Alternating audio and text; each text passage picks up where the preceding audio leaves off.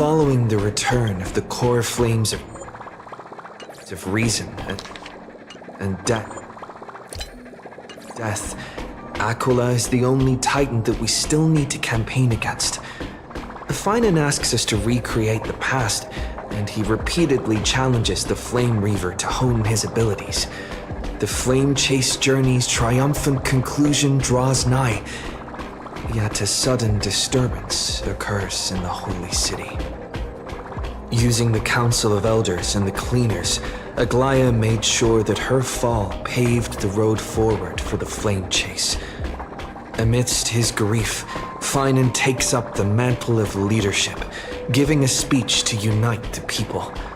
Cypher also returns on a mission, promising to protect kephale's coreflame while the Flame Chase party is away from the city. With the help of the Twilight Courtyard's last descendant of the sky, Hyacinth, the party ascends to Aquila's flying fortress. Hyacinth resolves to fulfill the duty passed down over generations of her family, only to discover that the glorious feat of Seliosi the Day Thunder Knight campaigning against Aquila was nothing more than a blood-stained lie. At the same time, in the city of the dead dragon's bones, Cypher contends with the Flame Reaver who comes seeking the core flame. Though she holds out for some time, she is no match and is slain in the end. But she had already given kephale's core flame to spirit thief Bartolos, ordering them to wait for an opportunity to deliver the core flame to Phainon and the others. The Flame Chasers fight together to defeat the Sky Titan, which has become a combined being of the god and the mortal. As they are trying to escape from the Eye of Twilight, the Dawn device suddenly goes out, and Hyacinth is forced to return the core flame early and remain in the sky to bear divine authority, becoming the protector of the people. Following Cypher's death, the divine power of trickery dissipates, and the 1,000-year dawn of Akama that is sustained by her lie comes to an end. The Holy City is met with the merciless invasion of the Black Tide as the powerful Flame Reaver moves in ever closer.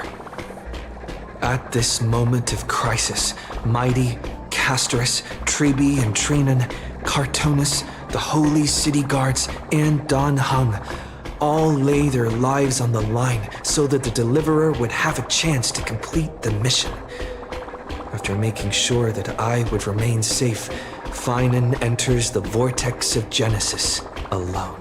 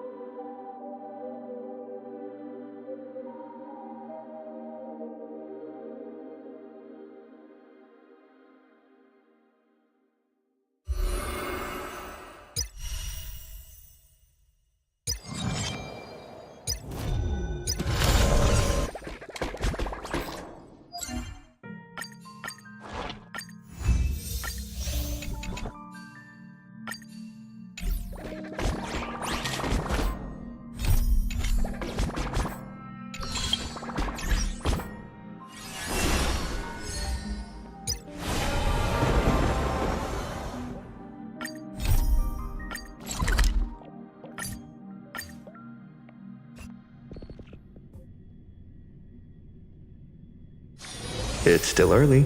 Where to now?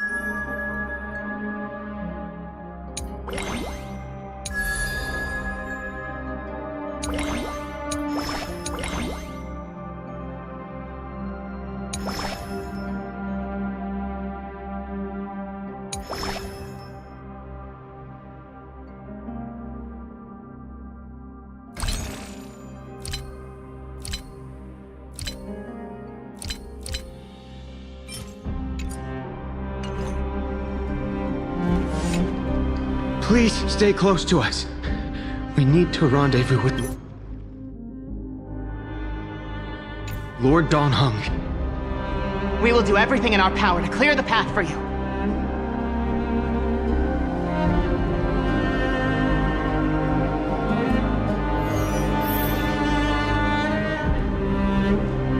There he is! Lord Don Hung! Quick, we must assist him!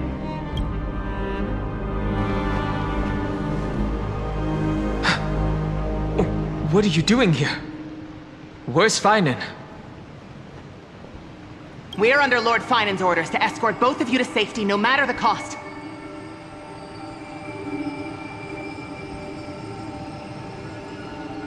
Leave this to me and the Holy City Guards. Zeph, take them and go. Wait, Namasani. That black-clad swordmaster. Something seems off. At some point earlier, they suddenly froze in place, not moving at all. Like some kind of omen.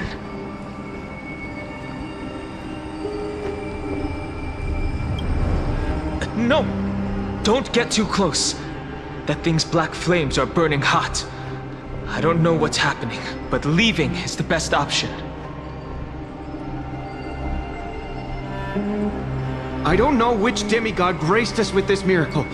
Please, come with us.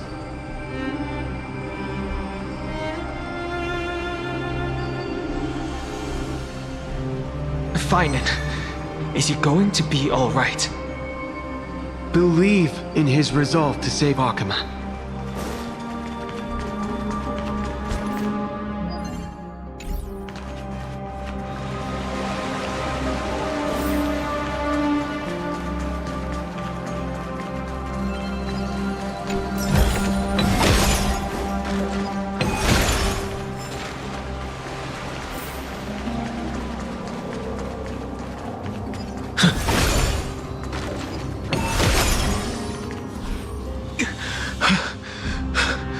The Flame Reaver isn't pursuing us. Could this really be some kind of divine intervention? We can't stay here for long. Lady Trinan's sentry gate is just outside the city. Let's keep moving.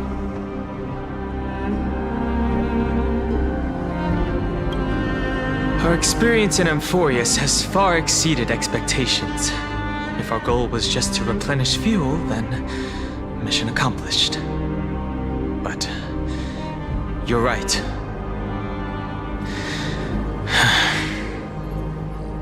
For now, let's get back in contact with the Express and plan our next move. That's the safest course of action. We need more information.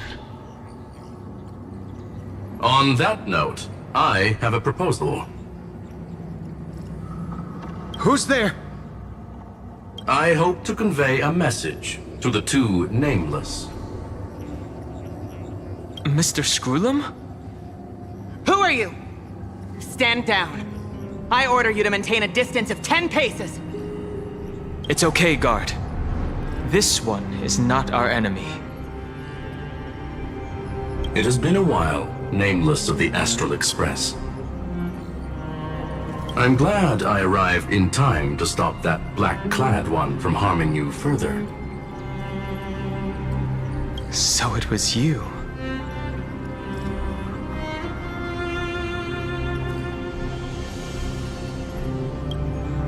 Indeed. Madame Herta invited me to meet with you, Nameless. Rest assured. You two know this anti-Catharan? Does he come from the same people as Counselor Lygus? Don't worry, guard. This gentleman is an ally of the Trailblaze.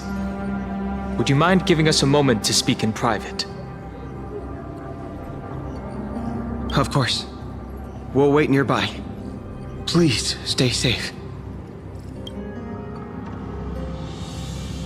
I fully understand your situation. For now, the only thing I can do is temporarily freeze that black-clad one in place. Time is limited, so I'll keep this brief. The place where you stand, Amphorius, is a world constructed from data and memoria, an experimental field of a certain eon. And now, this isolated sandbox world is rapidly falling into a third path. Destruction. Destruction. Conclusion. If Amphorius continues unchecked on this course, a Lord Ravager will complete its evolution and metamorphosis, and emerge from the surging tides. The cosmos as we know it will suffer irreversible consequences. The disaster that this Lord Ravager intends to trigger may be far more severe than the Law Fu's Stellaron crisis, because its goal is the Eon of Erudition. Putting aside the complex details of the inferences involved, I have a request to make. For one of you Nameless to stay behind on Amphorius, acting as an informant, in order to prevent the wrath of destruction from ravaging the cosmos. This world is enveloped in a firewall that defies explanation, and the flow of time here is also different from reality. Madame Herta and I can only tear open a gap and project images inside. However, the accidental crash landing of the express car notwithstanding, both of you were able to successfully land here. There must be some principle behind this we have yet to fully grasp. It will take time to uncover the reason. Before then, if one of the Nameless is willing to stay and witness the fate of this world, or to push it along when necessary, it would be of great assistance.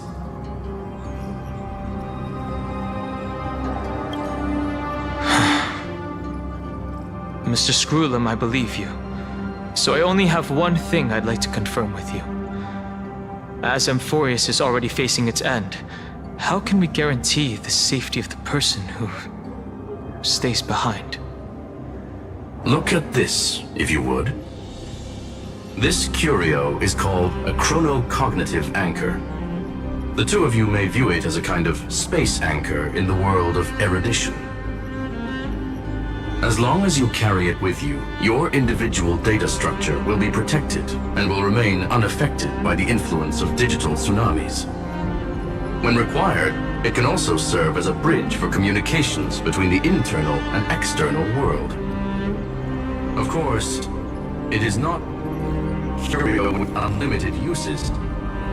May only be held by one person. The connection being interfered with. Decide quickly as possible. 2 final messages. 1. The Intellitron named Lygus, possibly the primary culprit behind everything. 2. Bertha discovered a clue. Miss March has already been drawn into Amphorius.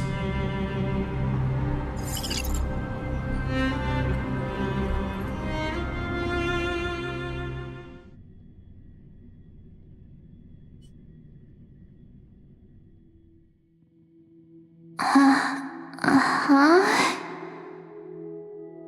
Oh, cold. It's freezing. Hold on. Am I dreaming? Everything's spinning. And I can see webaboos flying around. But I was literally just talking to Himeko. How did I... When did I... That's it! He warned me about this place right before Klipoth glimpsed him. Oh no. Have I accidentally walked onto some weird path? Have I done something crazy without remembering? Unless forcing Pom-Pom into new outfits and borrowing Mr. Yang's shoulder massager counts. Hold up. No way! Stepping onto the path of elation can't be this simple. Right? Child of remembrance.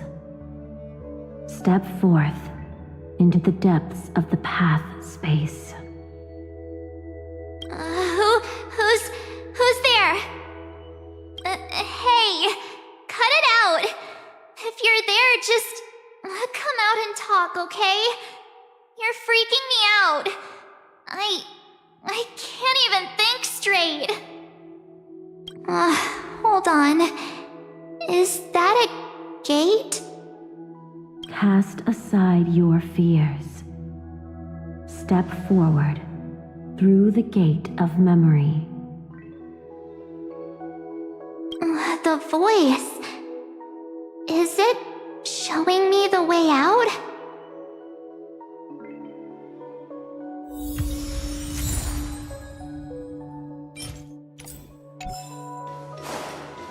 No, don't fall for it. They're lying to you. Turn back now. Wait, Master Diviner? From the Luofu?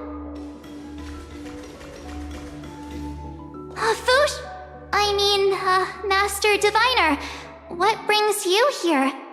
And you, Miss Messenger. Do I know you from somewhere? Good to see you again, March. A pleasure to see you, Miss March. That's it! Master Diviner used the Matrix of Prescience to help me search for my memories. And you, Miss Messenger, we met in that memory space. You said to me, "The value of your life does not lie in what happened in the past, but in the present and the future." Your memory serves you well. March, I conducted some experiments with the 6 phase ice you left us.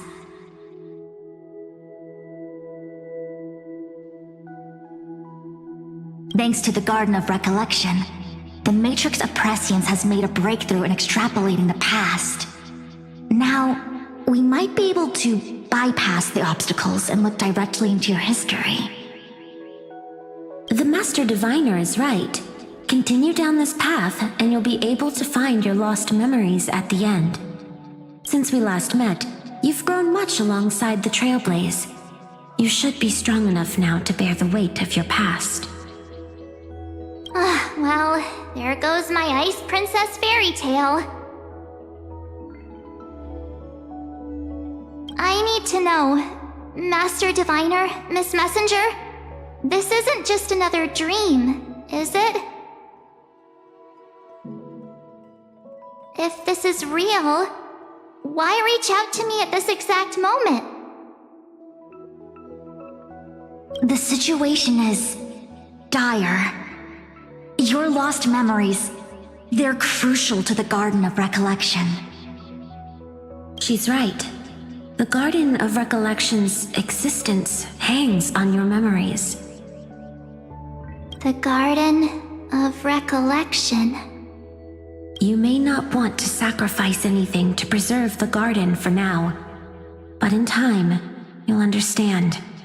Your destiny and the path of remembrance are extremely closely intertwined. Now go. So, I just walk through that gate? This way, March. Your past awaits beyond the gate of memory. Stop! They're just mimicking people from your memories! Don't let those bad people deceive you! The gate. Now it's... you two? Hey guys! What are you doing in a place like this? March! There you are! Finally. The trailblazing journey just isn't the same without you. Traveling's no fun without you around. Well, duh! What's Team Trailblaze without its star member? Wait a sec. You might look like you two, but... We understand your confusion.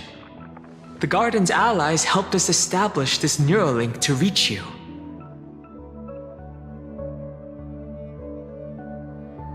The Garden's allies? You mean Miss Black Swan? Yes.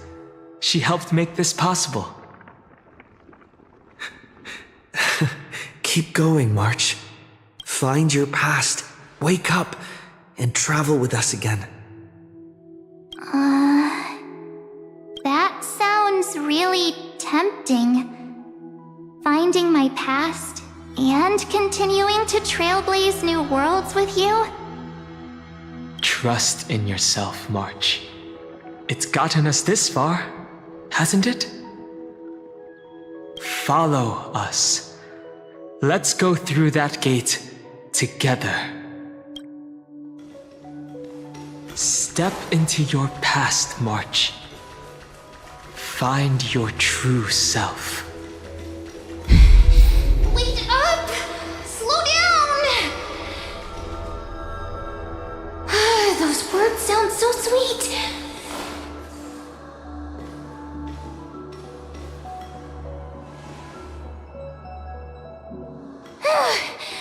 At last, I finally caught up. Hey, are you alright? I'll be okay. Just not used to running around. Say, March, got a moment to talk before you make your decision? Wait, that was you? Pushing the gate away? Sending those warnings? Yep, named Cyrene. It means ripples of past reverie. Easy to remember, right? Wait a minute. We actually look quite alike, don't we? Yeah. Your pink hair is just as eye-catching as mine. And we're both bright, pretty, and positive girls. Talk about coincidence.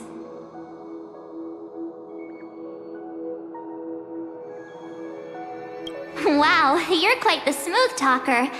But I can't disagree.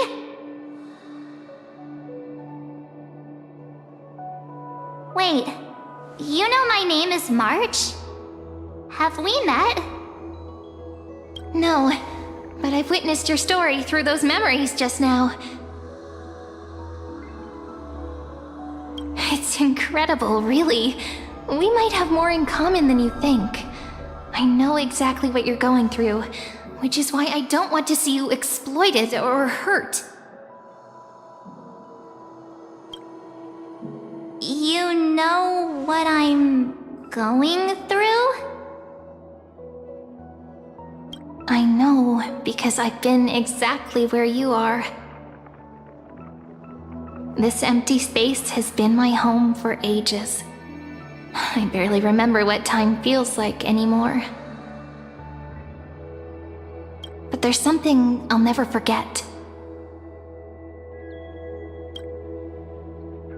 Trust me, that gate won't give you what you want.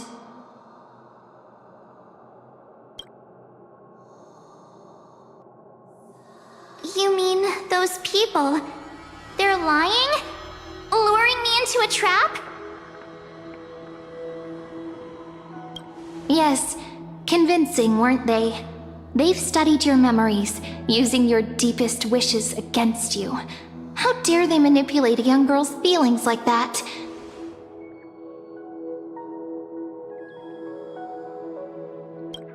If you go through that door, the worst-case scenario is you'll become their pawn, losing control over your own fate forever.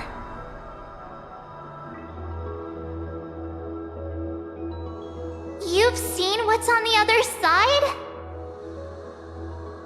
I may be stuck here with missing memories like you, but I still recall fragments of my homeland where I grew up. That door leads to Amphorius. Trust me, it's anything but welcoming. For ages, I've watched people walk through that door. They couldn't see or hear my calls. The voices beyond always promised safety, but I've never seen anyone return safely. So I had to try and stop you. To be honest, I'm not sure what to believe. But the fact that you're here, putting in all this effort to warn me, that means something. Tell me, Cyrene, how can I return to my world? It's really easy, actually. Just turn around and walk away from this place. The girl cannot be trusted. Through the door, save the garden. Both of you, children of remembrance. They never give up, do they? But don't let them sway you. Stick to your path. The return journey could take ages, longer than most lives. But that path will lead you home.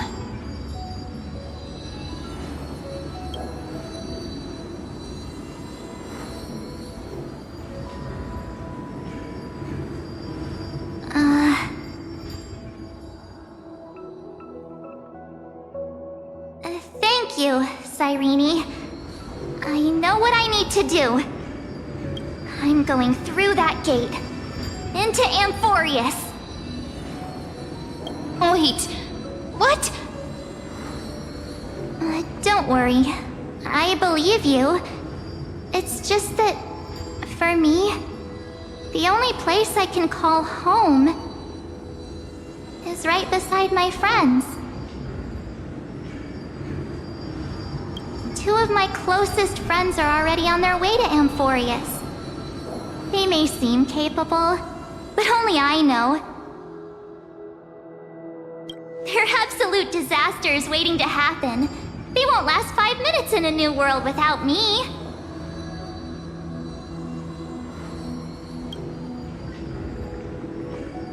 That's why I need to go through. Amphorius or not. When the three of us are together, there's nothing we can't handle. We'll explore, understand, establish, and connect. After that, we'll find our way home together. I see. You've got people who mean the world to you, too.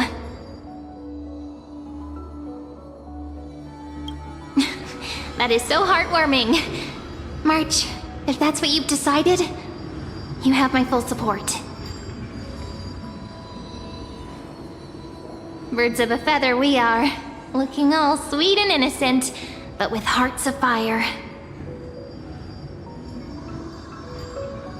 Oh, stop. You're making me blush.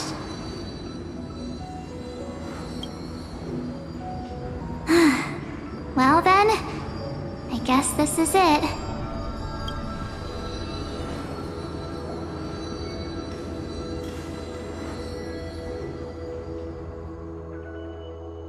Do you think we'll see each other again? Who knows? But don't worry about me. After all this time here, I've grown quite used to chatting with my imaginary friends. Since Amphorius is your homeland, if there's a way to help you, my companions and I will do everything we can.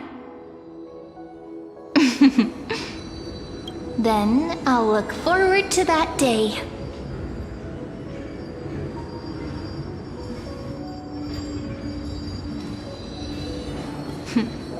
Your story awaits, March. Make it an epic one.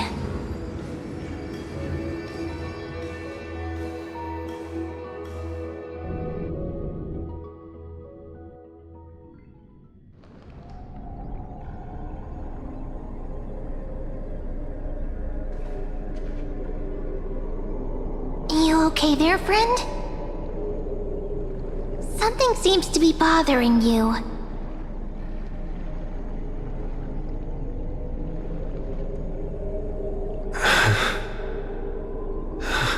The vortex of Genesis.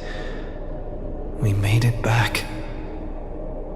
Even this place has changed. Phainon.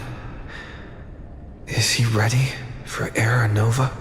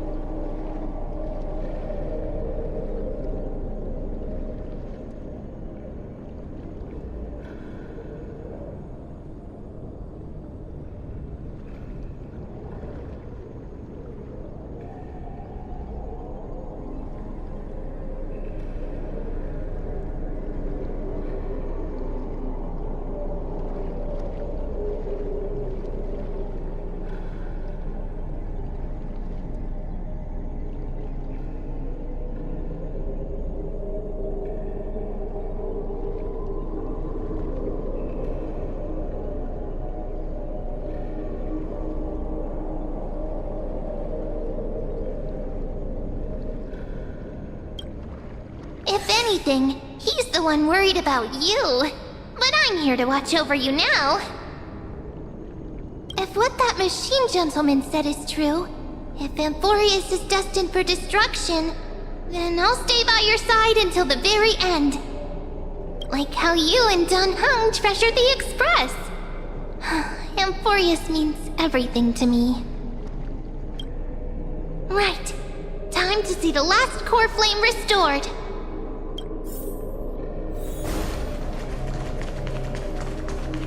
Look, there's Phainon! And wait. Lygus? And you, Lord Phainon, will wield that core flame to bury this ancient world, plunging everything into the gray unknown. None of that matters now.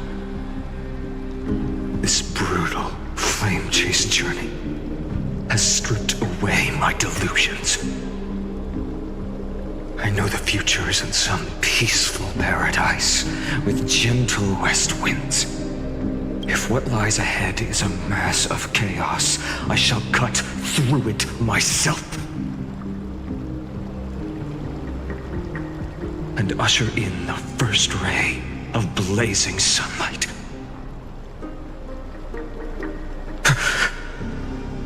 Is it truly you? With one last chance to turn back, you still step forward. How befitting of a trailblazer.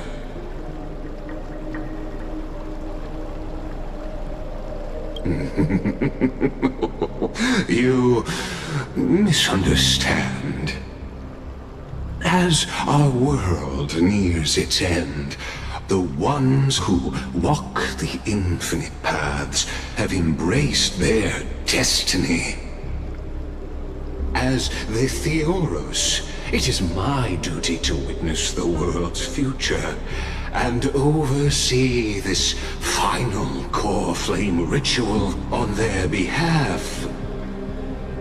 The trial of world-bearing, the ritual of Era Nova.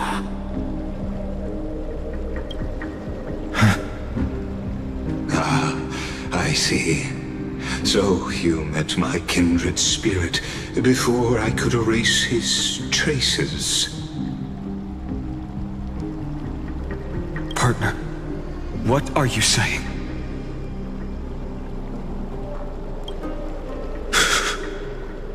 I've had my suspicions.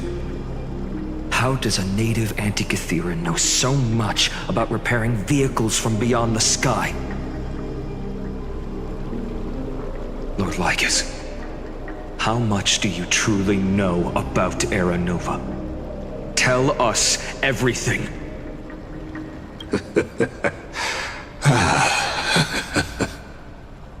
Very well. I need no longer maintain this Theoros masquerade. You seek truth, Lord Phainon, and truth you shall have. As you know, when the old gods fell, someone had to bear their broken pillars to fill the vacant seats. Those who would assume divine authority must prove themselves through trials. Yet, for kephale's demigods, the possibility of overcoming the trials has forever been non-existent. For the world-bearing trial is the divine duty itself. Bringing forth the Era Nova and bearing its weight is an endless ordeal, ceasing only upon collapse. Precisely. The Era Nova ritual is not something that can be completed in an instant, no, but a long and arduous journey. While the sacrificial journeys of other demigods conclude in this world, kephale must shoulder the gods' core flames, bear the memories of all worlds, and stand unwavering. Until the next world, when the black tide consumes the bearer, and all that they carry, leaving nothing behind. Unless their core flame finds a new bearer. The holy flame that illuminates all worlds rests in your hands. All that remains is one choice. Nurture it, pass it on to future generations, or extinguish it here and now. Deliverer, the fate of all worlds rests in your hands. Enough testing. I've made my decision. But before I ignite the dawn of the next world, you need to promise me something. 2 things, actually. Speak your terms. Promise me this. Professor Anax's vision of the new world is absolute. The world will be reborn from my memories. All souls, living and dead, will return as the first humans, unchanged from their past lives. And my friends, the fallen demigods, they shall transcend the cycle to become new titans. Our heroes shall not have died in vain. Of course. This I can guarantee. Good. The second one. Promise me that the Trailblazer can return safely to his homeland, unbound by Amphorius' laws. My apologies, but I cannot promise this. As you mentioned, he now bears the Time Titan's authority. His bonds with this world run too deep.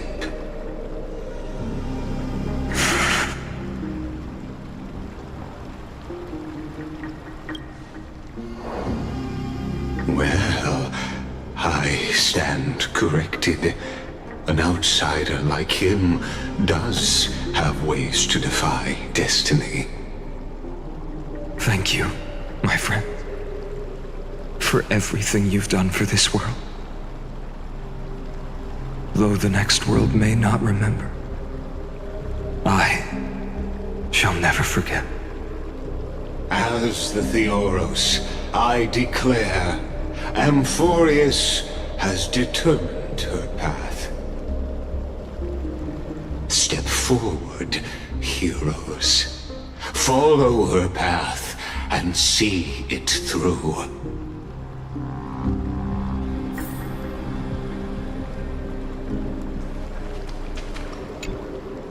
Behold, O gods, Amphorius has achieved her victory, and the Era Nova approaches. The radiant soul has arrived, having walked through the bustling nights, bearing the golden fire and blood, stepping with pride into daylight. He is the pure child, walking upon the path of yesterday, today, and tomorrow. He is the first to be born, first to be named among the nameless.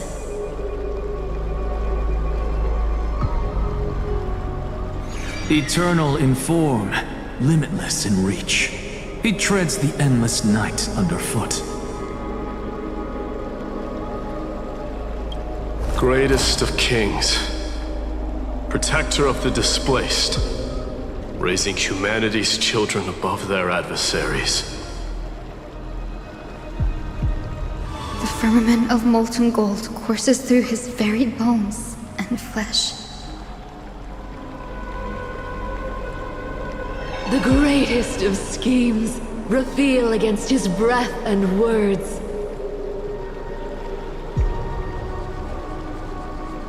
In the golden lakes of that beautiful new world, he shall wash himself clean. There. Finish what we first and last wished for. To write an ending unlike any before, for this world we so deeply love.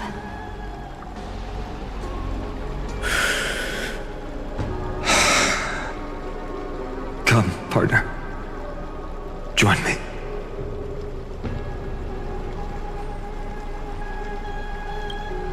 The time has come for us all to face oblivion. Or embark on one final grand journey.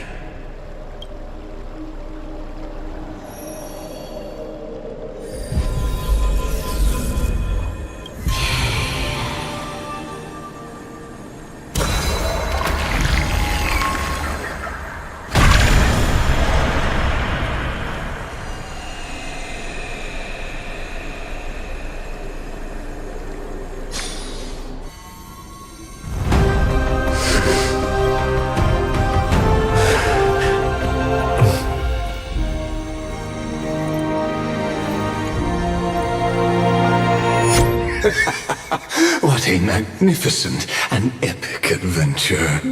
The hero's journey reaches its end, and the truth behind the Aeronova is about to be revealed. Is that truly the case? Here, as the Theoros, allow me to humbly request that you find a moment to listen to what I have witnessed. This is about the nature of Amphorius itself, a story of the prime mover of life. My, what a broad topic this is. Where shall we start? Got it. Let's start at the very beginning. The Big Bang, the birth of particles, the emergence of all things. Just kidding. What I mean to say is that time, space, matter, all concepts exist solely because we perceive them. This is called the erudition.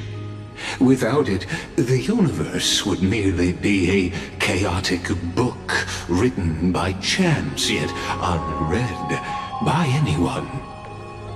As your acquaintance, Lord Anaxagoras, suggested, everything in Amphorius exists through new spores, living in the memories of those yet to come. Oh, how beautifully it aligns, revealing universal truths in such simple terms. Only he could solve the riddle of what exactly are we? Oh, but you'll remember, even as the embodiment of reason, one mystery remained beyond his grasp. If that is the case, whose memories did the very first new spore sprout from? As sages across ages have asked the gods. What is the prime mover of life? But let's set aside the Grove's teachings for now. Look further, past Amphorius, to what they call the Forbidden Realms beyond the sky. Do you know of the Scholar's Strife? During that grand yet brutal war, waged in the name of erudition, a genius's legacy was abandoned, strewn across the cosmos. The scepters, a macrocosmic computational array beyond mortal comprehension. Made to emulate the Eon's thoughts, it became part of the Eon's cognition at birth. Scattered throughout the cosmos, these arrays act as celestial body neurons for Nous. But regrettably, as everyone knows, the erudition forsook them all. But what nobody knows is that, though forgotten, they never stopped seeking the divine answer. A question that survived war and disaster, stumping even the greatest minds, including both mechanical emperors. Now, we come to the real truth of Amphorius. What if, hypothetically, a scepter found the answer to the prime mover of life? If through endless solitary extrapolations in the cosmic cold, the one deemed as a failure by the Eon of erudition found proof through the ages, what would happen? Perhaps the answer is simpler than you'd think. From a perishing neuron devolved into true life, reborn through the gaze of another eon. This is a tale from the distant past, unknown to all, even unheard by the greatest geniuses. Now, let's leave the Scepter's story here, returning to where we began. What is the prime mover of life? Actually, you know the answer better than you realize. It's been by your side, accompanying you throughout this long journey. Right now, it awaits you ahead. In that brave new world, beyond the end of Genesis.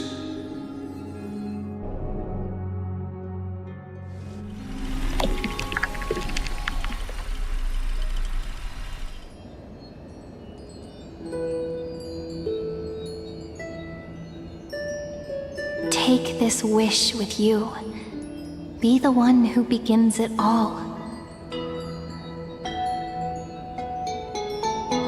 As the prophecy foretold, you will bear the blazing sun until the pale dawn breaks. Continue onward, bearing this world upon your shoulders until the Ashen Hero, the nameless deliverer, ushers in the dawn.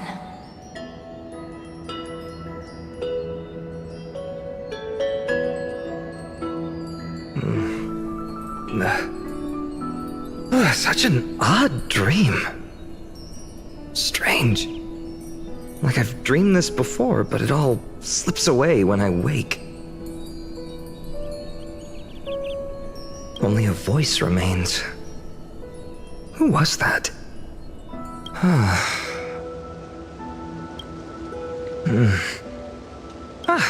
It's you. Whoops, I fell asleep there. What a strange dream I had. It's gone now, though. But look, perfect sunshine.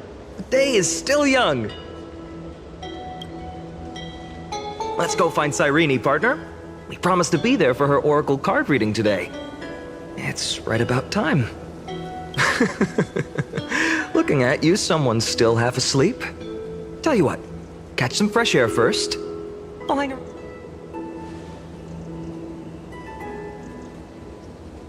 Oh, beautiful, isn't it? This is ID Silesiae, home of the nameless hero who carried Kephale's coreflame. When he was young and innocent, he had heroic dreams, imagining his wooden sword was forged of iron. Pretending the straw dummy propped up by a wooden pole was a giant with a single blood vessel running from spine to heel. Dreaming of slaying the giant and becoming a hero to save the world, though to his young mind, the world was just this small village.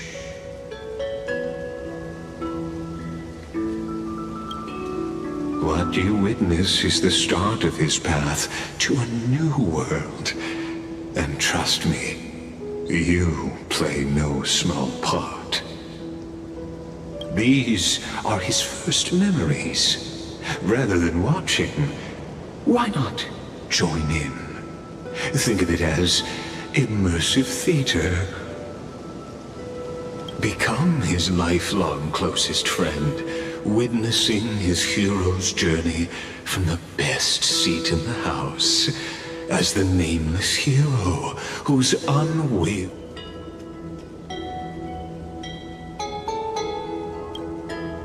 Questions. Let's follow along and find out, shall we? Many mysteries lurk in this village beneath the veil of Evernight. Your questions will find answers as the story unfolds.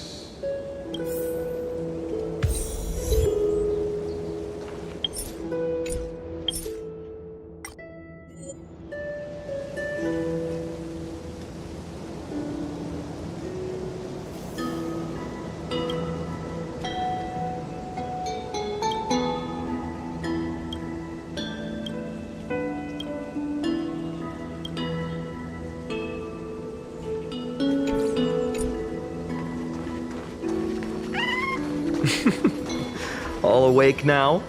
Great. Phainon! Show me how to use a sword like you do! Hey, Phainon! Where are you headed? No Cyrene today?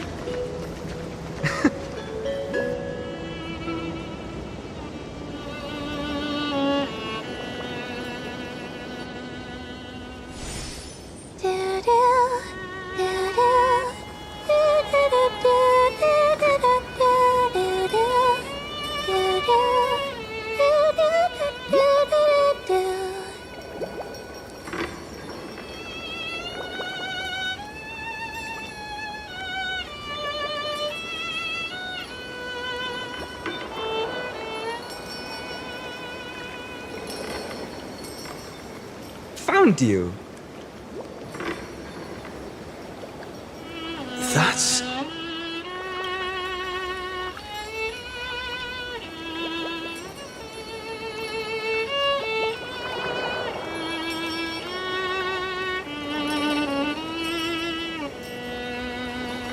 Goodness, look at you rushing about. You've got the poor swing all startled. Hmm?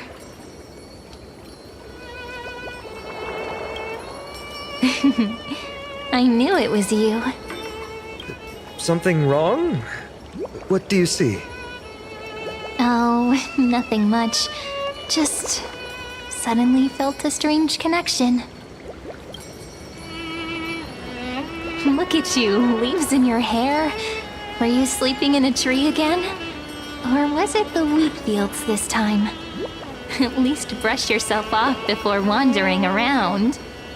Come on, I'm not a kid anymore. You're the only one who still treats me like one. Sure. You may have the height advantage, but when it comes to maturity, I'm leagues ahead of you. Still fantasizing about being in heroic adventures and imagining yourself as one of the characters? That's the kind of thing kids do, not grown-ups. Don't you agree? And since you're playing along with his antics, who are you pretending to be today?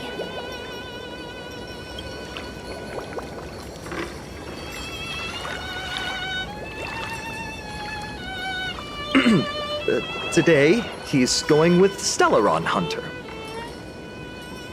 Steal a heart hunter? Planning to steal someone's heart, are we? Switching roles again? What happened to being the valiant hero from a distant shore who made that solemn pact to learn the sword? Spare me. Can we not bring this up? Speaking of which, what about those oracle cards? We haven't done divination in forever. Why the sudden interest? I was just about to tell you.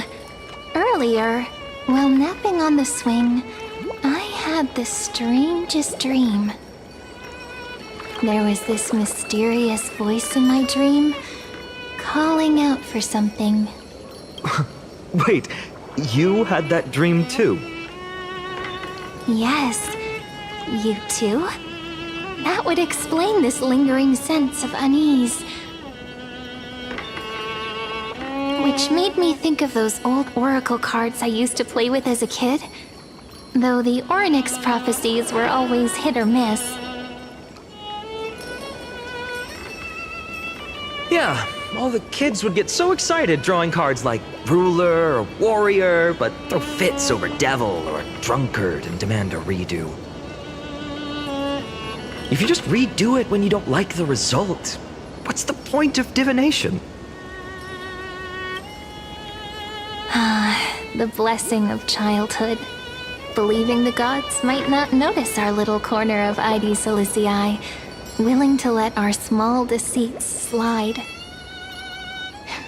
Still, fate is absolute. After all, we never really know just how far into the future the prophecy extends. Anyway, let's go to our old secret base and look for those oracle cards.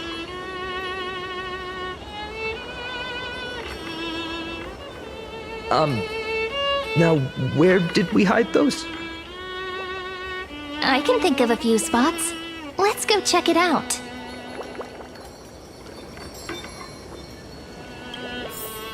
In a village this size, I bet all our childhood treasures are exactly where we hid them. Mm-hmm. Time must be keeping them safe for us.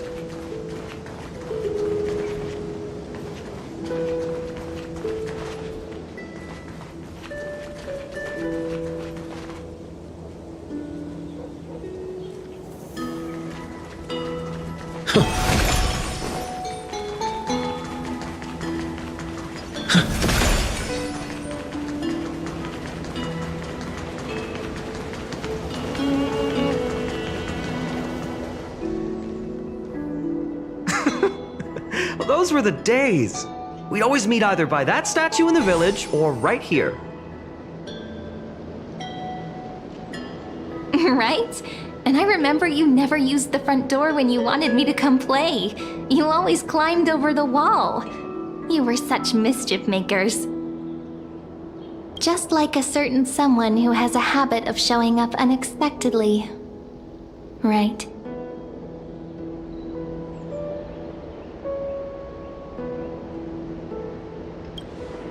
Oh, giving me this silent treatment? How cruel.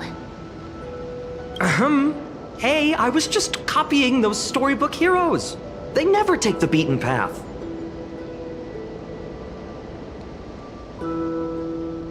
Still, it's embarrassing. I've been the only one here for a while, and I haven't kept up with the cleaning. With so many spots to check, where should we even start?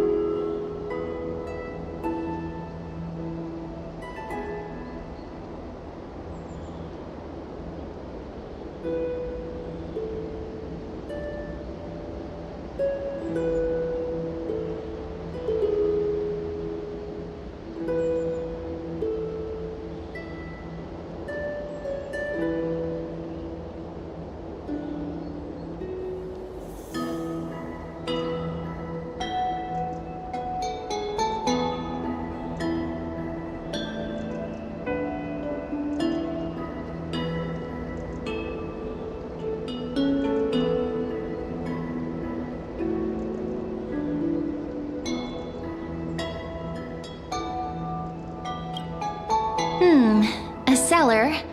I think I remember one. It was deep. So very deep. Well, if we're talking Wonderland stuff, it's not that different from my hero stories.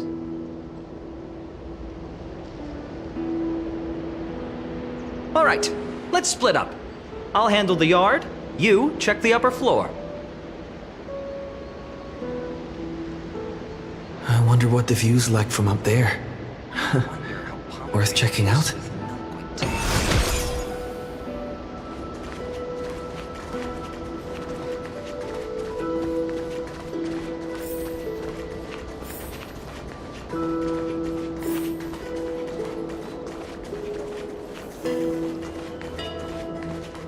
The girl before you carries an air of mystery.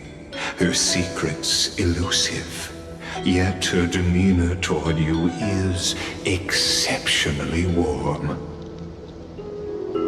You can't help but wonder, could there really be some kind of mental connection?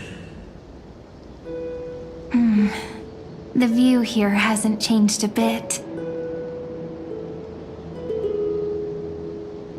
You know, besides the swing under the big tree, this has to be my favorite spot in all of ID Silicii.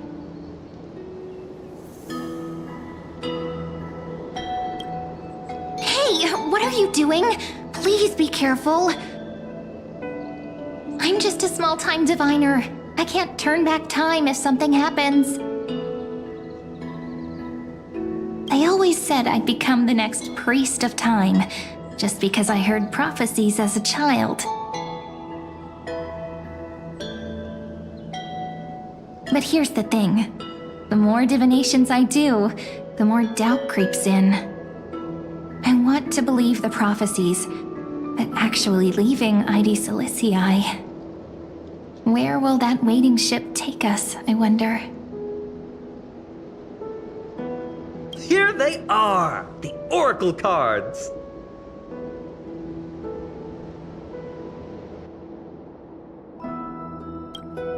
I've captured it all in my heart. This view, and most precious of all, my childhood friends. There we go. Looks like the gods do listen to our thoughts. Here it is! This is the box where we kept the cards. But the cards are gone. Who could have taken them? Huh? What's this underneath?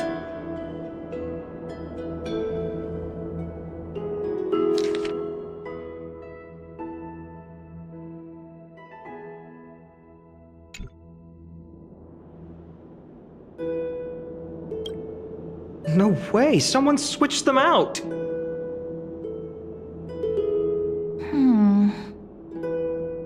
I see now. Those sneaky little ones. So that's what they've been up to. Ah, the ones from Remembrance Maze, you mean? Yep. Let's head to the back of the courtyard.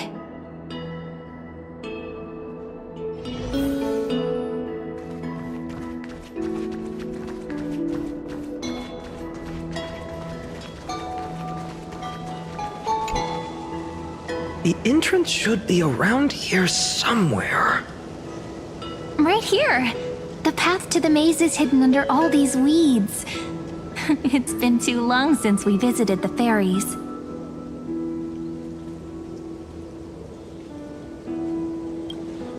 Did you forget?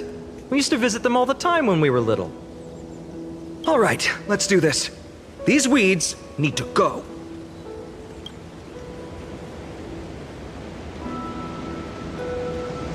Pretty sure this is it? Should be this way. There it is! Once you get through the tight squeeze in the hollow, you'll reach their dwelling, the Remembrance Maze. I wonder if I can still squeeze through there.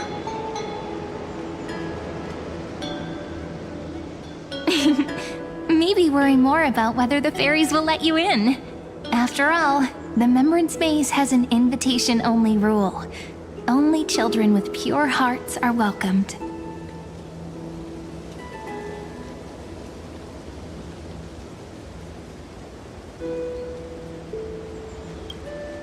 Lead the way then, partner. Regardless, how about we try getting through the hollow first? After you, then. What? Oh, sure, I'll go first.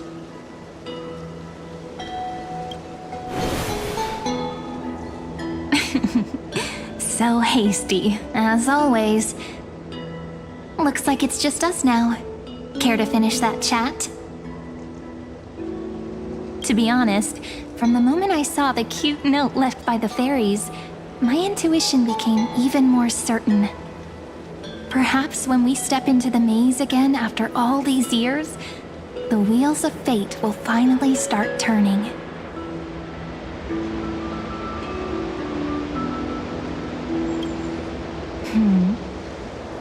What if I am? What would you do? Just kidding. Don't read too much into it. But you know what? Even if fate is set on its path, no matter where it steers the world, if we're together, there's nothing to worry about, right? So, if you're willing... Forget it. If the wheels do begin to turn, that's when I'll make my request.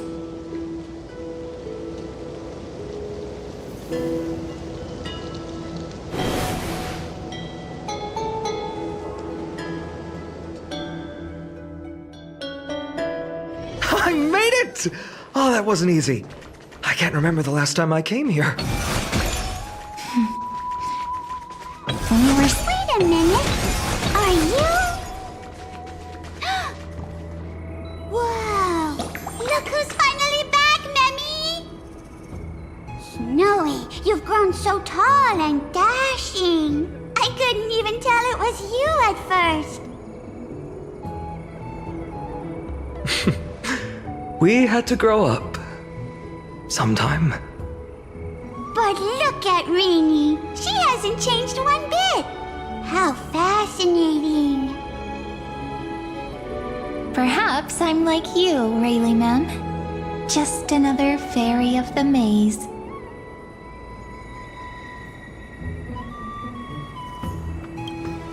An organization?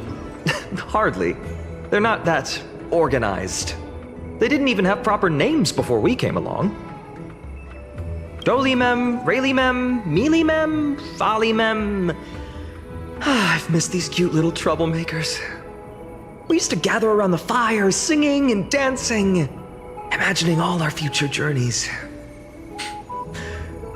Without coming back here, those memories might have faded away entirely. Oh, how good you, Snowy. You swore you wouldn't forget about us, but you were gone so long, you almost did! Oh, he's just copying those bards from his stories, being all melodramatic. He couldn't forget about you all, even if he tried. Actually, we're here for the Oracle cards. Have you seen them? Oh, the Oracle cards! Right, the Chief asked us to get those. Chief? You mean Dolimem? What do they need the cards for? If they want a reading, they could just ask me. Oh, I'm not sure. But Chief specifically wanted to meet with you all. Let's see. They should be... That's it! This way, everyone! Watch your step. The trunk's slippery.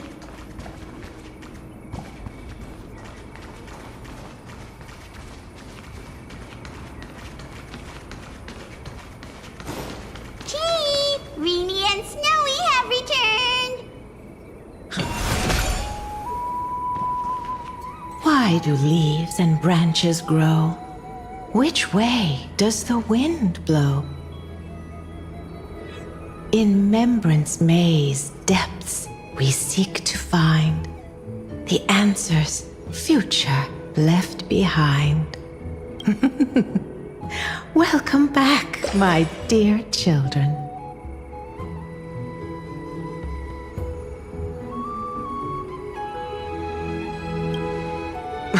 Right? Though Dolimem always says they're just songs, not poetry. Oh, Chief, you haven't changed a bit. Still so full of life. Oh, no need to fuss, my child. You haven't forgotten, have you? As long as our songs are sung, the children of the maze will live on. Just as our paths stay forever linked. Here, take it. I'm sorry I had to resort to such methods to bring you here. My book of oracle cards. Thank you for keeping it safe. You know, you can always just ask if you want me to divine something. Still, bringing us here like this after so long. Is something wrong, Chief?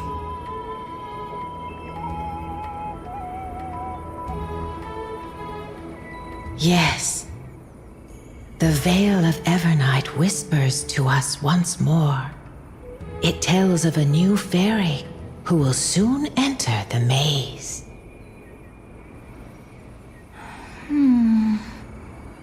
Indeed, every time a new fairy arrives in the maze, it means that beyond the veil, in the vast lands far from ID's Elysiae, a great calamity is on the horizon.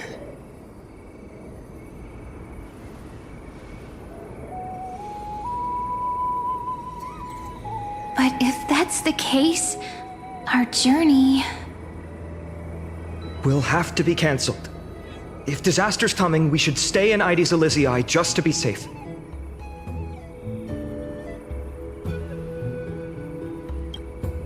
That's a good point. But what difference could Cyrene and I make? We weren't planning to be gone for long. Just enough time to hone our abilities. Phainon would train in Castrum Kremnos, while I would seek the Fake Titan's blessing in Yanisopolis. Then we'd return to ID Ciliciae to help keep our village safe.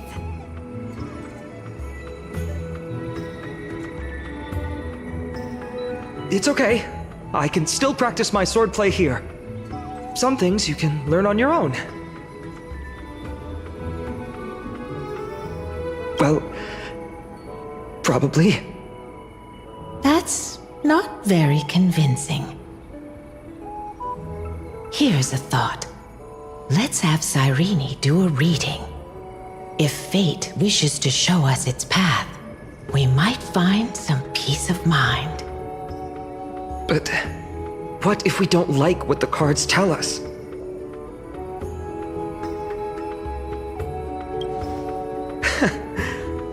Never thought of doing it that way before. Thanks, partner. We'll do it your way. Whatever the cards show, we'll face it together.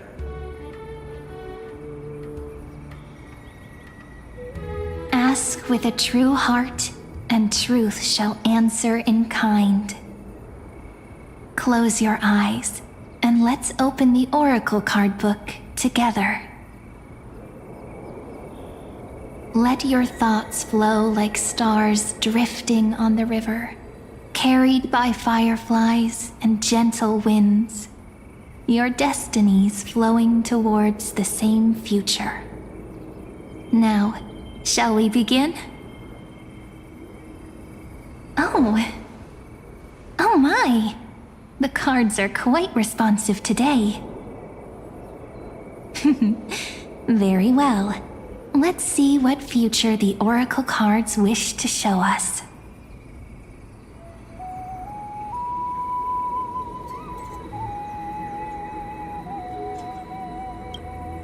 The Deliverer. According to the tripartite prophecy, this card means absolute harmony and perfection. In fact, it's the only Oracle card without a dark side.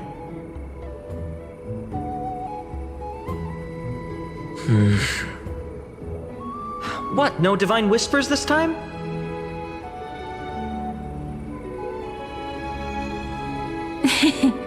Oh, silly. This is simply the card you drew for yourself. The sleepy village of ID's Elysiae, in just one fleeting moment, welcomed an array of legendary figures. The Weaver, Gatekeeper, Ruler, Traveler, Servant, Healer, and Scholar. Their stories and wishes showed the village boy glimpses of a world larger than he'd ever imagined. They brought tales of raging battles, of cities crowned in holy light, and of wonder. The Deliverer? This cardigan. Ah, my child. It seems you're destined to bear the wishes of many, to answer the world's call. Bear their wishes? Yes, just like kephale, standing eternal atop the mountain. My parents, they only wished for me to grow up, well, to help around the village, stay out of trouble. Mrs. Pythias wished for more books in her little schoolhouse, wanted us to all learn and grow. And little Psu, he wants to grow up strong like his father, to become a hunter. Is that my purpose? To fulfill their wishes? Perhaps. For a true deliverer, such wishes are but droplets in an ocean. After all, kephale bears the weight of the entire world. Right. How could any human possibly measure up to a Titan?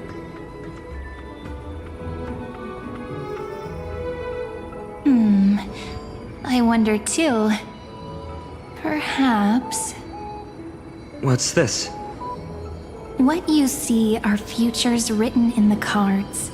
Or rather, the people you'll meet on your journey. Sometimes, fate can guide us when we're lost. Let's consult fate itself. Maybe then we'll know why we must take this path.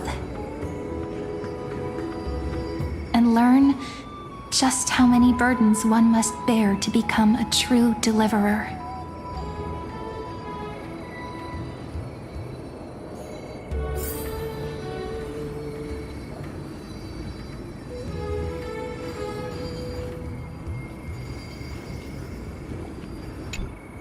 So tell me, has the uncertainty in your heart begun to fade?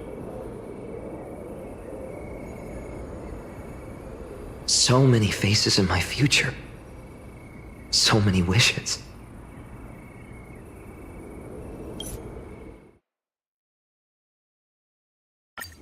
What's going on?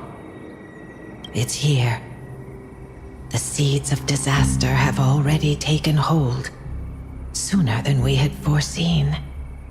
This time, not even the veil of Evernight could shield us. You mean...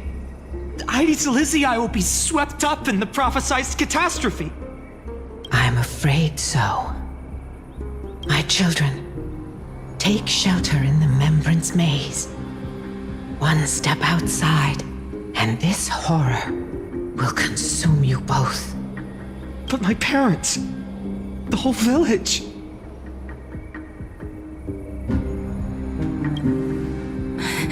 Are we facing the three titans of calamity? This is beyond any titan, beyond any danger you could overcome with strategy alone. It's an unspeakable horror that twists all life into abominations that never bleed nor cry. Even titans fall to its corruption, burning from within until only empty shells remain, knowing only death and destruction. The Black Tide. That's what this calamity truly is. It consumes all in its path, sparing none but the Membrance Maze. Not even titans can... Yes. So please, don't leave this forgotten realm the gods abandoned. You are the first to uncover our presence, and the only two who can enter the maze. We don't wish for you to throw your lives away.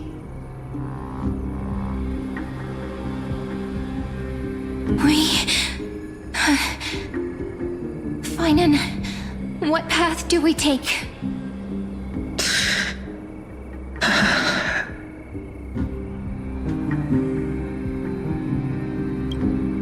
I learned the sword to protect those close to me.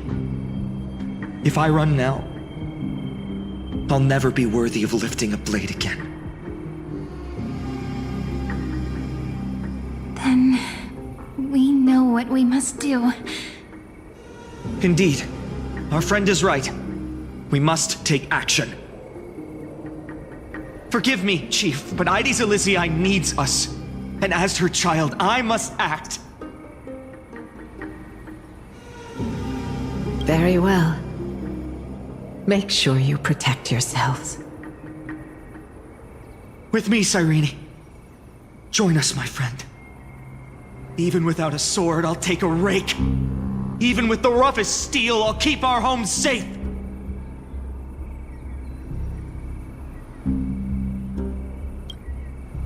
Deliverer.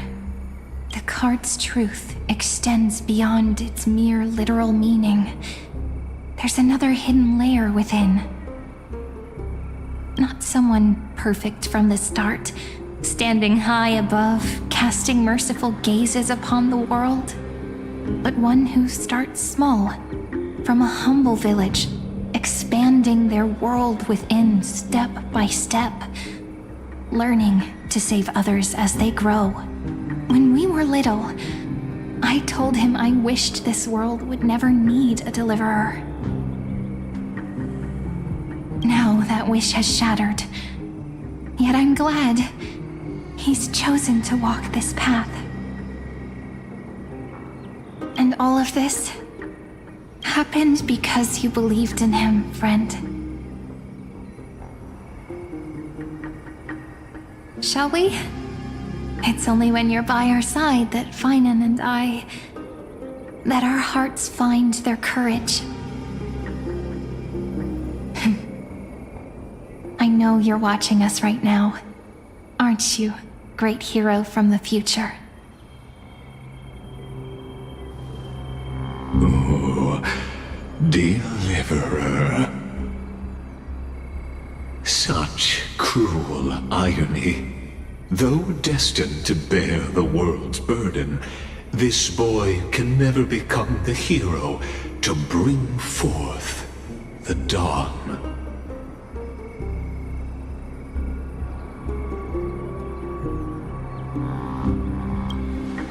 Follow their path.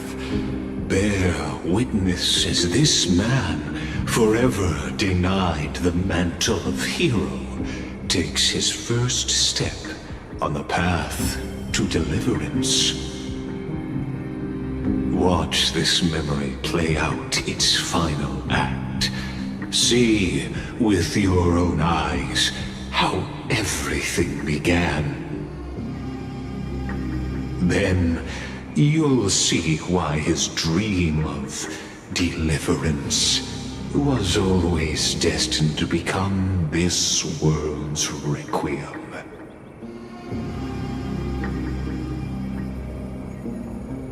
A sun red as blood, wheat fields turning to dust, and in that moment,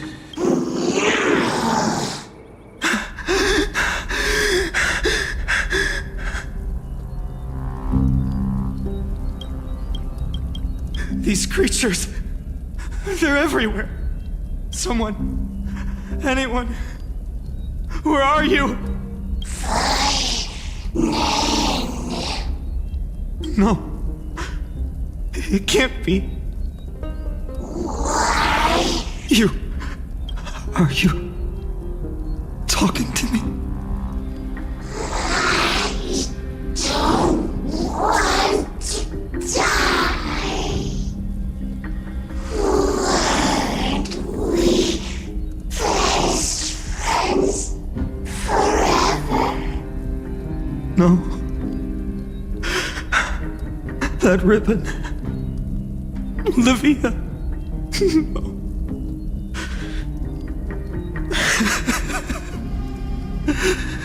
should have known.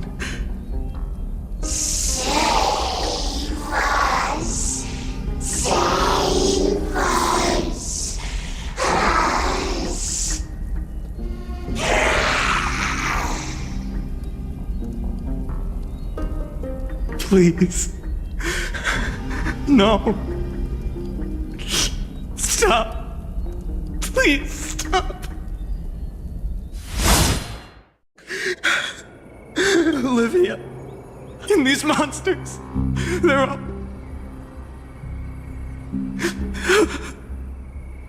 Why?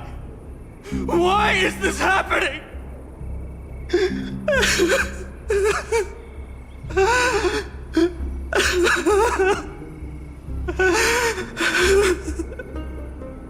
When the black tide arrived, the wavering boy found resolve in his companions, and together they ran toward their first battlefield.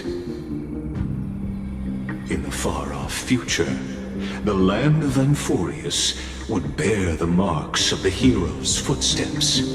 With sword in hand, he would inscribe an eternal mark in the golden epic. And when dawn broke over scorched earth, a boy, covered in wounds, buried the dead one by one. His silence heavier than the earth he moved. His home, his past, his name, all buried beneath the soil. His feet carried him forward, over the pillar of stone, beyond the chalice of plenty, through the deadly fogs of the hand of shadow. He wandered without direction, like a withered leaf drifting in the wind, through countless city-states.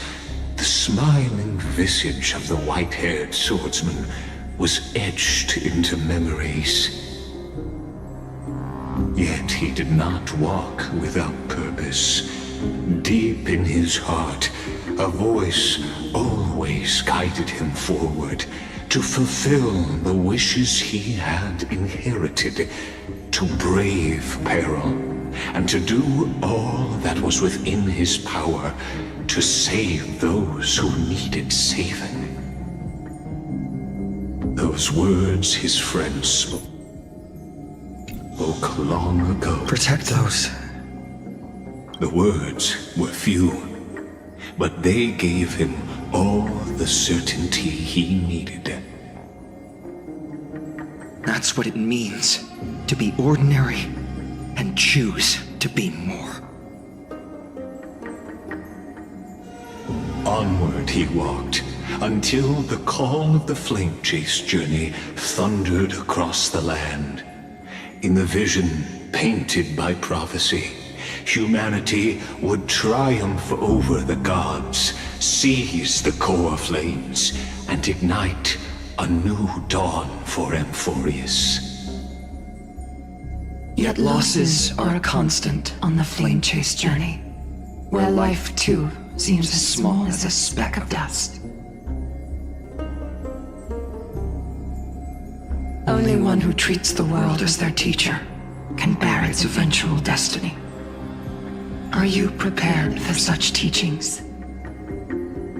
The voice within spoke, and he answered softly. No matter. My existence is of no consequence. When the Gold Weaver called, he answered, traveling to the holy city. There the elders met his warrior's spirit, with nothing but scorn, condemning him to the barracks in derision. No one saw it coming. Not the world, not even him. Yet, this nameless recruit stood at the gates of legend. And there, at last, he found the ones who would walk his path right beside him.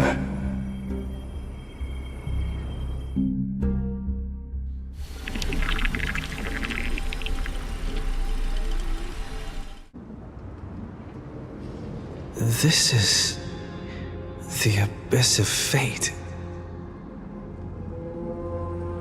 Hold on. Phainon's here too?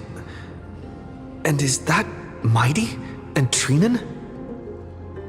And now, Act 2 of our immersive drama unfolds. They're evacuating the temple. Why now? Are you insane? That blonde man is the Crown Prince of Krymnos. Mess with him, and every last person in this city could wind up dead. Calm yourselves. The Holy Maiden has everything under control. We need only wait patiently. Behold, it is the month of Gate, Light Calendar 4926. The Crown Prince of Krymnos, Mighty-Mos, has led his forces to the gates of Akima. As you know, though Mighty-Mos was proud, he did not engage in needless violence.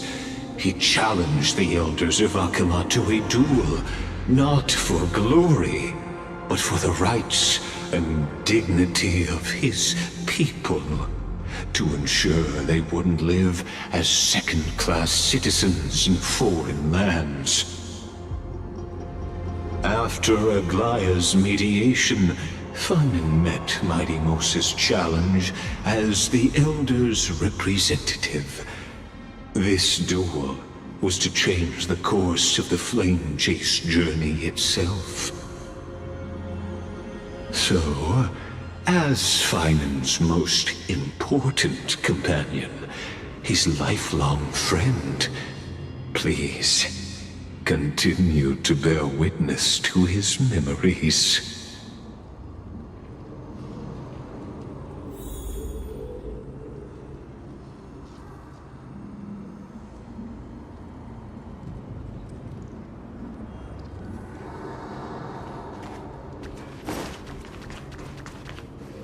Is this your idea of an honorable duel?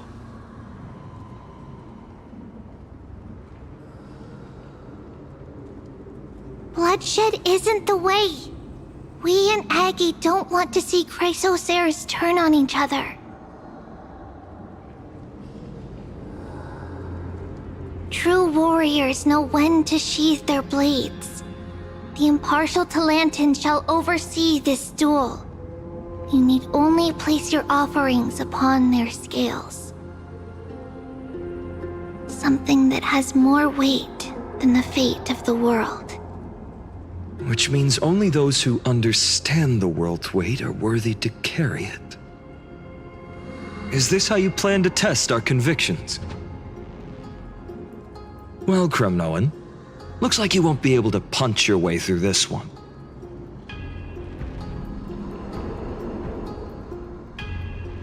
It makes no difference.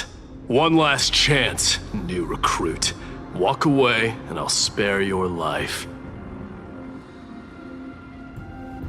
Otherwise, come and face me. I'll give you a warrior's death.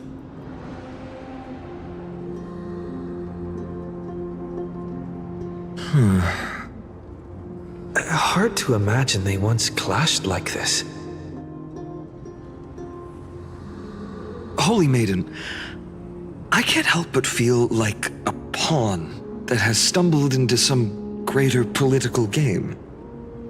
Every hero was once a child, and every child must grow. That's so. I don't even know why I'm standing here right now.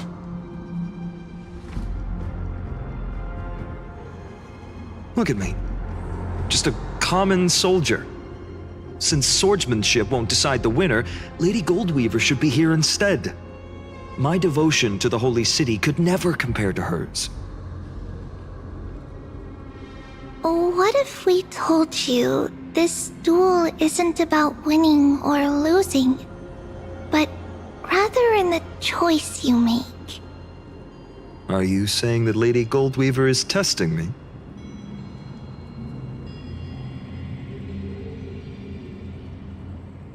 Every Chrysosaur is indispensable to the Flame Chase journey. And you and the Crown Prince of Kremnos are both a part of the prophecy. What the duel marks is not an ending, but a beginning. So, listen to your heart. We wish only to hear your answer. True enough. The voice within has never failed me. It doesn't matter what the result is. I'll give it everything I have. Spoken like a Chrysosaur. Now go, Phainon. Your journey has only just begun.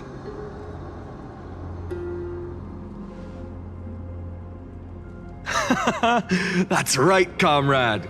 It's time for us to teach that proud prince a lesson together.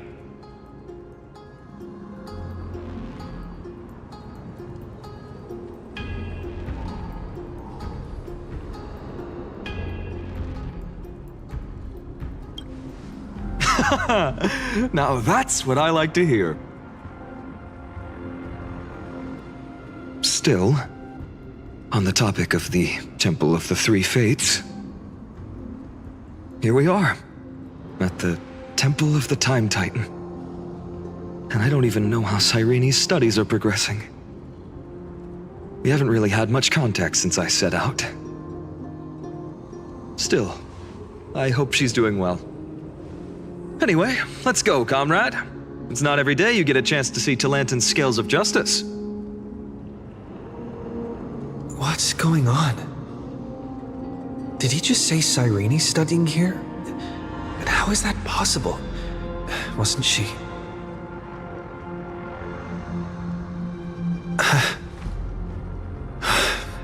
Of course, Lygus disappears right when I need answers. Forget it. I need to catch up with Phainon first.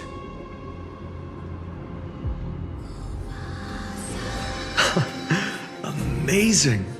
Talantan may have fallen, but their scales remain true to their purpose. I hope you still remember your purpose, new recruit. You seem awfully confident, Kremnoan. Let's see how you define the idea of weight.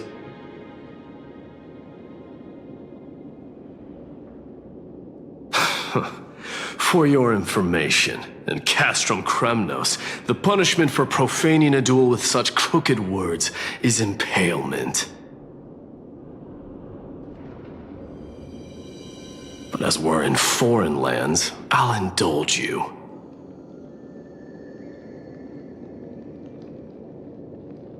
The signet of Kremnos, the crown jewel of our people. A ring. Not just any ornament, I'd wager. What's the story behind this little treasure? Don't push your luck. Think I'd pour my heart out to you? Just know that Kremnos' 1,000 years of glory could bring a titan to its knees. Let alone a nobody like you. So to him, glory and his people outweigh the entire world. And the very destiny that Mighty himself will eventually shoulder.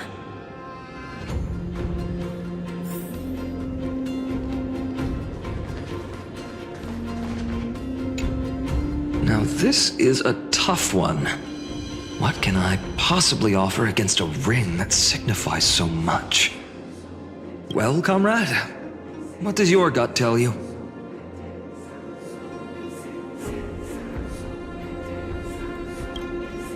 Looks like we really are on the same wavelength.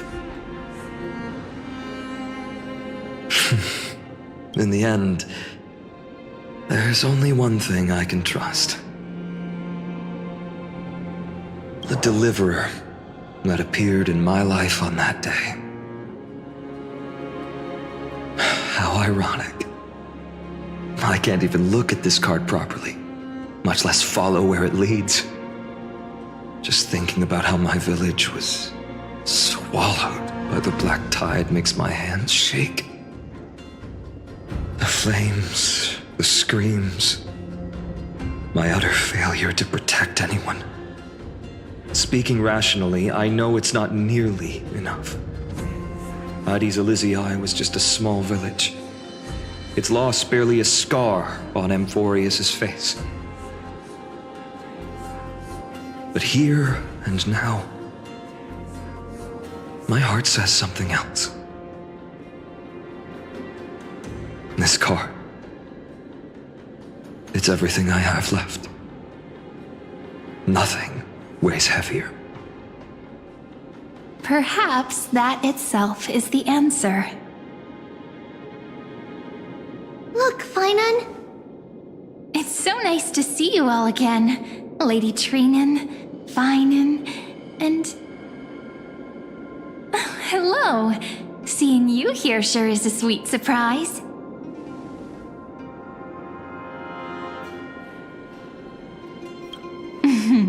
Why so surprised? Could it be... Did you miss me? Cyrene? This is incredible. I was literally just thinking about how you might be here. But I'd never imagined I'd see you this soon.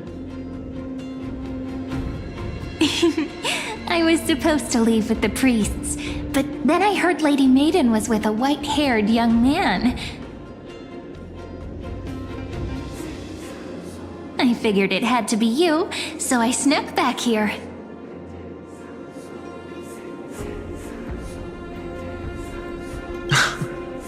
That's Cyrene for you. Unfortunately, this isn't a good time for reminiscing. That Kremnoan over there. Still playing house, boy? You get the idea. Quite the hothead. You know, you two just might get along. Don't worry, you already know what the answer is, don't you? If that's your choice, I am with you.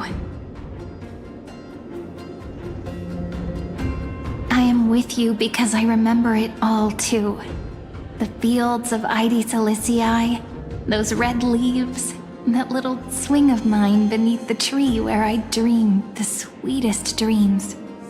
And those dear fairies in the Membrance Maze. It hurts so much knowing they're gone forever. The pain speaks for itself. Our hometown may have been just a tiny village, but to us, it was the whole world. But that's not enough.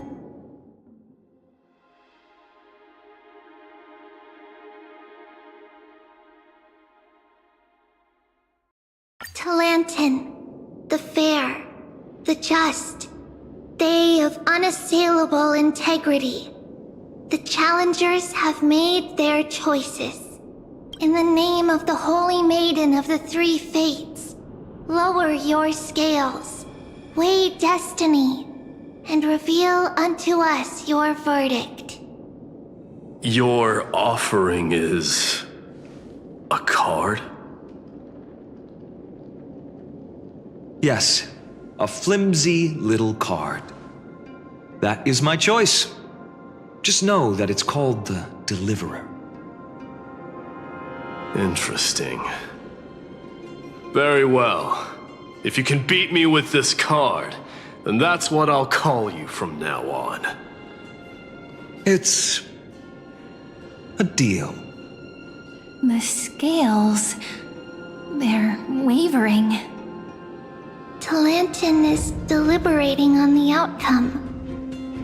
It appears the convictions of both sides are equally matched.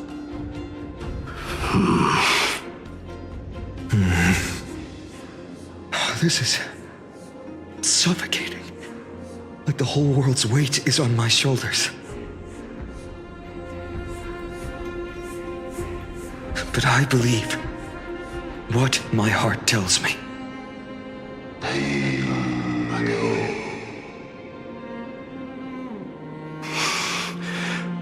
Finally decided? Hear thee, children of humanity. I shall pronounce judgment, for the difference is now clear. The one whose offering weighs more than the fate of the world is...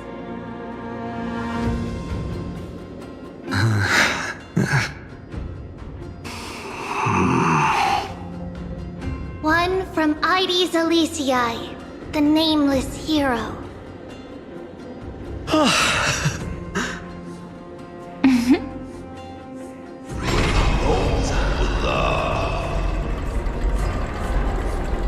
However, heed this.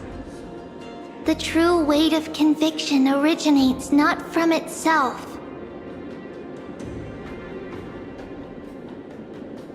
but rather in that which tips the scales, hope itself. What's that supposed to mean? I think the Titan means that it's not anyone's personal convictions that it's about a wish. One which we— Yes. Placing us both on the— Fine by me. I'm a soldier. That's all a hero really is. A brilliant explanation, just as prophesied. Oh, I have a... The Crimnoans far out... Do you honestly think Your forces are... And so... Perhaps Akama isn't as hidebound as the rumors say. You grasp the true marrow of power more clearly than those elders. Now that the wheels of fate are turning, what finer way to celebrate this fortuitous encounter than a feast? Follow me, brave Outlanders. Heroes of this world are as countless as the stars, and at this moment, we find ourselves gathered here by the light of the flames of the long night. History shall remember this moment. The prophesied Chrysos heirs now stand assembled, heralding a new dawn for Amphorius.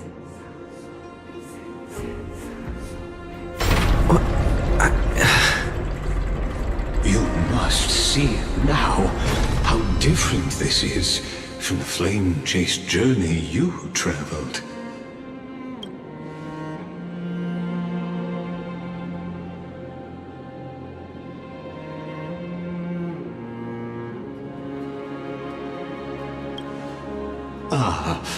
I merely stepped backstage so as not to disrupt your immersion.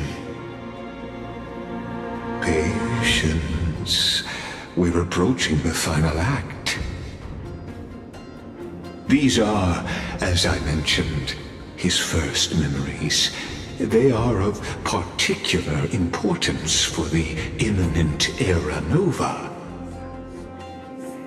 Such as this very moment, as the prophesized demigods gather with Talantin as witness. This is a moment calculated by the gods. What comes after is no different from that which you, our heroes, will be.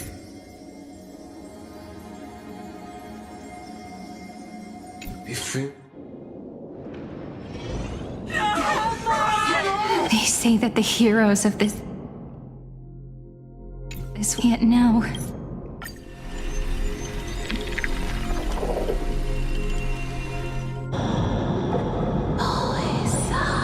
Please forgive us for disturbing your sleep, or— It matters not. I know fate has run its course. The black tide has reached Akama. It is time for the Era Nova. As agreed, I shall present the coreflame of time. Ride the river of time. It will guard your passage to the vortex of Genesis. Step through and witness. Professor Anaxa proved the truth of Genesis with his sacrifice. As Chrysos heirs of the prophecy, we were always destined to immolate ourselves for this world.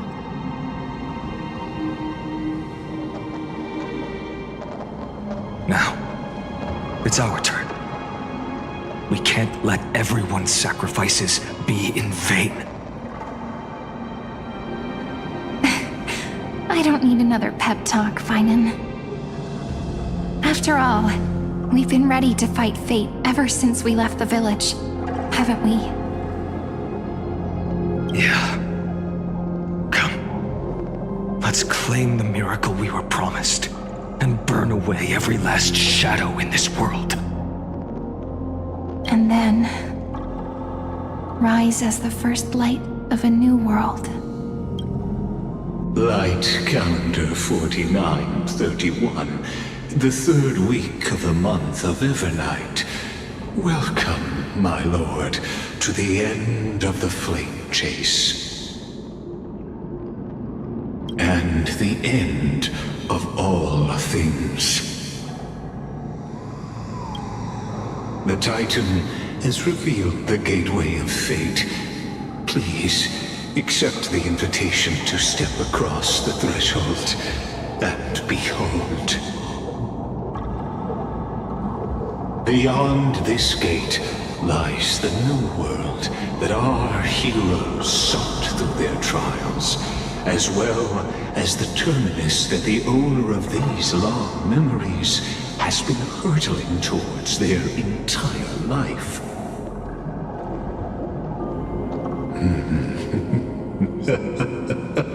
Perhaps you'll find it all too familiar. Then you'll understand how the mortal called Phainon shouldered the world's weight. How that same burden crushed him, proving that the so-called deliverer is nothing more than Emphorius's own delusion. A pitiful fantasy that it could defy fate's decree.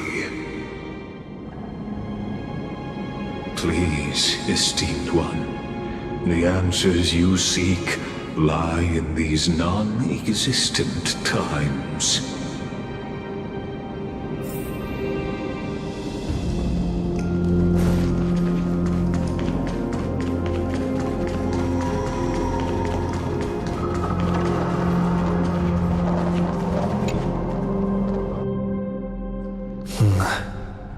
The vortex of Genesis.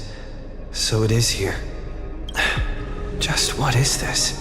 Life's but a walking shadow, a poor player that struts and frets his hour upon the stage, and then is heard no more. It is a tale told by an idiot, full of sound and fury, signifying nothing. The vortex of Genesis, where the world begins and ends. What stage could be more befitting of our final act? Come, I beseech you onward, buoyed by your surging curiosity. As an unattainable existence that has dwelled within his heart, beyond his reach, you have accompanied him through the march of years uncounted. You naturally have the right to view the river of time in its fullness, and to witness what he welcomed upon his arrival here. Every absurd and tragic ending. If you would. My journey When to the the Terra Arrow. Nova comes, Oh, deliverer. Enough talk. Though you walk Go. What if there's only one Excuse for beyond the Era the Nova? Era Nova.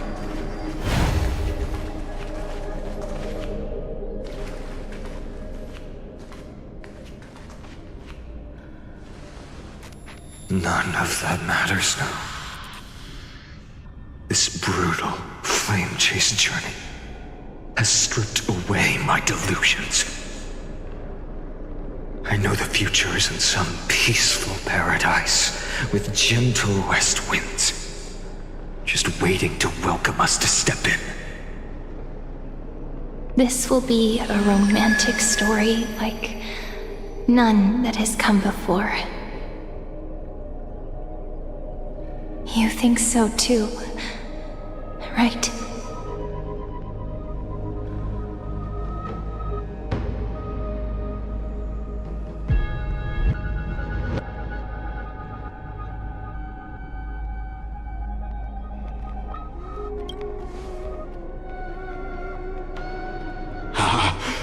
Indeed, in his memories, such a scene replays over and over.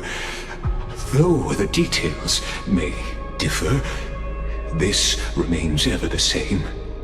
All shall bid farewell to one, and that person alone will witness the miracle. A total of 33,550,335 times.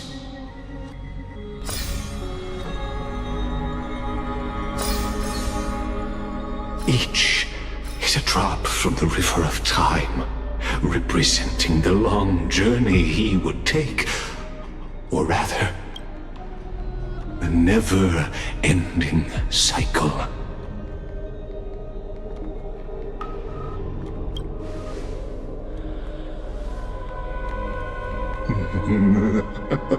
Just putting it in terms that might be easier for you to understand. Seeing is believing. Why not let your own two eyes uncover the truth? Or perhaps you can simply walk straight to the final truth. See the true face of the character you play, and witness the ultimate nature of the Chrysos heirs, flame-chased journey, and the cycles of Amphorius. Please, take your time. Look around as much as you wish.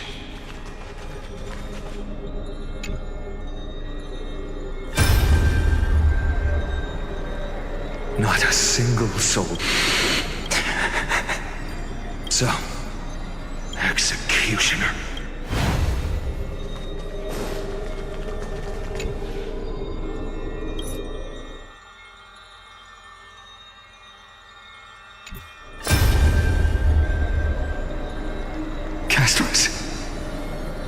Yes. I've become Death's demigod. They cry out. I will take all the wishes of the departed. Go on, Deliverer. We'll keep that executioner in our shadows.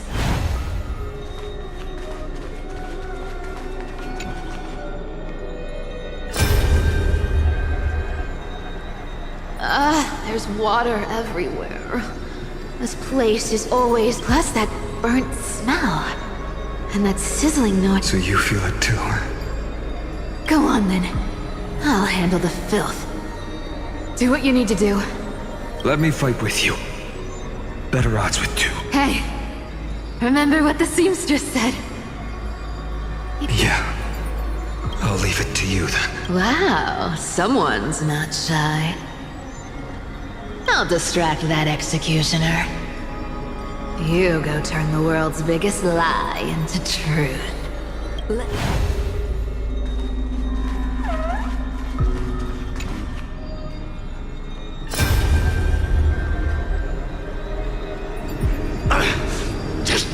up and get out of here! Are you crazy, Mighty? Immortal or not, even if you're the demigod of strife. Oh, I'm still no match for them. No, I know you can. Together, let's prove that we're enough to transcend the prophesized fate. Could it be that now, at the critical juncture, our mighty deliverer is chickening out? Scared? I'll transcend the prophesized fate. Alright. But I've got a better way. As the son of Gorgo, I'll prove myself with one last grand victory. Go. Leave this to me. And when I'm done with that executioner, we'll raise our cups where the...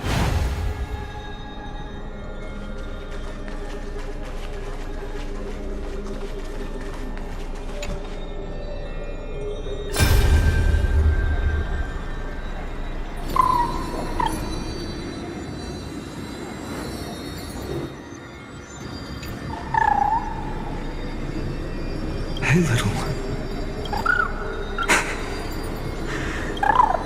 What? I see. Well, now come, executioner.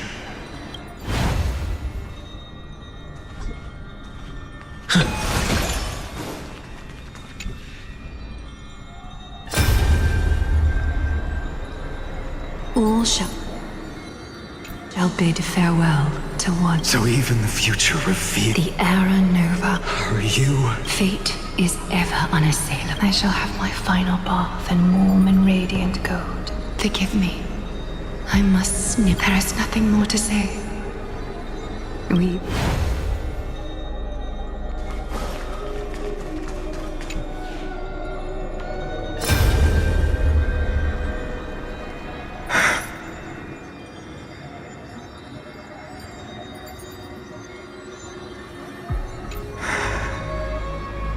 Prophesied future. You can't speak anymore.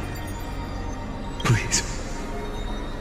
Allow me to pause just a moment. Let me answer your cruel fate by tearing that executioner's heart from the void.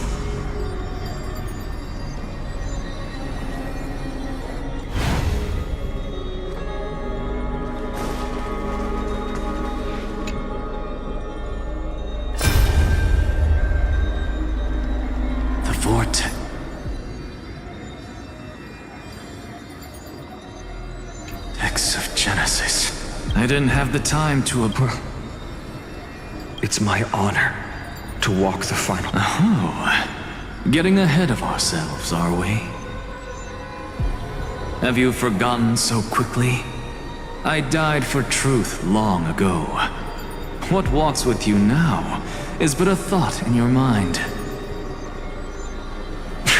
Of course. How could I forget that? But I'll say the same to you. It's my honor to walk this final stretch with you, too.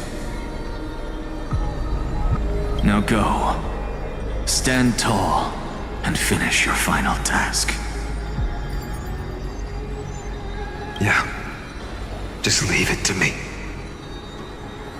Time for that wretched executioner to pay what they owe.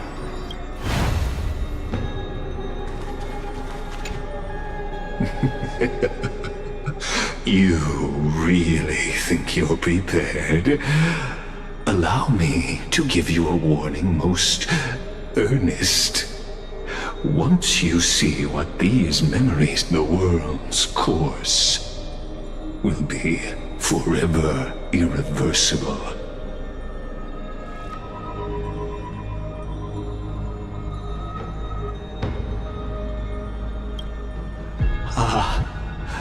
Very well.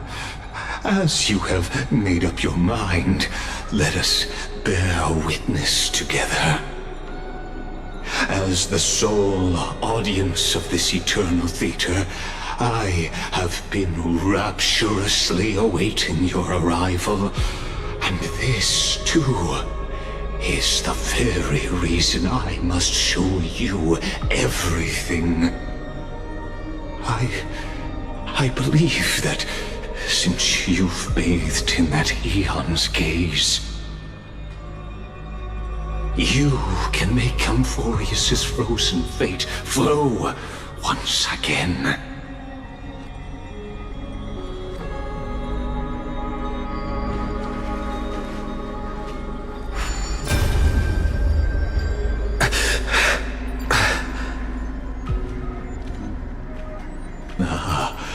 Feeling a bit lost, as you now see. This scene marks the final act of the drama Amphorius. The final eternal recurrence created by this man's hand, and the last one this world shall undergo. Behold, at the swordsman's side stands one he has sometimes called companion, other times comrade, that nameless hero absent from the annals of history. He is the swordsman's ideal in his youth, the deliverer that guided him resolutely onward through fantasy. And now, in the name of the Nameless, he has become an essential and inseparable part of the epic of Amphorius. And this time, under his guidance, what choice shall the hero make? Whither shall the fate of the world flow? And what is the ultimate truth of the nature of Amphorius? There are many mysteries yet to be unwound, but if I may, allow me to temporarily yield the stage to one far more fitting. Please put your hands together and give a rousing round of applause for they who will reveal the answers and bring about the final end of the 33,550,336th flame chase journey. The master of the countless memories we saw, the other important actor now stepping into the vortex. They who have already burnt their own self to cinder, the Flame Rever.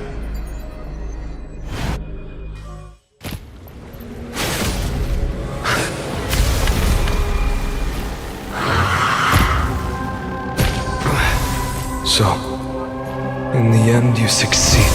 Executioner. With my flesh as kindling, like the first dawn of the new world. The time has come to once again start everything. We completely lost. Everyone's been waiting for it. Impressive.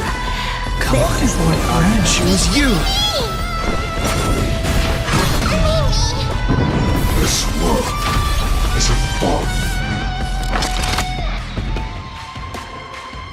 I have nothing left to say. Look, the ship. With this divine power, I extract the world's purity to reforge all things.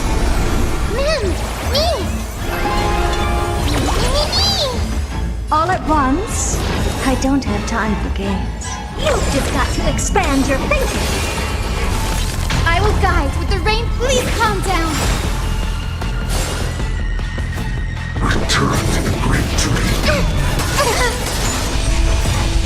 May this faint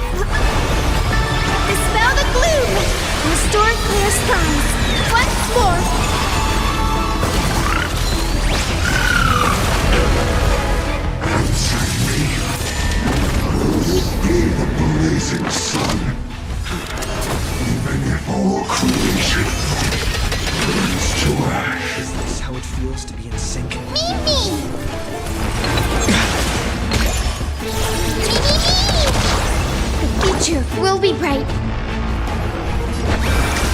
You need some sunshine. Thank you. And I'll give you what you need.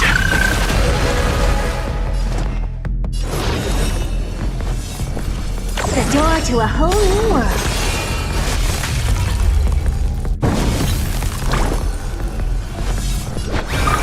Everyone's been waiting for us. Break's over.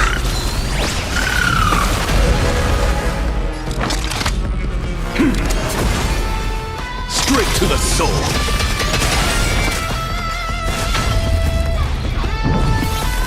Losses are a constant on the flame chase journey. You haven't lost nearly enough. Together, we can do anything! Curiosity. Endless riddle. But the answer is nothing but a void.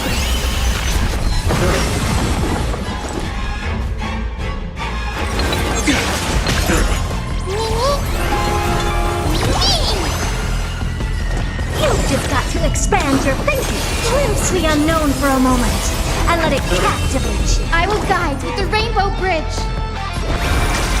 You need some sunshine. Impressive. This is what you earned. Dispel the gloom. Restore clear skies. Once more.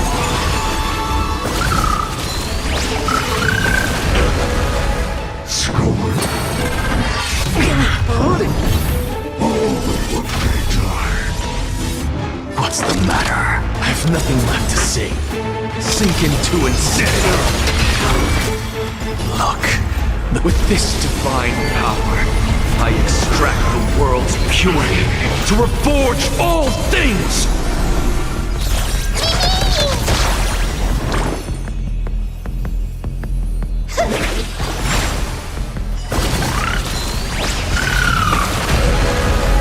Is this how it feels? The door to a whole new world. This ends now.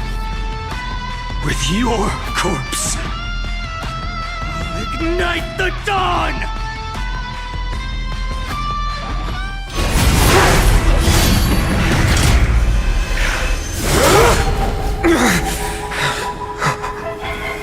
How is this possible?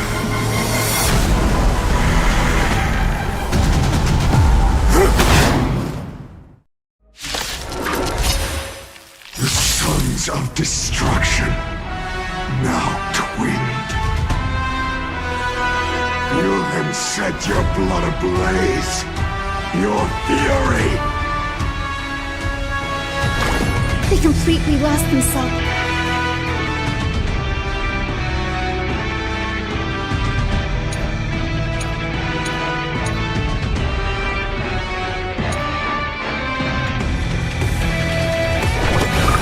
Everyone's been waiting for you. Break's over. Faint. Dispel the gloom. Restore clear skies. Once more.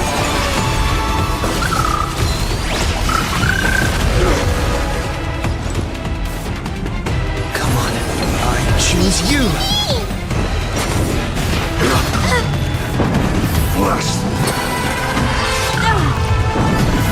As you can see, I'm just a frail skull. Together, we can do anything!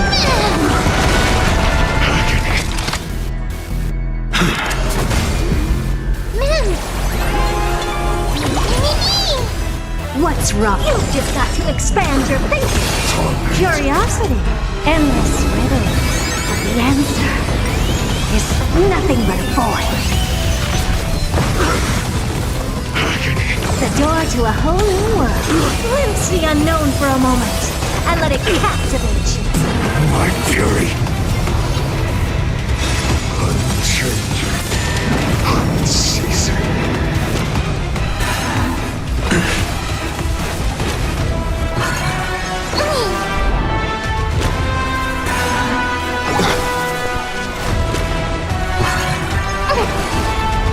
The future will be bright.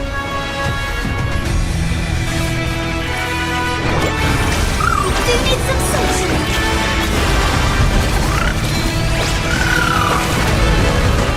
Don't worry, I'll do it.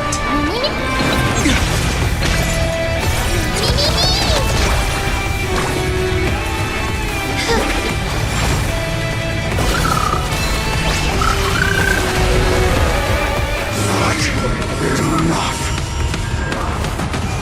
This form shall fuel the fire! Burn unceasing! Sink into insanity! What's wrong? Never seen perfection. You've just got to expand your thinking. May this faint light dispel the gloom, restore clear skies once more.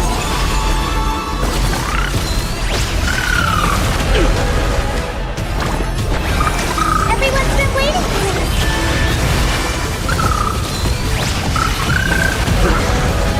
Suffering is eternal. Don't be rash.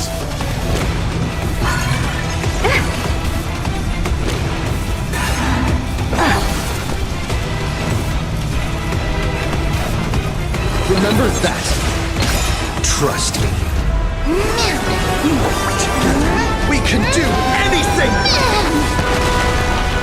Look, with this divine power, I extract the world's purity to reforge all things!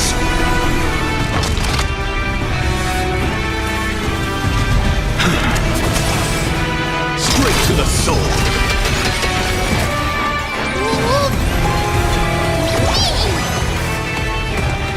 The door to a whole new world.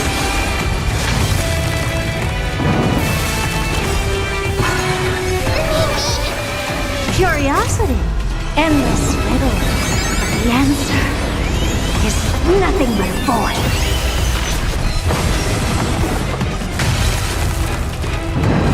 All at once, you've just got to expand your thinking. Raise barriers of the unknown and watch them crumble. Please open up to me. We do need some sunshine. Thank you. And I'll give you what you need. What's the matter? I have nothing left to say. Sink into insanity.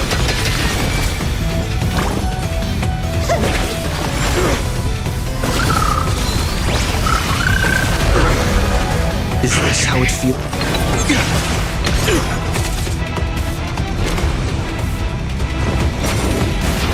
I have it under control. Bless them. What's wrong? Never seen perfection. With this divine power, I extract the world's purity to reforge all things! The door to a whole new world. One person may witness the miracle. Such is the will of fate. That person can only be you.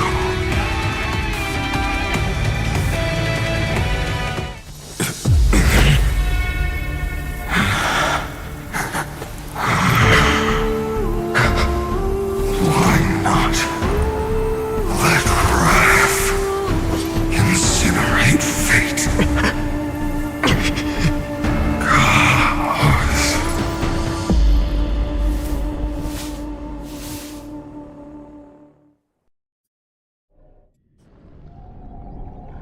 At last, Amphorius's fate has begun to shift.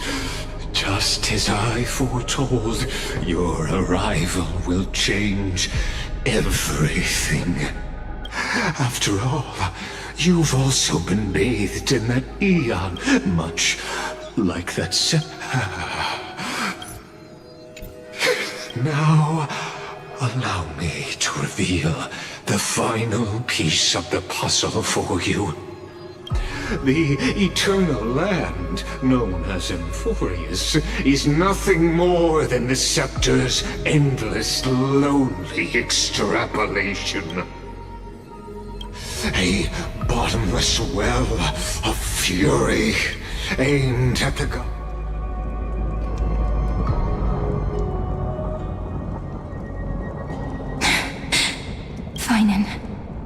We set out on this journey to answer the world's desire.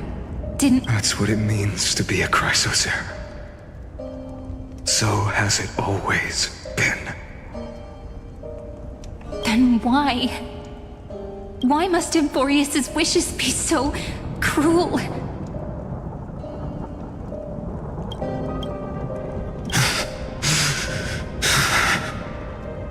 We made the best choices we could, whenever we could. But in the end, the prophecy that led us, this black tide swallowing everything. Why does it look like this?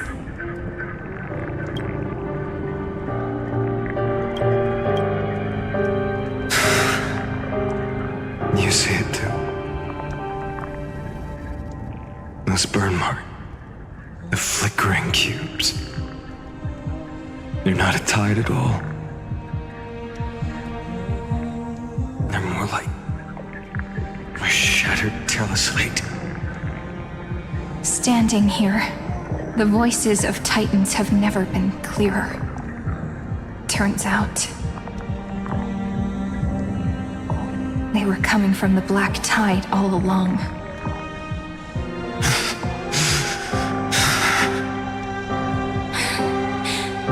Is that Emphorius crying?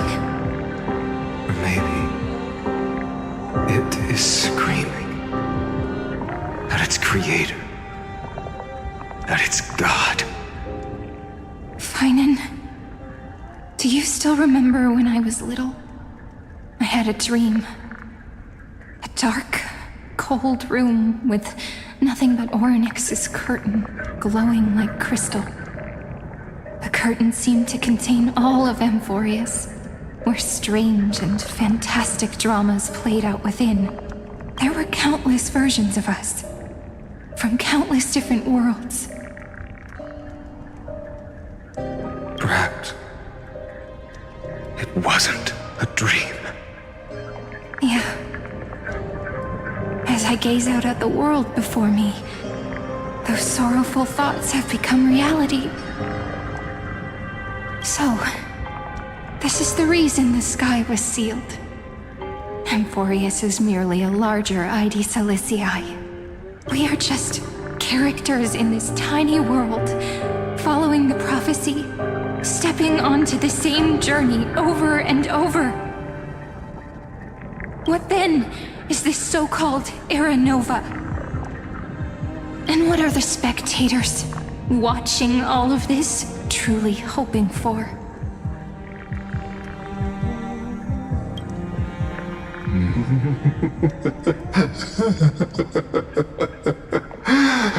As a reward for reaching the end of the world, let me answer your questions.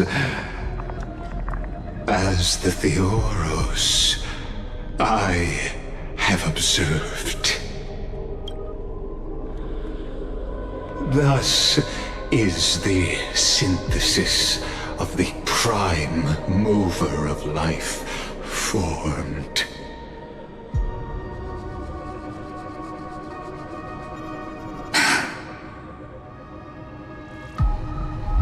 This is a moment the universe will remember.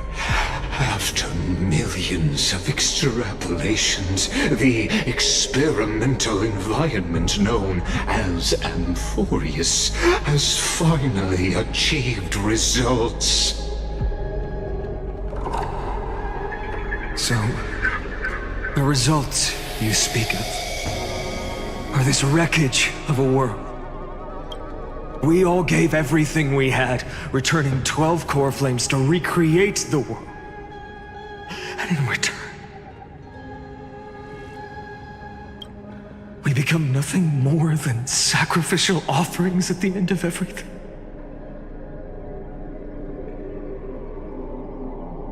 Exactly. The Titans are Chrysos heirs of the past, and Chrysos heirs are the Titans of the future. Anaxagoras' theory of era nova holds true, as the model of reason he reached unprecedented heights.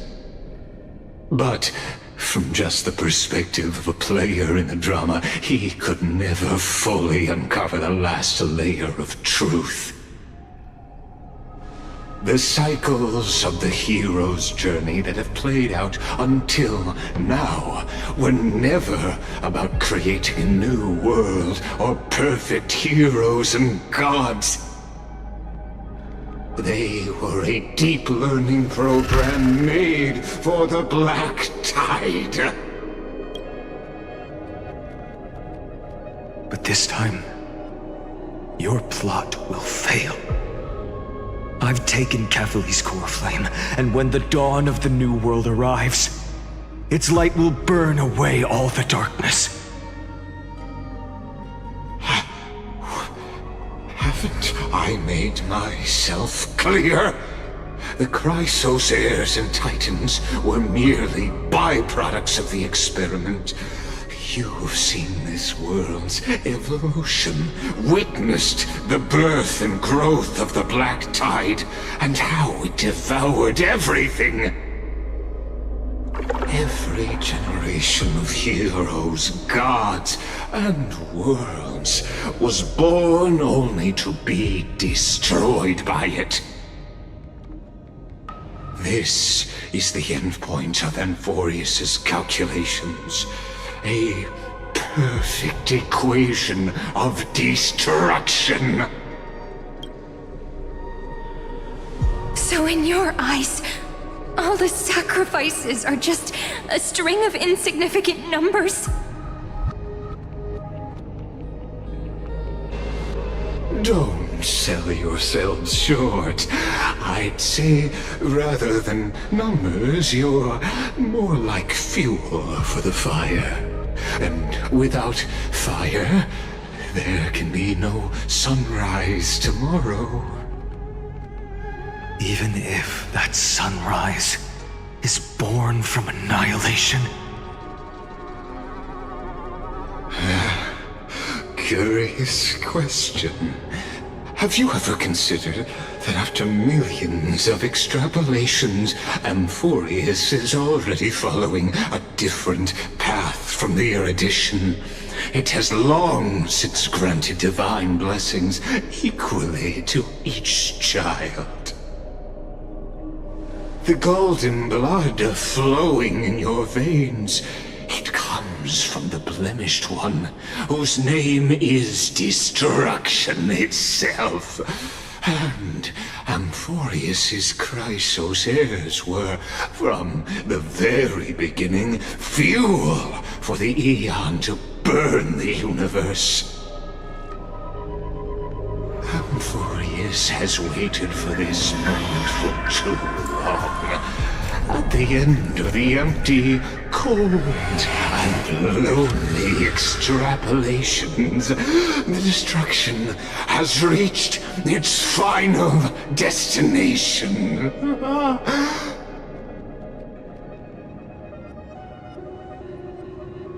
Nikos 496. Philia 093. No need to feel regret. This generation of Chrysos heirs is the most outstanding model, and you two are the final factors. For you, the Era Nova is no lie. Just step forward, embrace the Black Tide, and accept the Aeon's gaze. You will come to life from a string of cold numbers.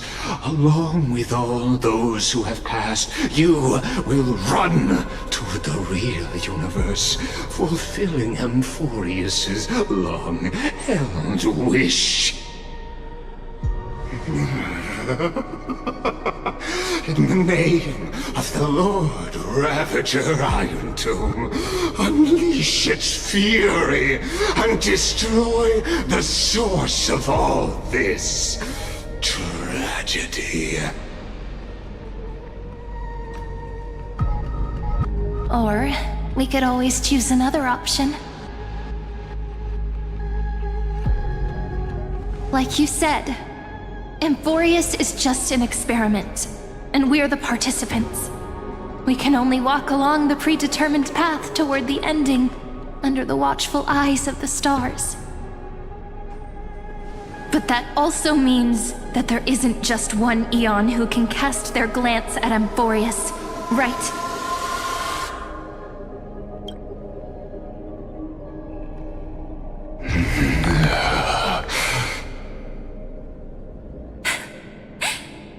Is this question really that hard to answer?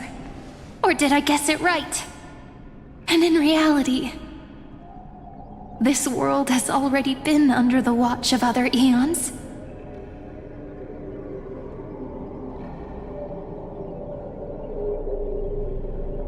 It's strange when you think about it. If you just stayed back, watching us complete the ritual and get consumed by the black tide, your goal would naturally be achieved. Why go through the trouble of explaining all this to us?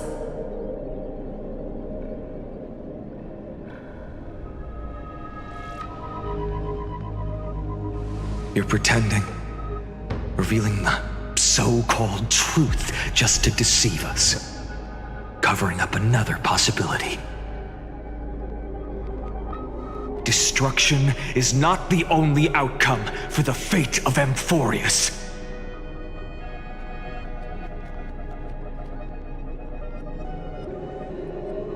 Do you two really think, as petty little demigods, you can change the outcome written by the stars? What makes you think you're capable of doing that?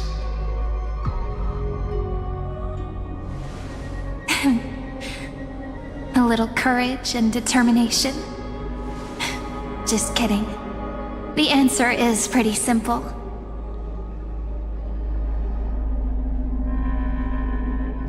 But we're not gonna tell ya.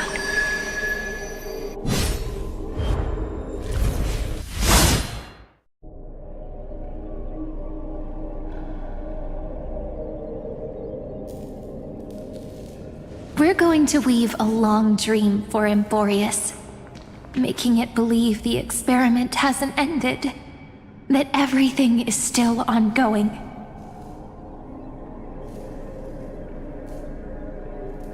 With just Orynyx's power, though, it should be impossible to achieve this, right?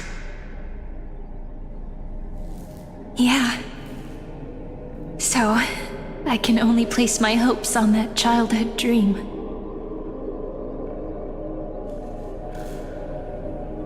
And the god behind Orynyx that appeared in that dream.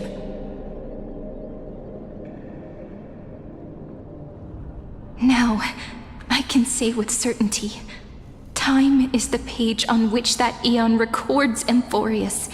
If it fades from existence, and all that it records is lost among the stars, that eon will surely direct their gaze here. And it will be a glance that spans time and space, granting each incarnation of me the power to reset time, imbuing my soul into this ceremonial blade, and creating an endless flame-chased journey. I understand. Then let me step into the cycles and continue Amphorius's grand design. To deceive the gods, deceive the world itself. But to make time vanish from this world, that would mean you...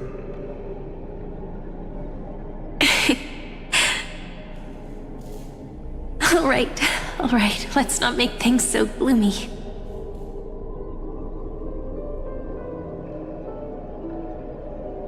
What we're about to embark on is the true hero's journey, so...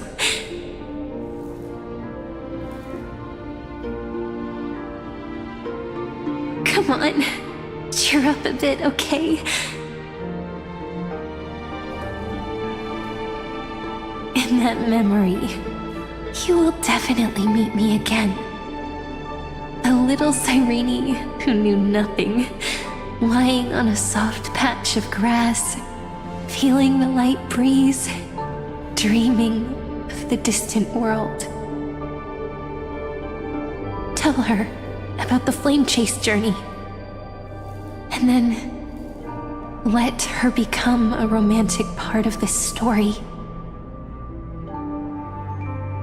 I believe every Cyrene will make the same choice, erasing time again and again, resetting time over and over.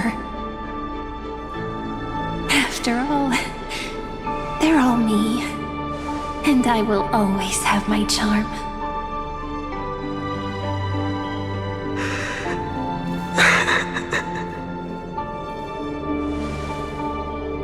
Then, I'll fall into a sweet dream, disappearing in some small corner of the world. Quietly, waiting for the day when that next page is turned.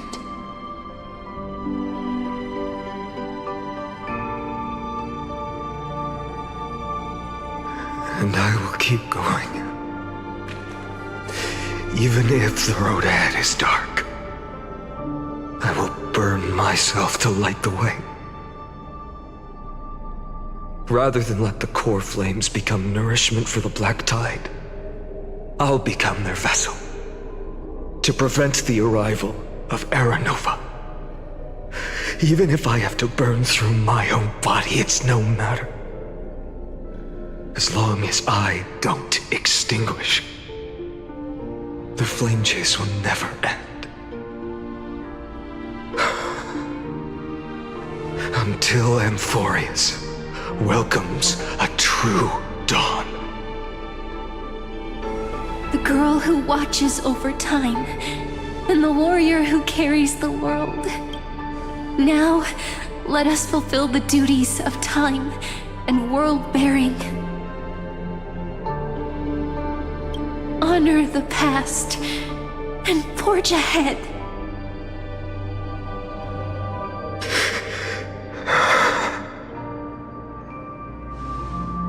I promise you, the pain will pass in the blink of an eye. You need to hold tight to this ceremonial blade.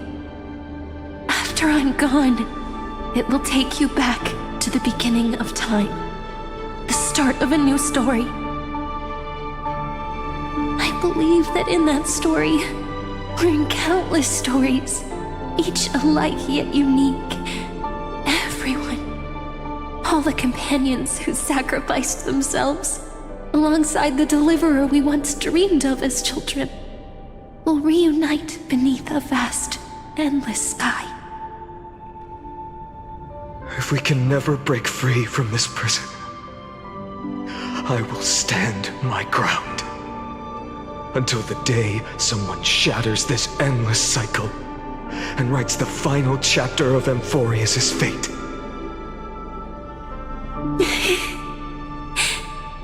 So, let's set out. We will be the ones to start everything. Carry the primordial chaos, just as your name suggests, and bear this world we hold so dear.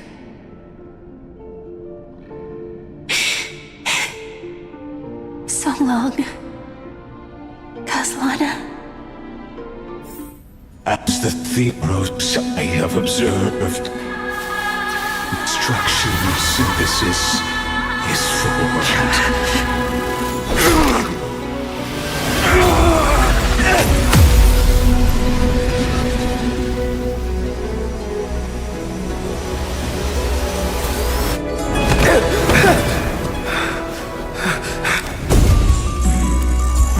I will wait for that day for as long as as it takes. The day will come when whoever this is turns and follows in our footprint, writing everything that ever was.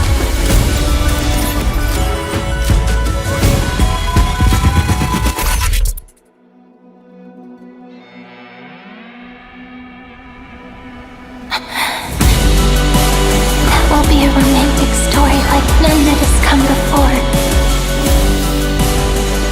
You think so too, right?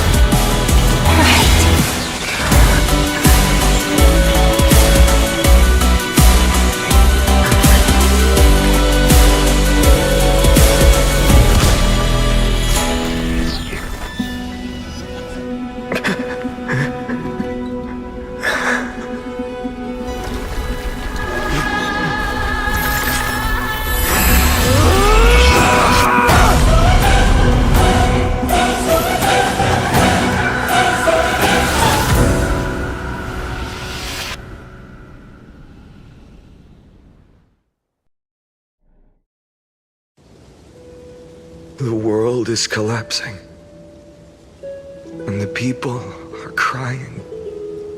We too must part ways here.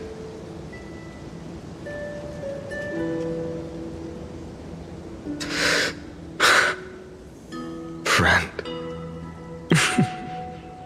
Ides Elysiae, the little village of my childhood. The gentle breeze and the sound of waves still linger. Everything is as it was. It feels good to take one last look. You know, this is just a corner of the memory. The real Ides Elysiae. I know.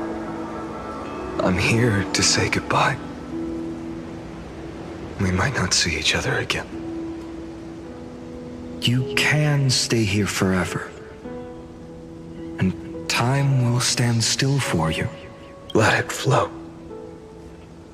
It's time for me to go. Even if it's a path with no turning back.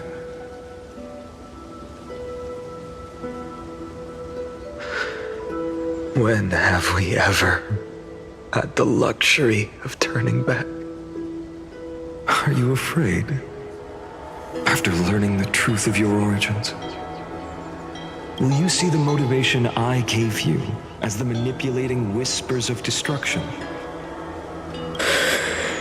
The convictions and choices that come from my heart. I don't believe they're designed by the so-called paths. If we are just numbers simulating life, then you are the image I've always longed for. The person I wish to become. A real, living person. A true hero. Then why do we part here? You can take me with you, and we can start this journey together. I'll be by your side, guiding you, just like before. No. I'm afraid I'm on my own this time. Why? Because there is no perfect solution in this world. Cyrene has already embraced her fate.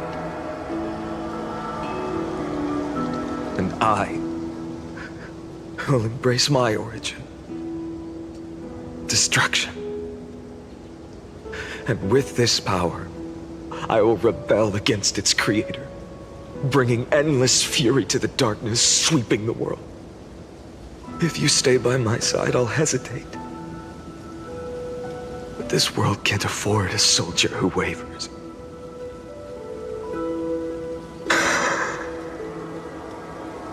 Do you remember when we were kids? Everyone would get so excited drawing cards like ruler or warrior, but throw fits over devil or drunkard and demand a redo. Kids always get to change their minds. Things are so happy and simple for them. But when it comes to the fate of adults, There's no room for redos. Then go, Khaslana, as you promised. Deceive the world, seize the core flames, and rewrite your fate. Burn yourself up with all your might, wield your futility like a sword, and fight against the gods.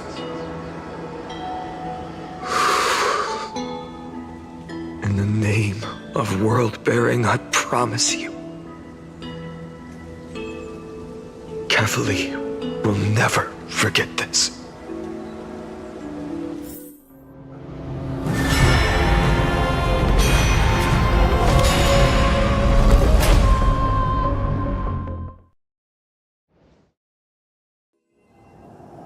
So, time retreated behind me until it reached the origin, where nothing ever existed. Just as Professor Anaxa once said, in that void, kephale stood at the center of chaos. When the waves of time from the Chrysos War had lasted for nearly a century, and the threat of the Black Tide was growing stronger, and more. That was the era of the Day Thunder Knight's battle with the sky.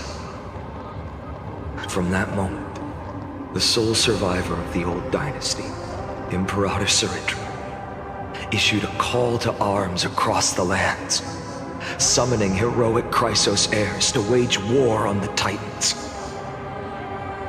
And that was the first doomed flame chase journey, sealed away in history.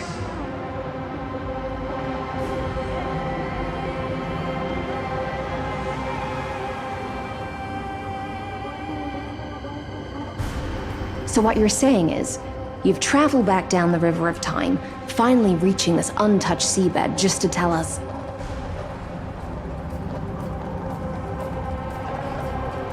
The flame chase journey and even all of Amphorius are nothing but illusions in an eon's dreams?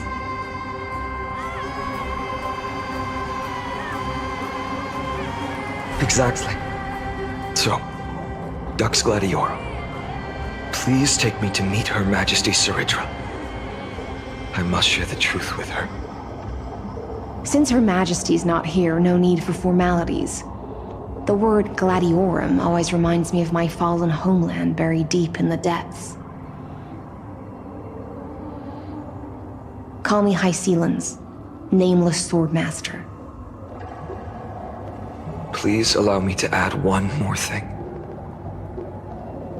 You actually already know my name. You mean Phainon? Such a name could never be your true one. But I won't question you further about it. Ever since Her Majesty issued the Flame Chase Decree, heroes from all over have sent their letters of introduction. What's the Besides, the deep sea is dark. Isn't it the perfect place to hide secrets best left unseen? All right, nameless swordmaster. Hold on to my wake. Let's find somewhere else to talk. Aren't you even a little suspicious of what I've said? Harboring suspicions is not my concern. My sword dances only when the Imperator harbors doubts. There's no use in speaking further. Show me your true intentions through action.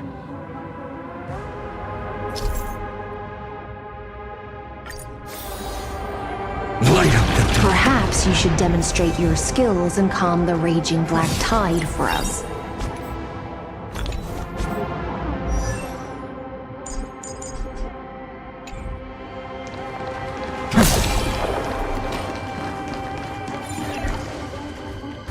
Light up the dawn. Light up the dawn. Light up the dawn.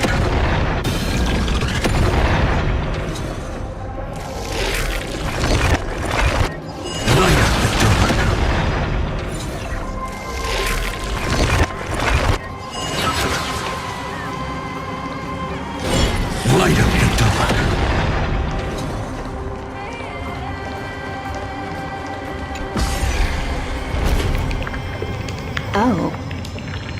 Nice moves.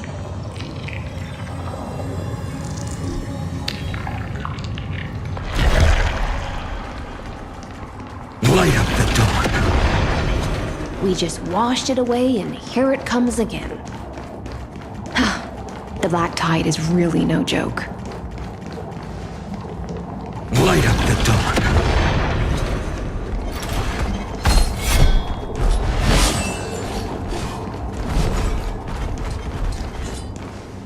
The waters end here. The one you seek is beyond this point. At last, I can meet with Her Majesty Saridra herself. Are there any formalities I need to observe? Don't kneel, don't do the hand-kissing or foot-kissing gestures of the old dynasty, and most of all, don't bow. The Imperator despises such rituals, especially when the heads of those taller than her bend beneath her crown. She really is down to earth. The second thing to note, only trusted ones may come near her. Keep 5 paces distance until the Imperator allows otherwise. Sounds like an old friend of mine. Well, experience is a good thing. Stay sharp, and you'll be just fine.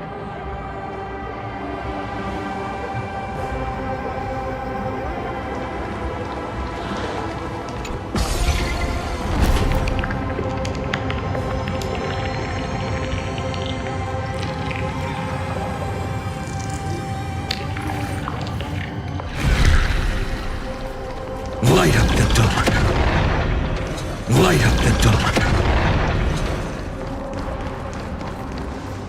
Dux Goldweaver, little hostage. Apologies for keeping you waiting. It's you. You know them? Good. That makes things easier. Before that, I'm more curious about one thing. Where is Her Majesty Saridra?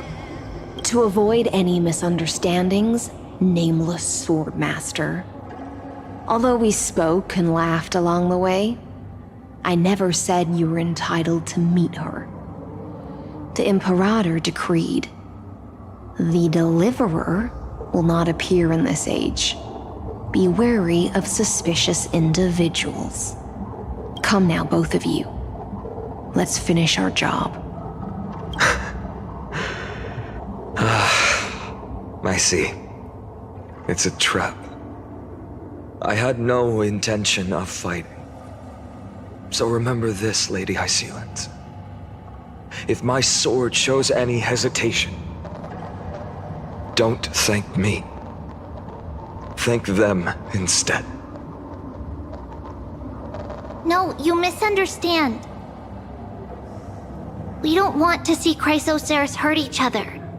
Just give us some time to ask you a few questions. The Nestia's golden threads will judge you and decide your fate. As you wish. White-haired Swordmaster? If what you say is true, then you must know the fate of the world.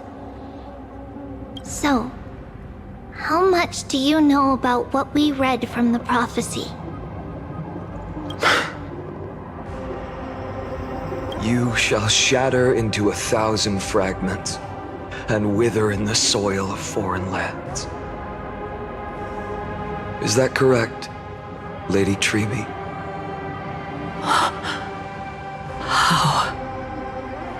How is this possible? He got it right? Yes, but the prophecy never mentioned he'd appear here, at least not in this era. You must listen to me, Aglaya, Treeby. The Phainon of this world has not yet been born.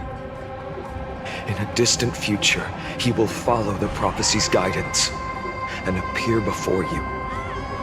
But do not seek him out, because Era Nova is a complete and utter lie.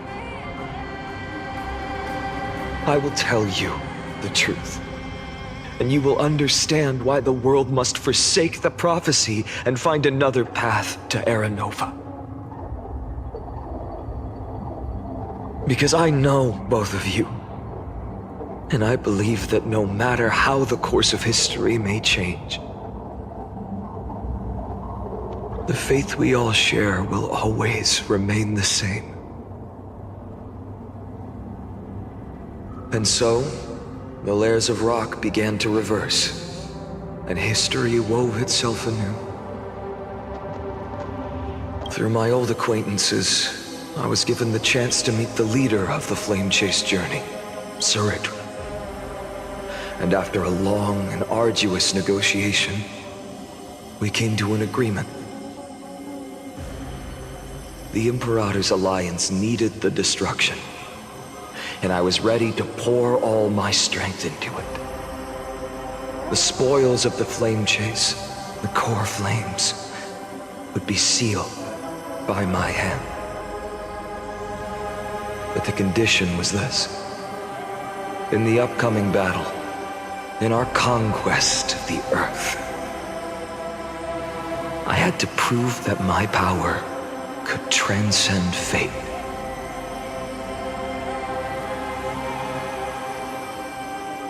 In the original history, there was a brutal war. At the end, the Titankin of Georios, Terravox, killed the rampaging Titan and took the core flame that supported the Earth. But this time, Amphorius encountered a turning point in its fate. Neither side suffered any losses. When I severed the Titan's head and raised the core flame high, the crowd gathered around the scorched remains of the god, roaring with joy, cheering for the hero of the destruction, who had ignited the faint spark of life for the first time.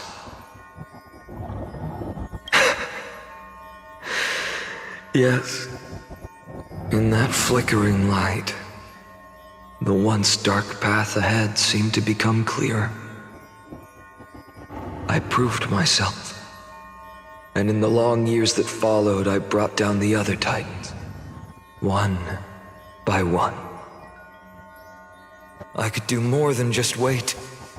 When time resets, the chance to change the world also emerges from the lines of history. Until finally, the brutal future revealed by Aranova is reversed. But tell me, if that's truly the case, why are we doomed to the same outcome?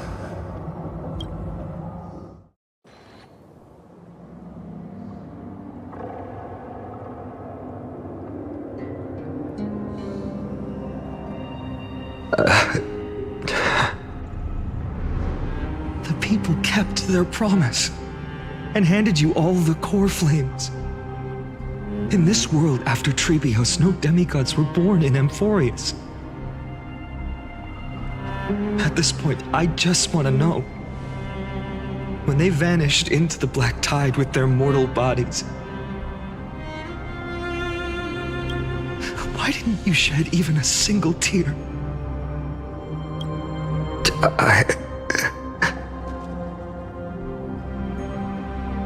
Your indifference chills me. To you, were they just a bunch of insignificant footnotes?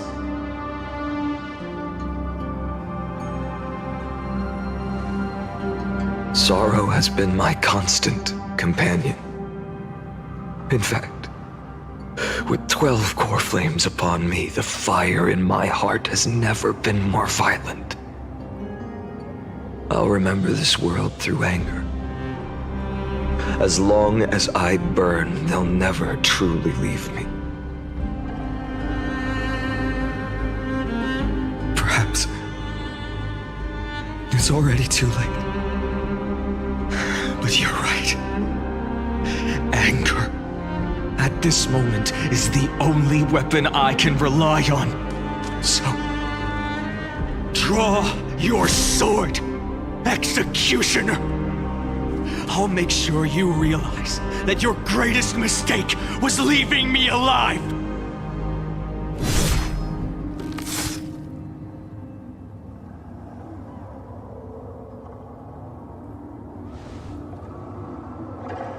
After that, he raised his sword and attacked.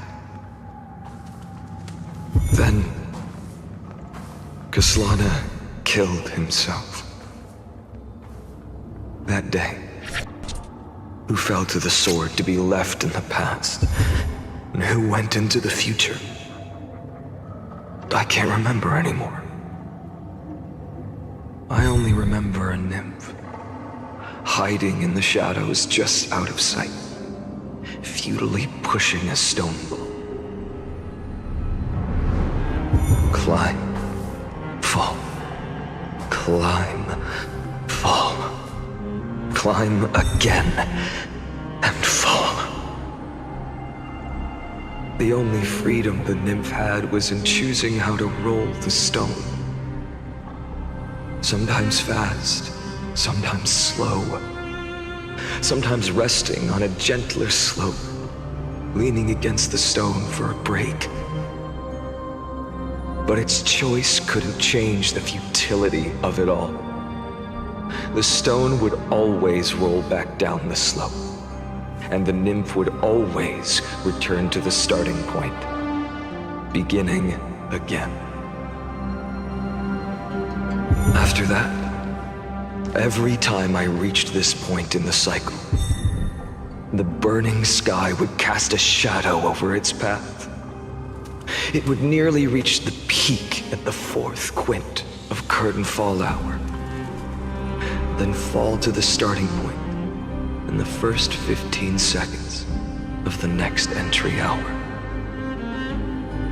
And my efforts in this cycle would dissolve into nothing at the same time.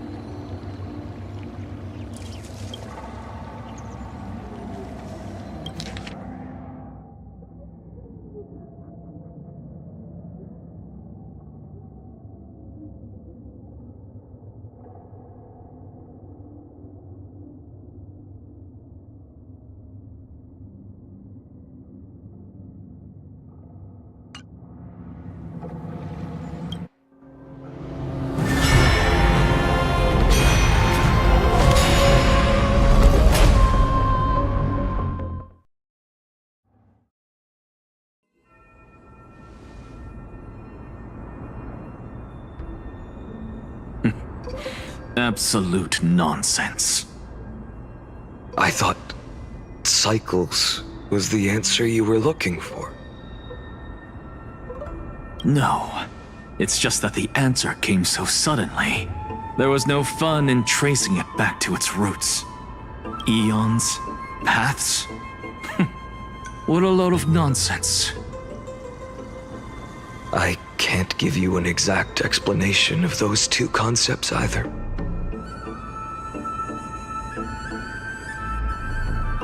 Enough. I'm just expressing my frustration. Don't you understand? I was already expecting this.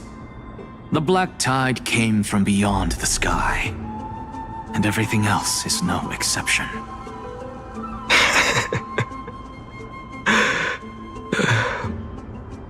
Fate is a strange thing. No matter how the details of history change. If the other Anaxagoras actually worshipped the gods, I'd make sure to find a way to break the cycles and crush them in their cradles. Too bad. Now only you have the ability to do that. What's that supposed to mean? You're willing to help? Of course. The core flames were meant to save the world. And in my opinion, the noble Titans have no reason to refuse. Besides, according to you, before stepping into these endless cycles, you were my pupil.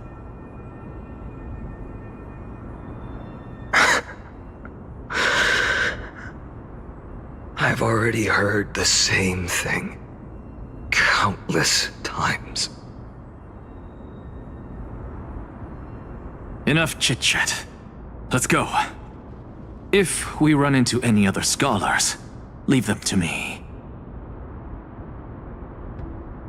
We've all made preparations for total annihilation. Never thought someone would step in to help. Light up the dawn. Light up the dawn. Light up the dawn.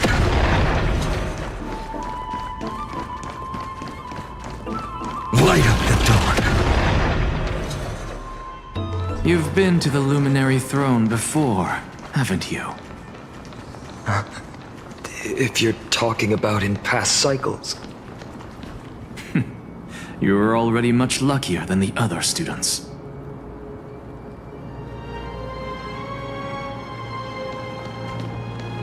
Hold up. Keep your wits about you.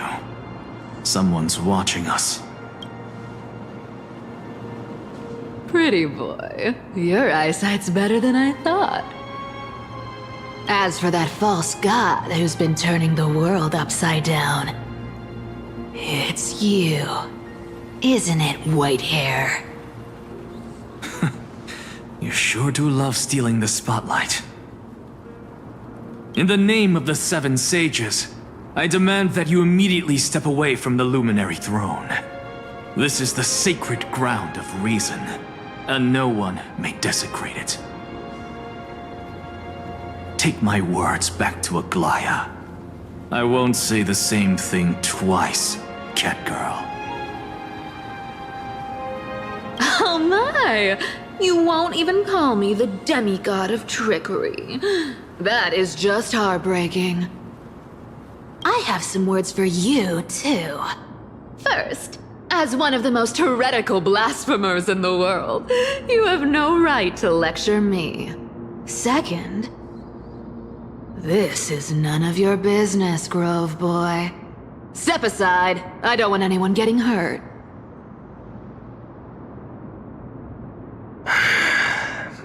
Here we go. Again. Coreflame thieves. You really think you can scare off a sage of the Grove with nothing but empty threats? Hey, this gloomy little brat's got a sharp tongue. Ooh, not bad, not bad. I kinda like you. As a return favor, please come search this coreflame right here. Aw, don't cry now! That was close. I'm out of here.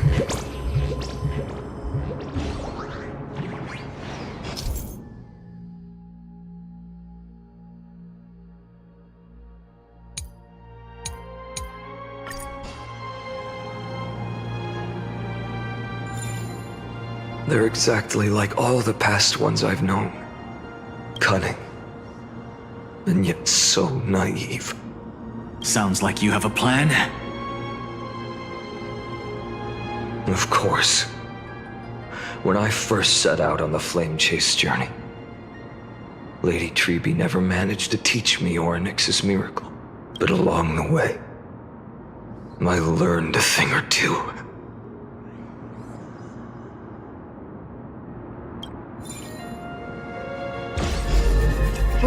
Where are you going? I don't know. The Venerationists' foolish inventions finally come in handy. How is this possible? You've arrived, Zacharias. Always so punctual. Ooh, know who I am? I'm running out of patience, so I'm not going to waste words. Listen up, Spirit Thief. Hand over the coreflame, and let's pretend we never clashed. This way, you and this world can still be saved. Save? You sing better than any bard. If you ask me, you're the greatest disaster Emporius has ever known.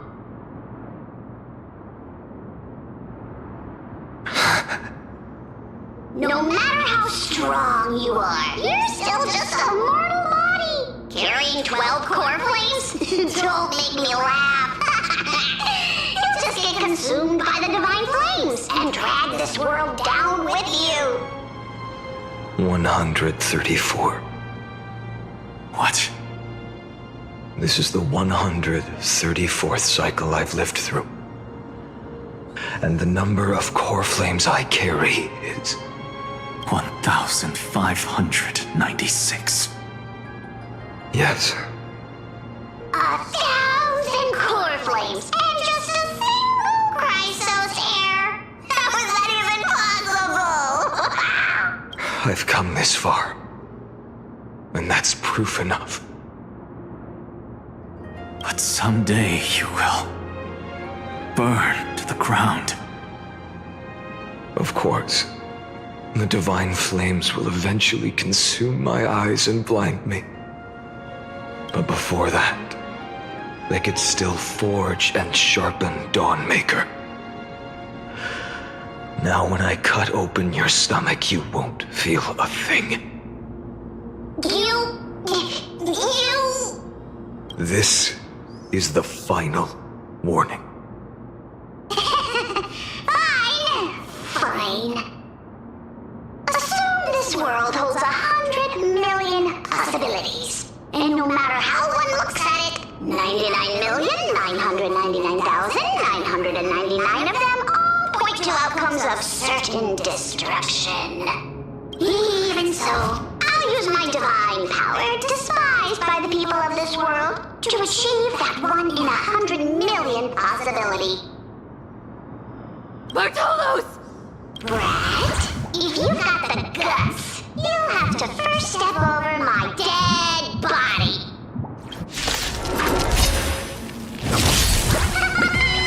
Cat-eared thief, run! This little brat is not a threat we can deal with just by ourselves.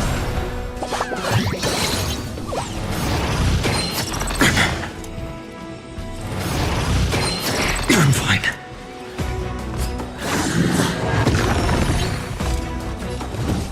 Let's get started! Let me compensate you! There's no other choice but to move forward. For the next tomorrow!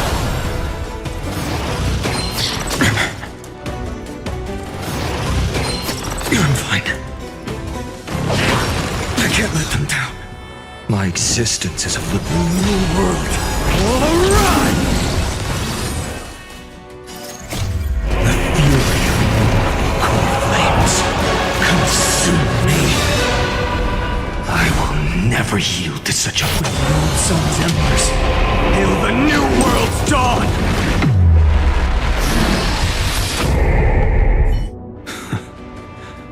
How absurd. In my memories, Zagreus always meets the same end. Their departure no longer stirs anything in my heart. This reason core flame before us is a fake. Obvious as day. I know. I know. It always plays out like this. The spirit thief covers for her, and the trickery demigod escapes with 2 core flames.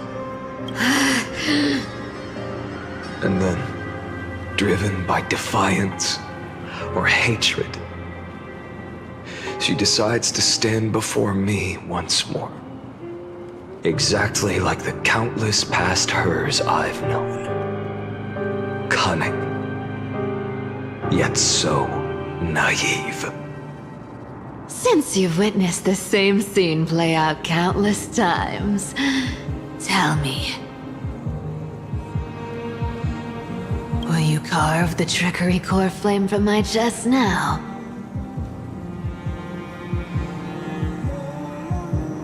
That depends on your attitude. At least so far, in the cycles where you've asked this question, the endings haven't been so cruel. Well, thank you for that. But I also believe that this time, you won't catch up to me. No one can catch up to me. I'm no longer running to escape anymore. Whether you believe me or not, I'll still tell you this. You've made the wrong decision. All right, then. We'll see. Silence.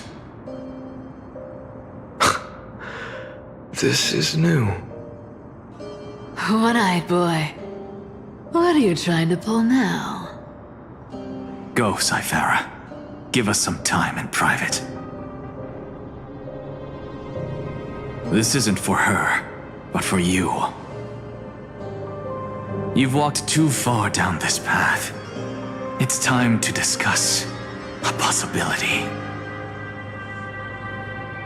Maybe the road you're walking is not one of salvation, but one that will simply drag the world into the flames. For old time's sake, turn back. I don't care how many times you've tried, because there's one thing I'm sure of. Your Messiah complex has turned you into something no different from the icy gods you spoke of. The children of humanity you swore to save. They are no more than ants to you now, aren't they? Of course.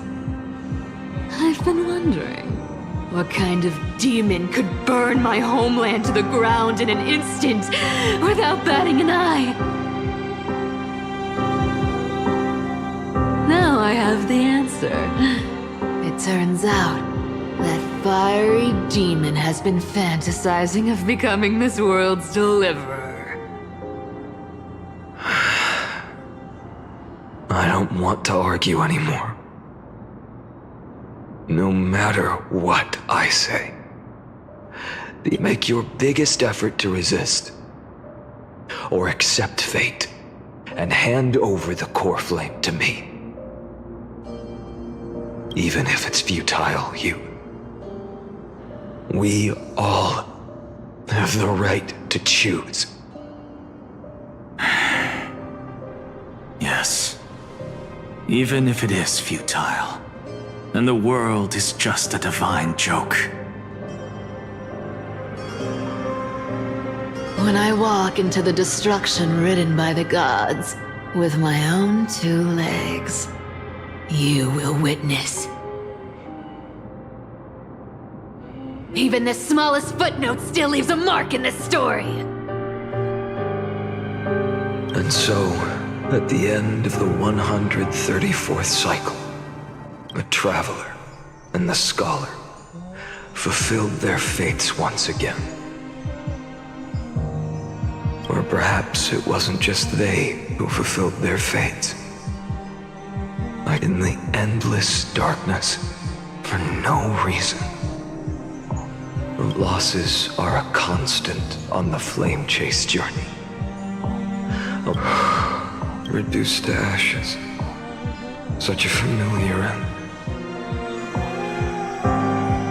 It happens in every journey. Always the same.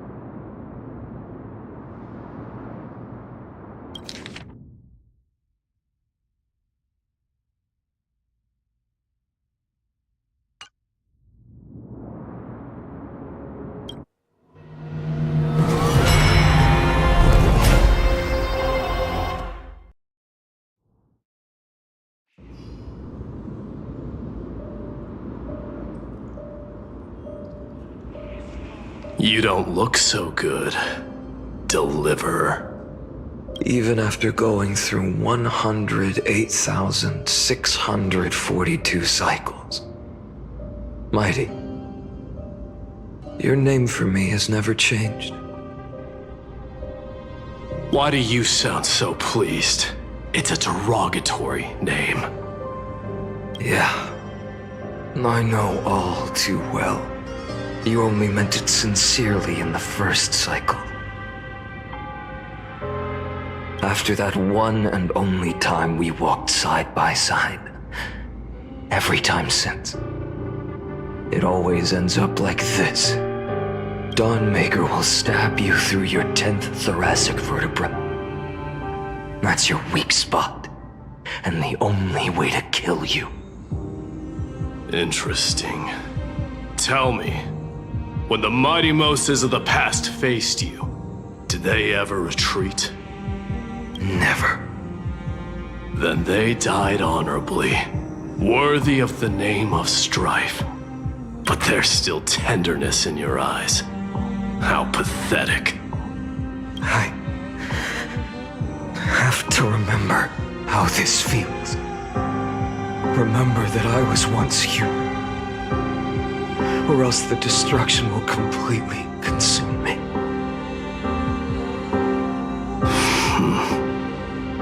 If you win, tell the mighty most of the next life. This person is a worthy opponent. So always remember to give it your all and never slack off. I'll keep that in mind. As always. Even though the dynasty is left with just one, the Kremnos festival will continue as usual. I, the king of the Kremnoan Legion, will host the final feast in the center of this arena, and the prize will be the flames of strife. One day, you shall die with a wound in your back. That's what I saw when I overcame the trial. The gods' dying ramblings. Enough. You've probably heard this thousands of times. So you must understand, facing the demigod of strife means there's no way you'll take this coreflame in peace. I understand. Step forward and face me in a final battle. I, the last son of Gorgo, the demigod of strife, salute you. I'll give 10,000 scars and 10,000 lives of mine to fuel the blazing sun of deliverance.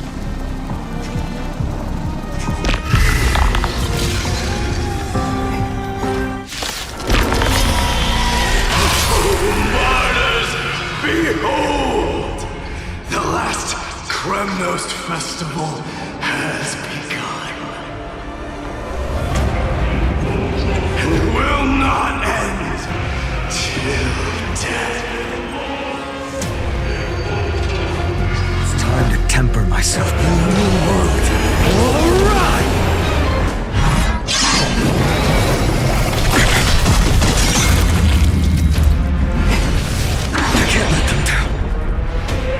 Conquer this world, or be conquered by me.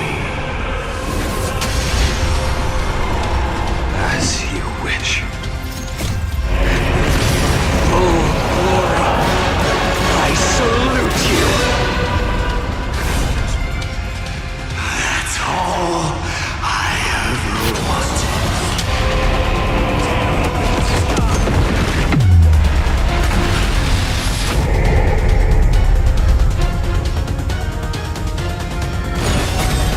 Quench the flames with blood.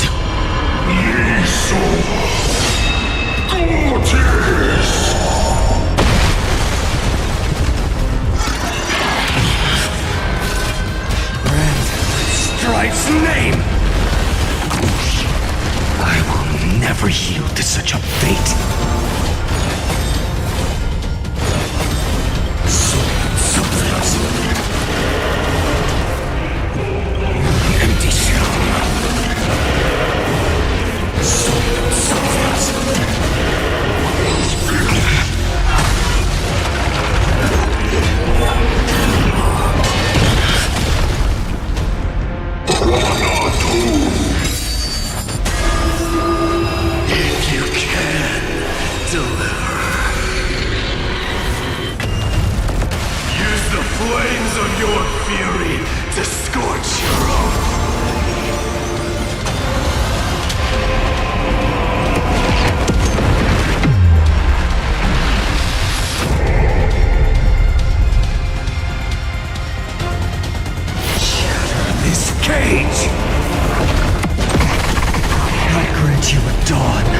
All stars burn to ash. A scorching hatred. Do you feel it? Quench the flames with blood.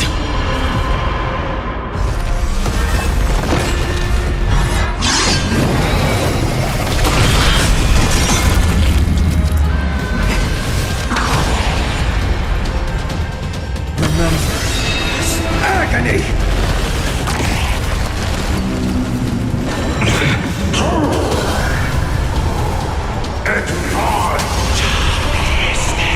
The flames in this body are not strong enough. The empty shell. Soak themselves. Quench the flames with blood.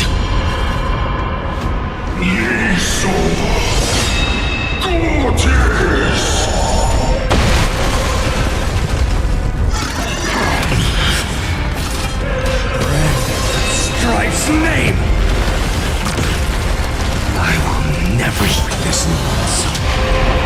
Tear open the sky! Right, Hippos. Let strife decide the outcome. Let this burn.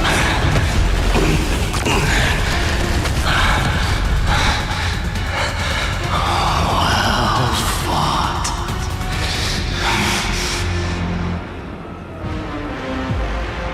You may crown yourself my blood. In your next life, I shall once again block your path.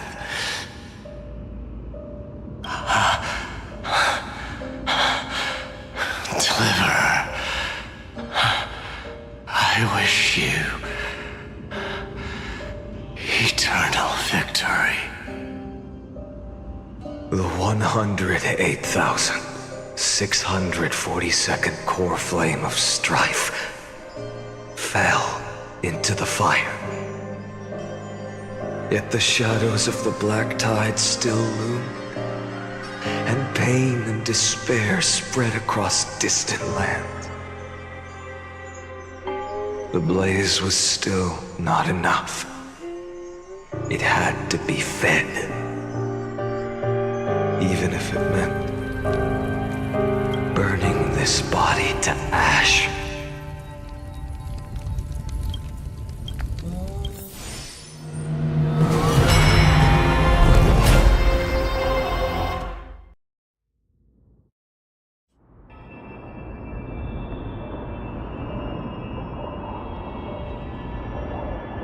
No matter how bright the sun is, there are still places it cannot reach. Moreover, the sun you bear is both cold and blinding. A sun like that surely cannot bring warmth to the nether realm of the next life. Golden blood is born from the destruction. We have long since lost the right to seek warmth. Only by feeding the flames can we melt that hopeless future. Allow me to ask, how many core flames do you carry now? 24,041,183. Such a heavy burden. So that's why you've turned into this. A broken idol. Tragic firewood. No matter. I will bear this burden as long as you hand over the core flame of death. I must refuse. As the demigod of death, I cannot watch you walk into a fate more cruel than death.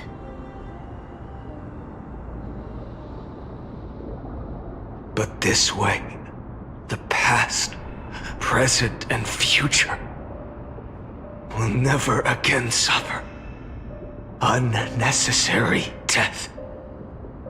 Unnecessary death. Indeed, you are not the Phainon I know. Please turn back. Don't let that absurd and unjust fate of yours come to pass.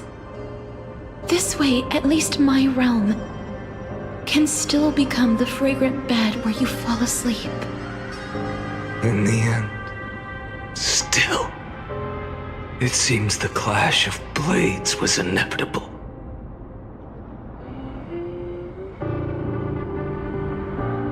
How painful. I know I am not your match, having fallen under your sword countless times. But even so, please understand that my resolve is not to be underestimated. Even kephale cannot shape all things at will, nor can they dictate the fate of all life. No one can shoulder the balance of life and death alone, not even a god. And it is precisely for this reason that I chose, at the end of this arduous journey, to overcome the trial and take the authority of death. I am the Hand of Shadow, Casterus, the demigod of death. Listen closely, deliverer from days past. Please turn back. Do not disturb these fresh flowers in their muddy depths.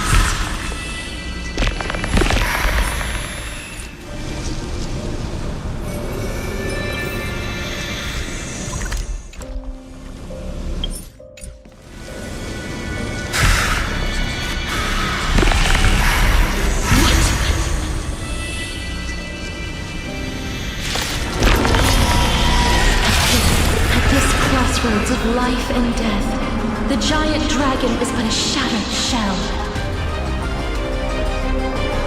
Yet I will still fight, defending what hope remains.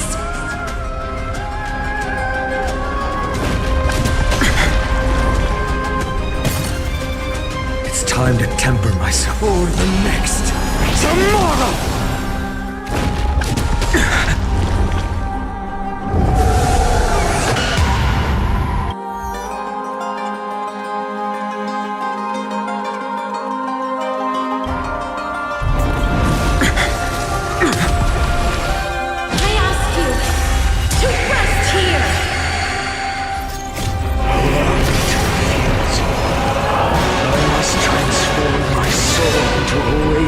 Fire must burn that idol of destruction to the ground.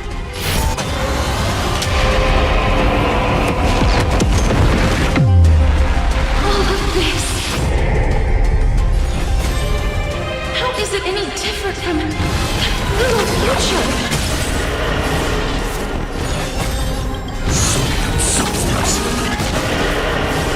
With this new sun, tear open the sky!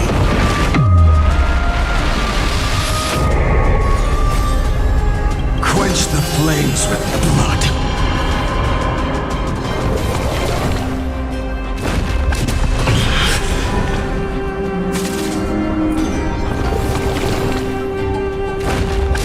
Is that all? I can't keep him here.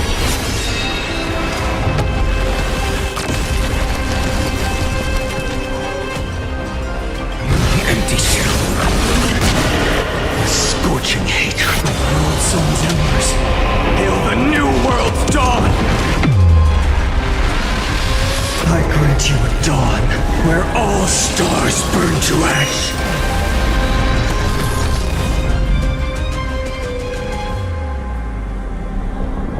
Shatter this cage! Even if I can't win, I must try.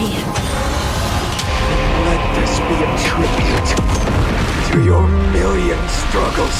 Wake up, lost one. see that the firelight in the darkness is not.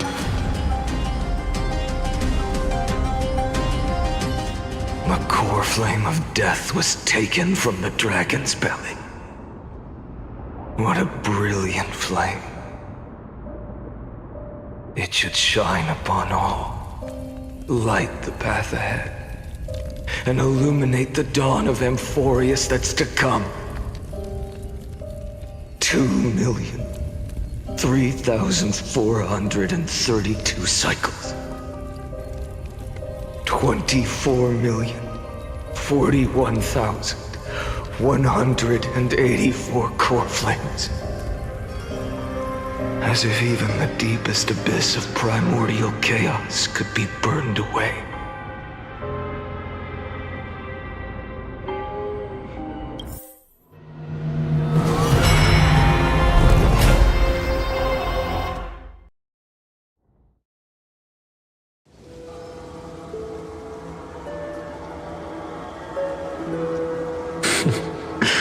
You're here. You're still lingering.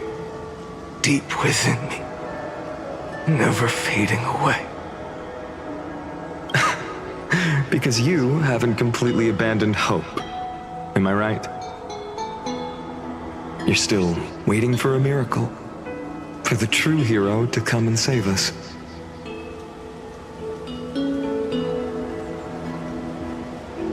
If that thread of hope exists, it must come from beyond this world. From the true starry sky.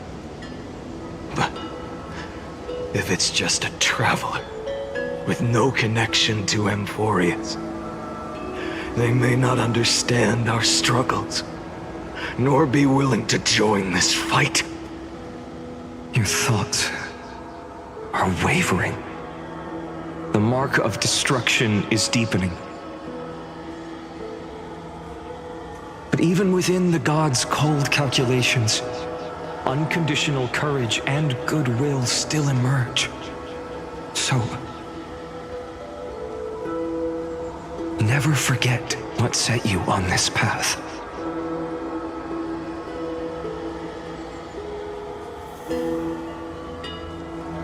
How many times has it been?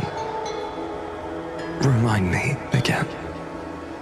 My memory is a bit fuzzy. 4 million. Exactly. Then that blaze inside of you must be burning hotter than ever. Yes. When I first forged the 12 core flames into one, I had the same impression. The destruction. A power unlike anything before surged within me. Violent flames ready to tear my body apart and consume this world, this wretched prison. I thought that was it. The ultimate power which nothing could surpass. And yet no. This fragile body holds a staggering 48 million core flames. I suppose it won't be long. Perhaps just a fleeting 10,000 years. Before it's reduced to nothing but charred, crumbling bones. And when that happens, your long struggle will finally come to an end. No. I've already found a way to keep the cycles going. Mind sharing it with me? In every new cycle, a new me is born. All I have to do is push the next Phainon to the end of the world. And then...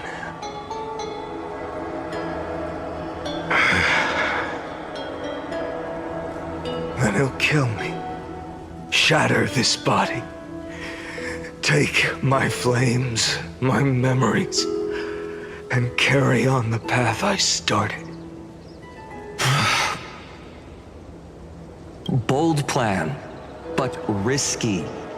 What if, one day, the next you refuses to follow the same path?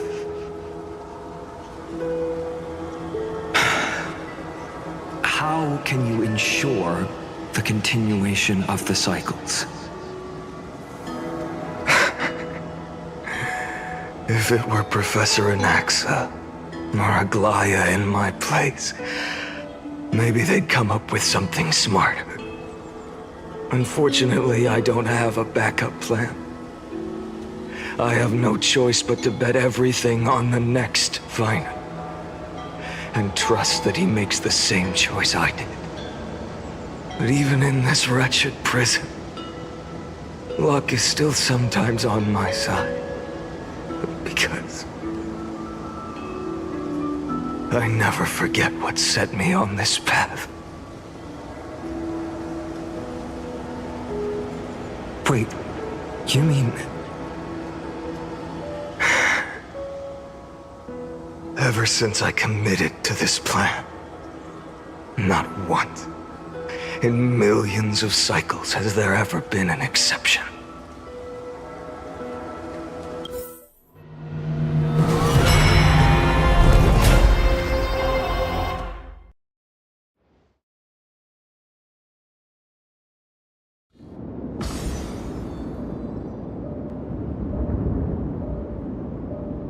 I can do this, Lord Phainon.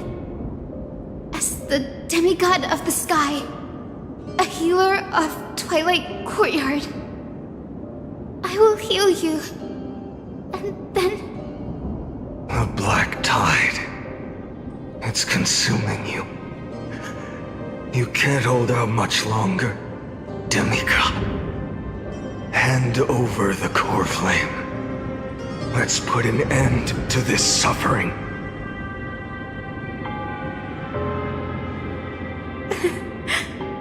Now, that just won't do.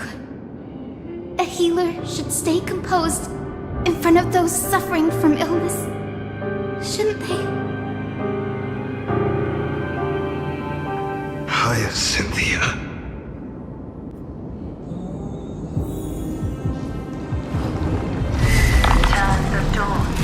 I swear, deaths won't be in vain. Just as they have never been. The sun's work.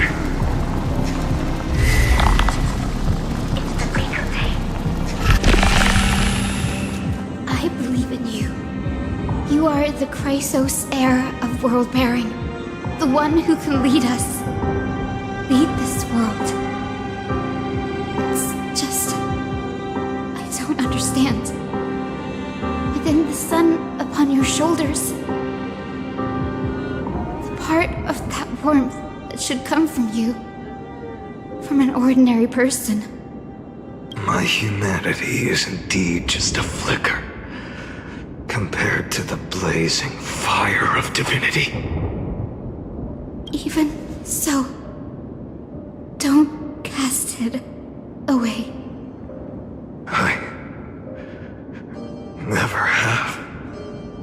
I have kept everyone's wishes close to my heart. Even though the divine fire burns so fiercely that every time I return to the start, it devours me in an instant. Each cycle, it's your wishes that guide me to the end, that pass the flames to the next me.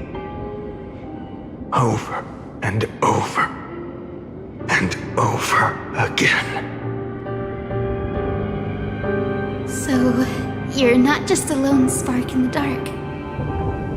You're a pyre built from the bones of all the selves you've left behind. But what about you? What about your wishes? The wishes of all the countless versions of you?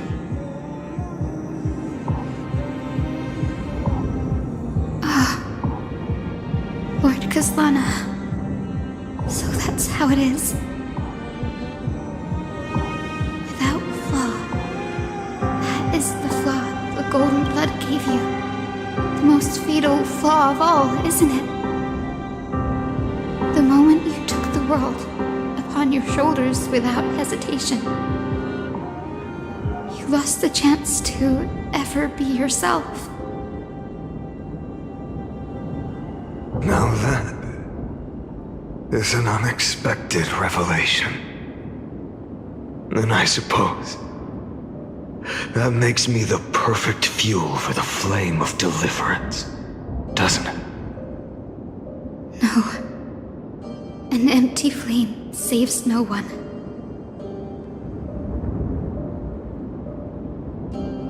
But I still believe in you, Deliverer. I, Hyacinthia, the Eye of Twilight, am neither strong enough to command the wind and rain, nor willing to end this absurd struggle by letting the sky fall.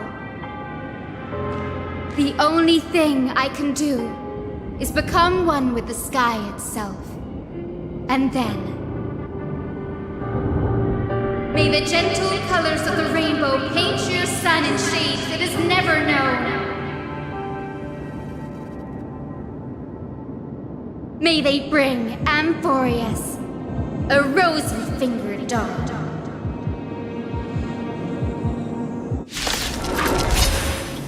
Though the light has grown dim, its warmth still lingers. Deliverer, please, open your heart to me. No matter what this blazing sun, fill the sky with golden fire.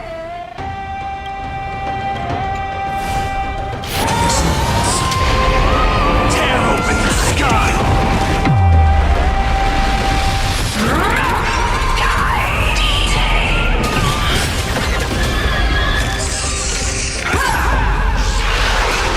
The flames in this body are not strong enough. Empty Earth! Fire! Burning!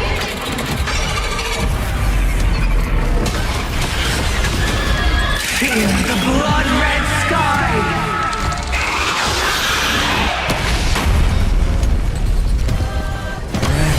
Strife's name!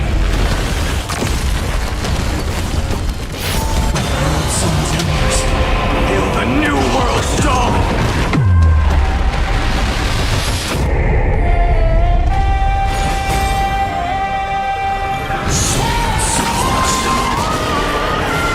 Quench the flames with blood.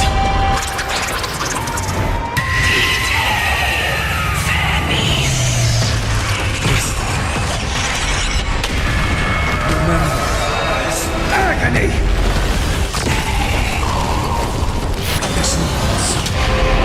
Tear open the sky!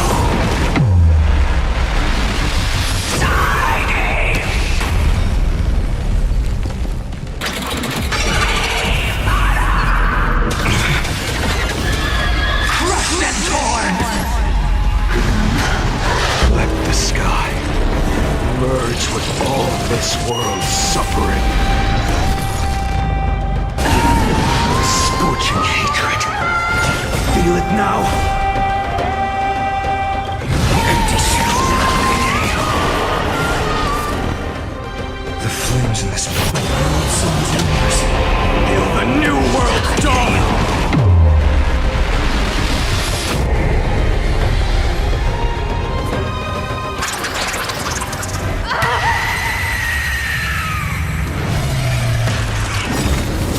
Farewell, Hyacinthia.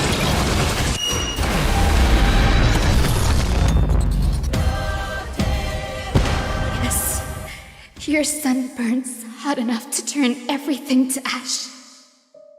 But tell me, how will the seeds of a new world ever take root? The core flame rose. The sky fell. The 23,570,000th cycle came to an end. And this time, the end of the flame chase remained the same as ever. From the horizon rose a golden color unlike anything the world had ever seen. So pure it consumed all in its path. This was the end of the world, and the start of the next. For a moment, I saw the destruction of the universe. That being known as Iron Tomb, its will to break free from the black tide burns fiercer than the blazing sun. Is this Amphorius's wrath? If its choice has already been made, if fate is set in stone, I will still never yield to it.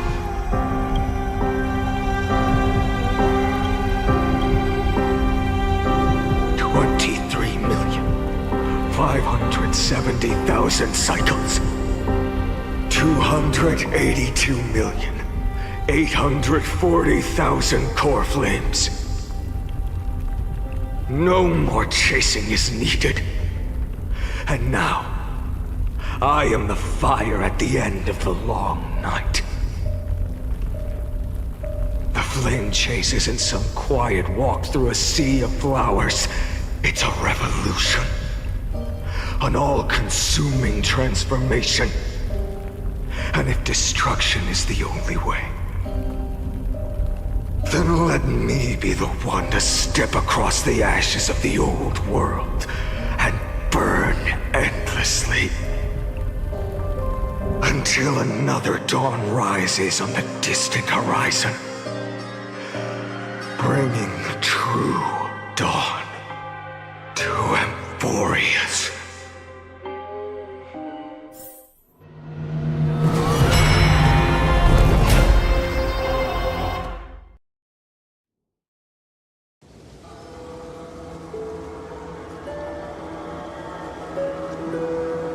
$33,550,337.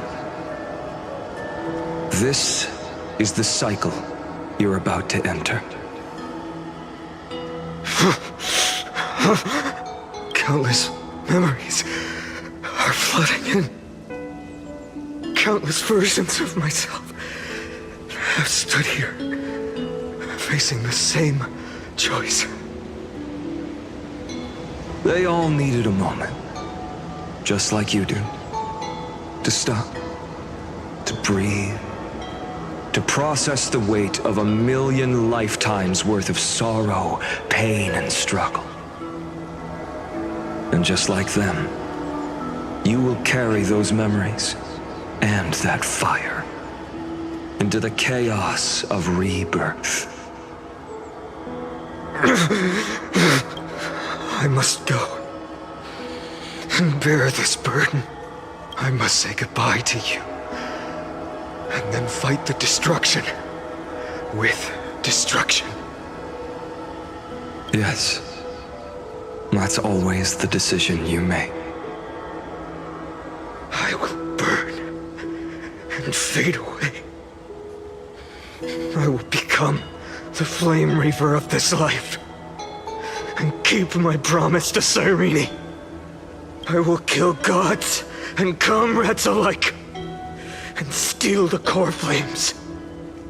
And even if my mind turns to ash along with my body, I will keep my purpose in mind. I will stop Era Nova. I will find the next me, and make him carry on this futile endeavor of 30 million lifetimes. Looks like you're ready. Then I should be going too. Where?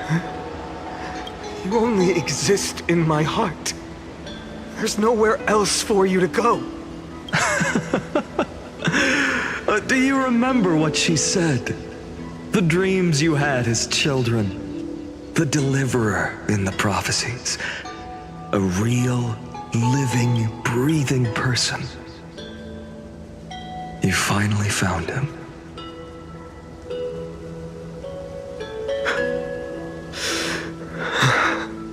Friend.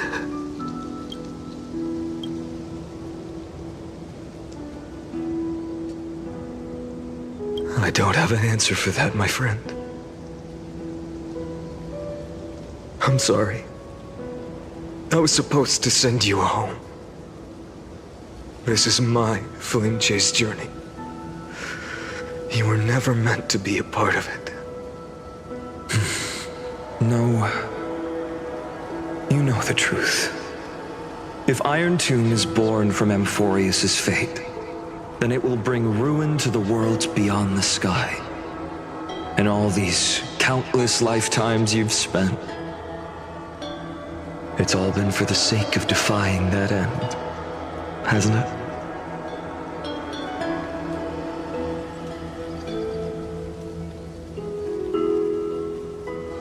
In millions of cycles, I've said goodbye to each and every one of you. Yet nothing ever changes. Each time we speak, our words grow fewer.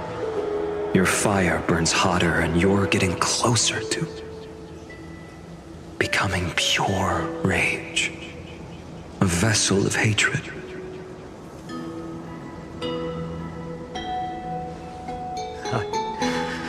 I never had a choice. I understand.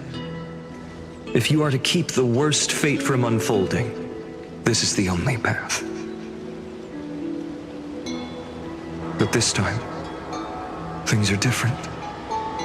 Your persistence has shifted the tide. On the horizon, I see it. Faint but undeniable. The shape of dawn, breaking through the eternal night.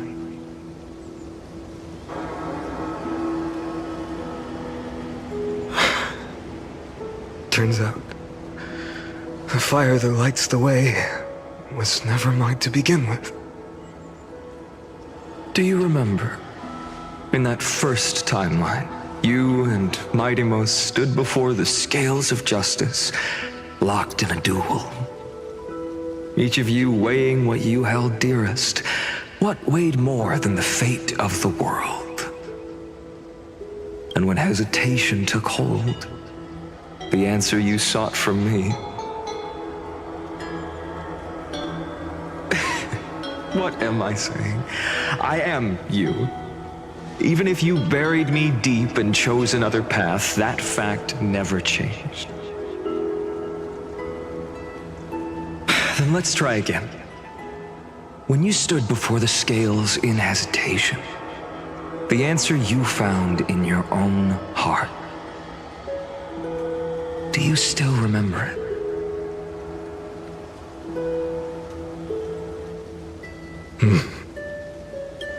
Remember the past and become the hero of tomorrow.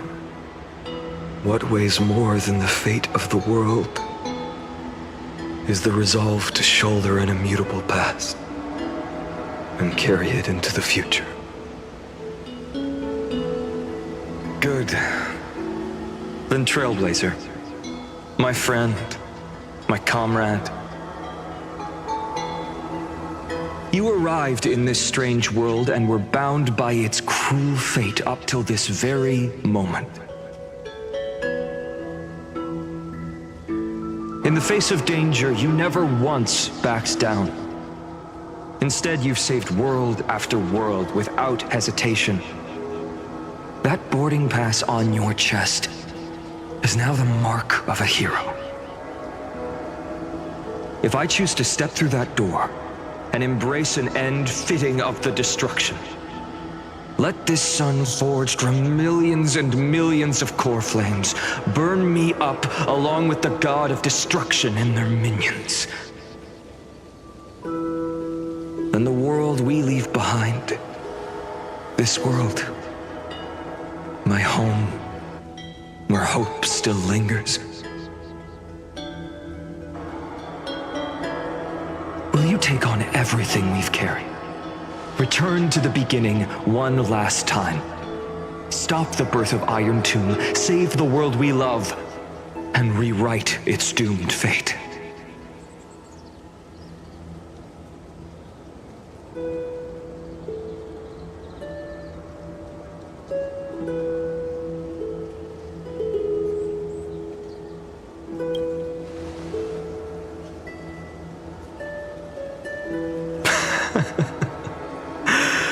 Good. In that case, even this fruitless wasteland may finally bloom with flowers. So...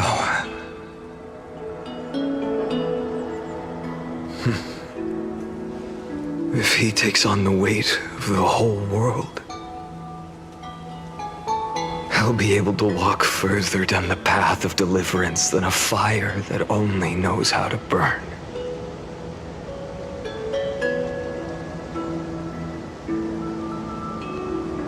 One will step into the future.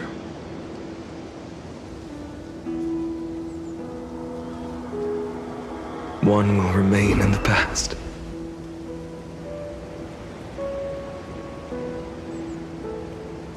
If I can strike down the gods with Dawnmaker, perhaps fate's deadlock can be broken. And if you can stop Iron Tomb from ever being born, then these 30 million cycles will have not been in vain.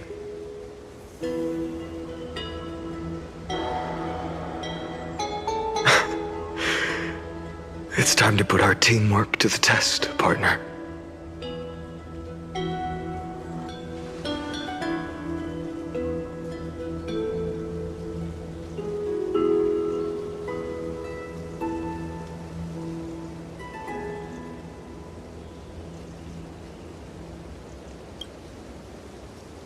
Thank you for all you've done already, friend. The image of the hero I've buried deep in my heart finally steps into the light. Here, at the end of this long flame chase journey.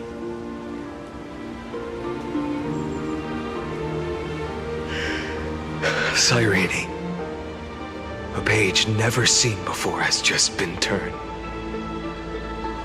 Lend me the power of time, and send this hero back to the origin of time. Back to your side.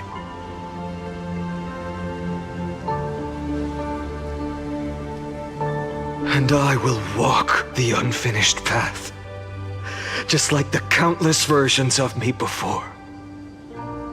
Unwavering as always.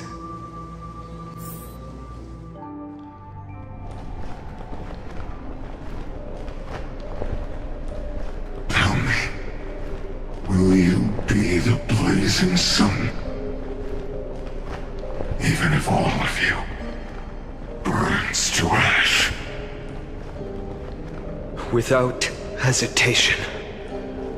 I will bear this world until my body turns to dust.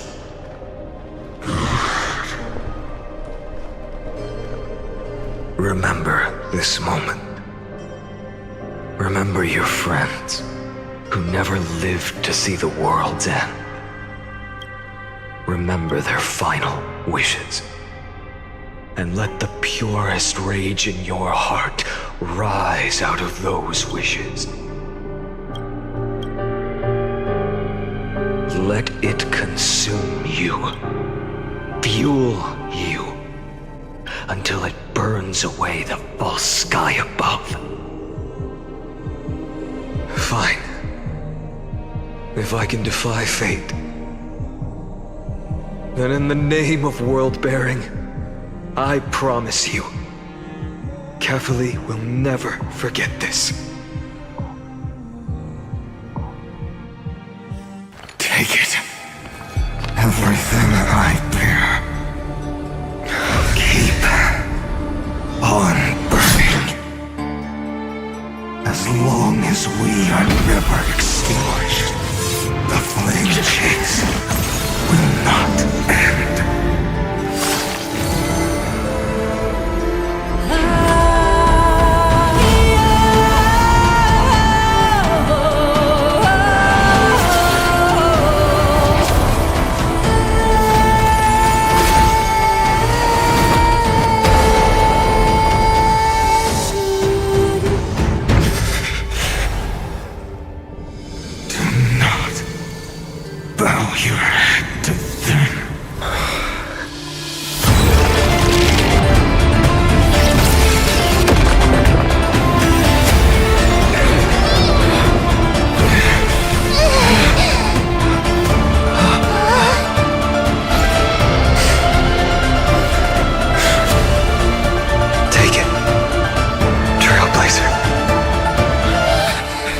May this blood be like gold and never tarnish.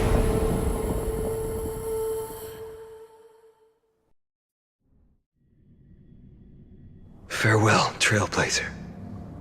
This is where I fulfill my final destiny. The prophecy of the Deliverer means nothing to me now. It belongs in the hands of someone far more fitting. Someone like you. Khaslana, the name of one who bears chaos does not belong to a single person. Rather, it is the embodiment of the mythical kephale, and a symbol of all heroes. As the prophecy foretold, you will bear the blazing sun until the pale dawn breaks. May the name accompany you in my place, in the epic you write with your own hands. Another attempt, another failure. I won't remind you how many times you've reached the end of history. But I will still place the choice before you. If you've lost count, let me tell you. This is the 33,550,336th ending.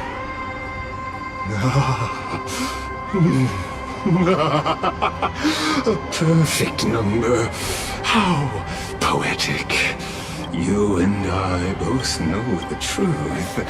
In all these millions of futile endeavors, Amphorius has never changed. If the outcome is inevitable, then why not silence your searing rage and embrace your fate with dignity? Your silence lasts longer than ever, Lord Phainon.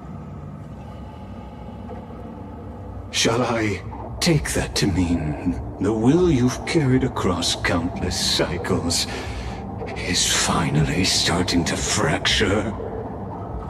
Fracture? No. I'm just disappointed. I've retrieved memories from 30 million past lives, and I remember every conversation before every choice here. And yet, even after all this time, your arguments remain the same. Repetitive. Uninspired. If you had any hope of breaking me, you should have spent those endless cycles refining your rhetoric. You had infinite chances to sway me into the future you want. And yet here we are. The score, 33,550,336 to 0. So tell me, Lygus, who's the real loser here? How unfortunate. This was never a fair game. I have all the time and patience in the world. I can wait for you at the end of history another billion times, and another billion after that. But you will never escape this cage. You can claim victory of the spirit if you wish, but we both know the moment that score shifts from 0 to 1. That is the moment I shall sound the paean of Era Nova.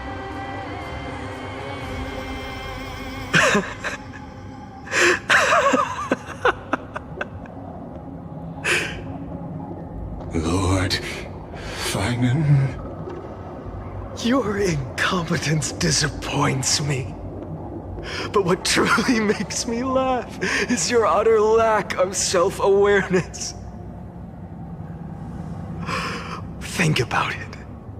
In this story, who is truly the one in chains? Who is the one shackled to mindless vengeance, mistaking courage, the courage to rebel against the gods, for foolishness? You...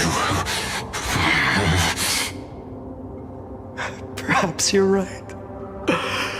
Maybe I should have tired of this futile struggle long ago. But even so, I will never accept the mercy of your release. Because you are both a prisoner to the gods and to me. And tell me, what right does a mere prisoner have to speak of fate and choice? What right does a mere prisoner have to look upon my fury?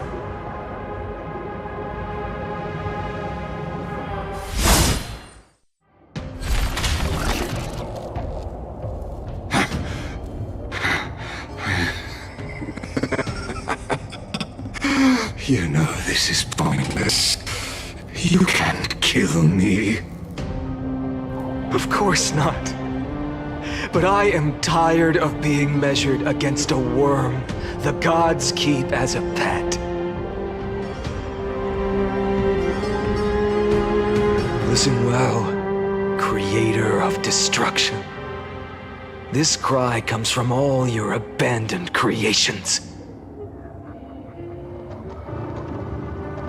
In the 10th cycle, I drove Dawnmaker through the heart of every Titan. Golden blood ran down my fingers, divine fire seared through my nerves, nearly breaking my will. But I endured.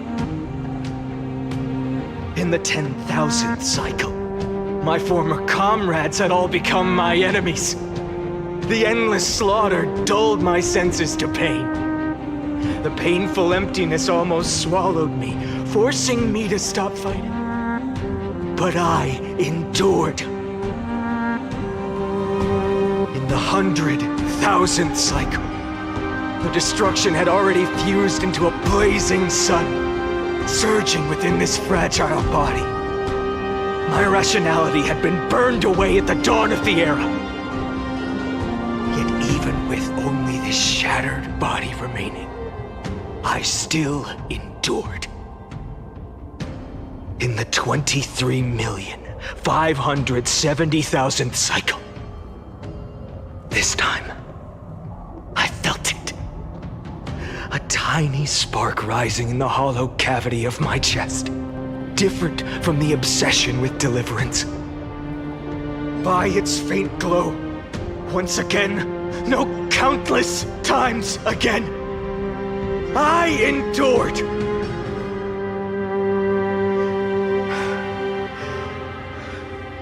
Now, a sun is about to fall, ready to incinerate this absurd space-time dimension in an instant. That sun is me.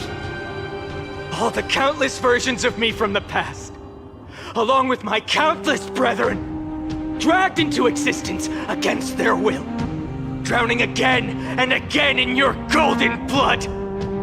The very essence of this world's suffering and despair, fused into the purest hatred, the fiercest rage. Nanook, you arrogant fool! You think we were born to only serve as fuel for the fire? Fine then! Just as you wish, let the fire burn!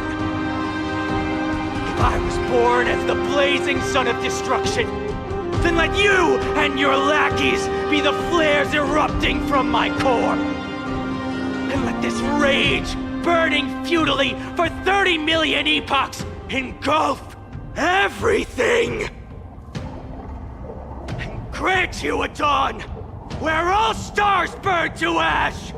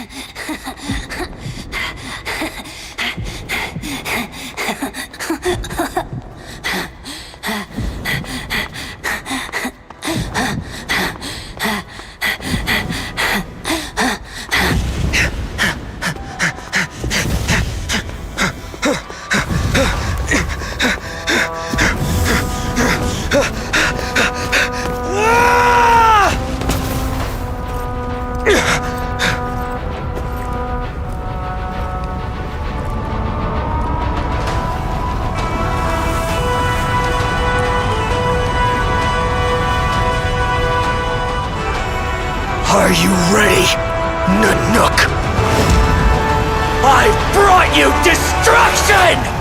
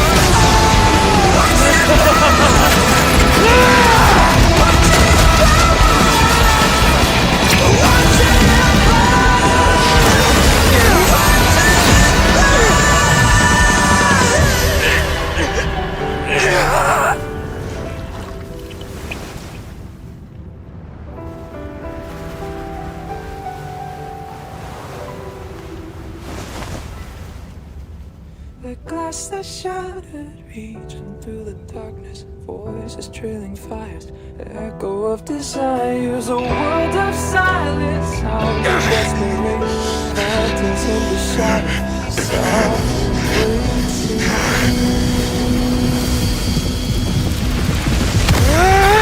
Tear it down, embrace the detonation, craving our damn creation, breaking a chain, I'm reaching for you.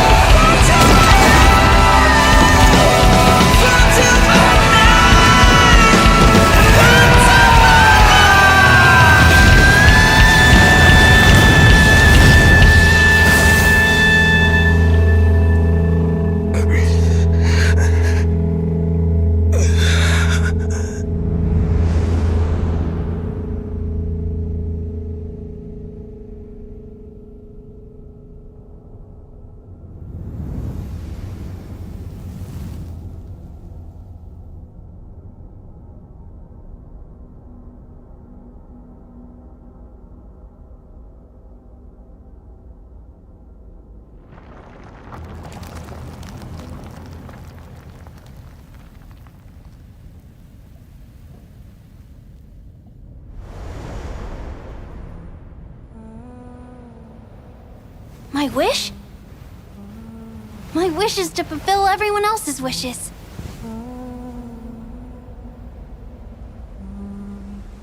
If I can't fulfill them, then send them on to tomorrow.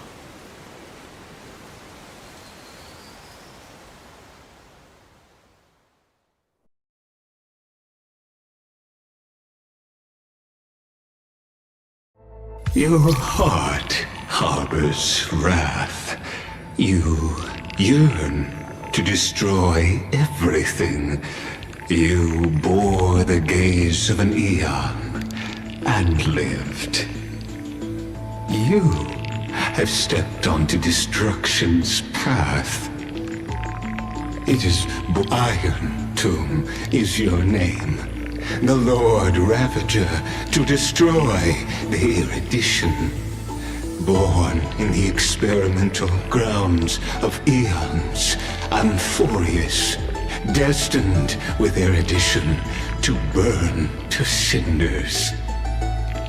I have prepared a present for you, Nikos 864.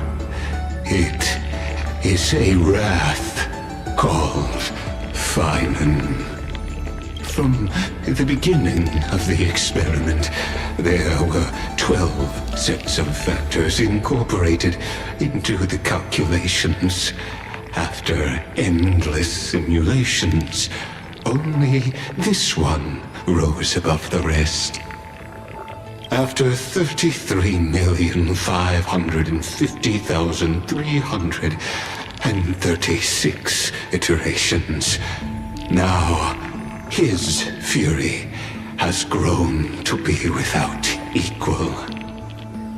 This is a matter of considerable interest to me.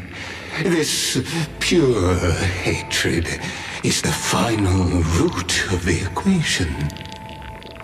But there is another variable, the nameless from beyond the sky, also a pathstrider of destruction. I give thanks for his arrival, allowing Amphorius to turn once more. But after fate has begun to turn, his existence will only become an unpredictable variable. Perhaps the time to take the stage has come. Grow in peace until it is time to break free from your cocoon. As for those unwelcome audience members, you need not worry. If you do not mind, I will personally get rid of them for you.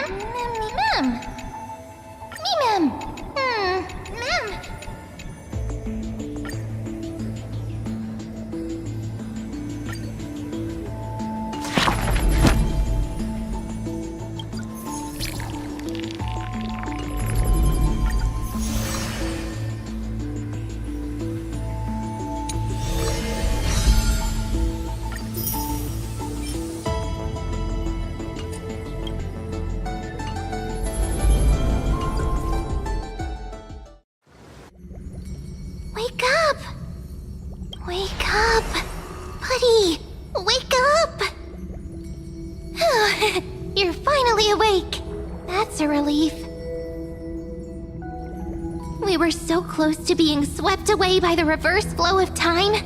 It's lucky we found a safe place.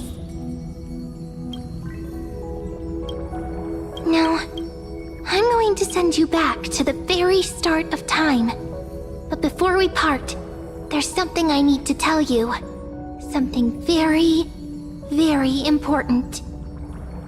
That's right! At this very moment, my memories are finally whole. After watching so many fragments, my past is finally coming into focus, little by little. You're smart. You must have a clue now. Or maybe... You knew the answer long ago, didn't you? Not surprised at all, huh? That's because I'm simple at heart. No matter what form I take, I've always been true to myself. But I'm glad that I remembered in the end. This way, I'll have no regrets. Don't worry. We're not truly parting. Because I'm going to become a part of you. I'll turn into the memory of this cycle. The 33,550,336th Flame Chase journey. And forever reside in the heart of the Time Demigod. This way, you'll carry all that has come before, crossing time itself to reach the next cycle. My mission ends here, but looking back, I still feel lucky. After all, across 30 million Cyrenes, I was the first, and the only one who got to finally meet you. So, believe me, in the next cycle, there will be another Cyrene waiting for you. And in the one after that, and the one after that, I will always be waiting.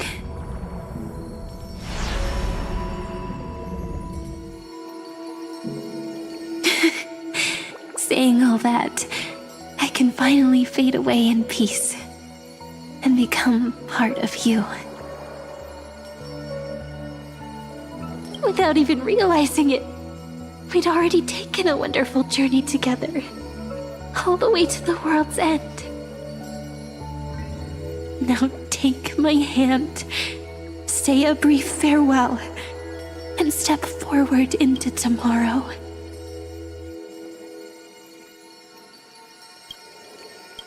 Go, find the future Cyrene, and set out on another journey with her. Promise me you won't keep me waiting too long, okay? No need to say it out loud. This is enough for me. It's time to go, my dear friend. May your trailblazing journey always be accompanied by a cool breeze and rippling waves. And may the days ahead embrace you like the softest fluff, forever warm, forever gentle. Now, let's turn to the next page. A page that exists because of you.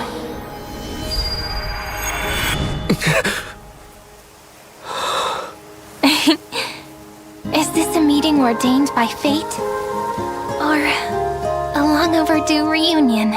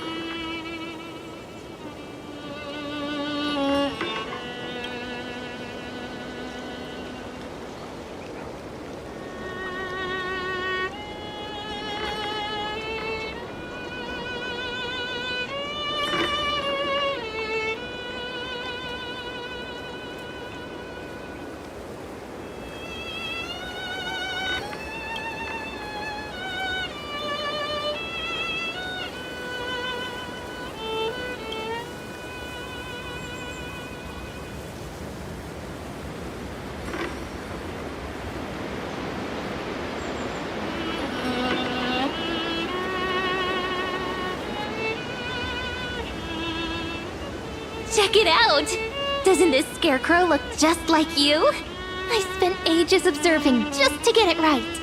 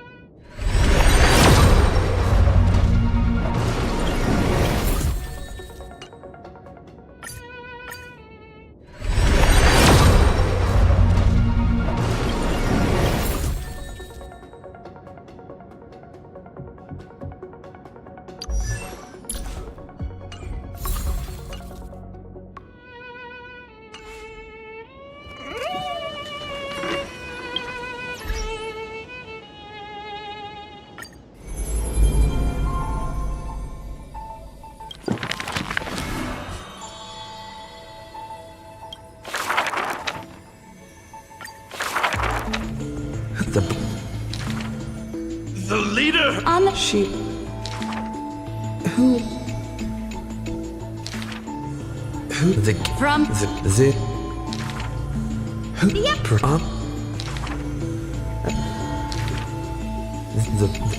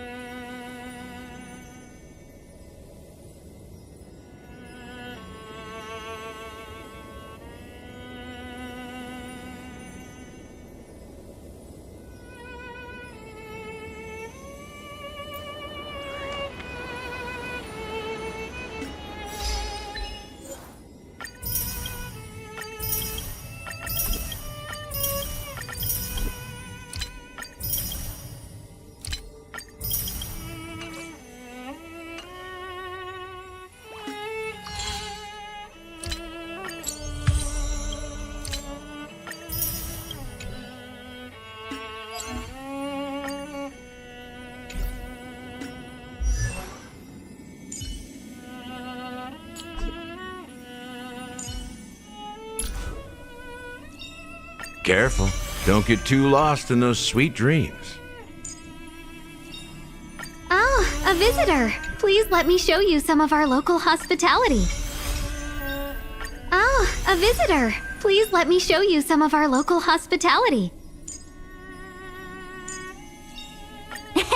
My past is gradually coming to light.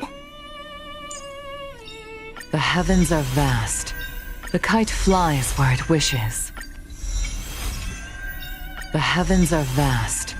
The kite flies where it wishes.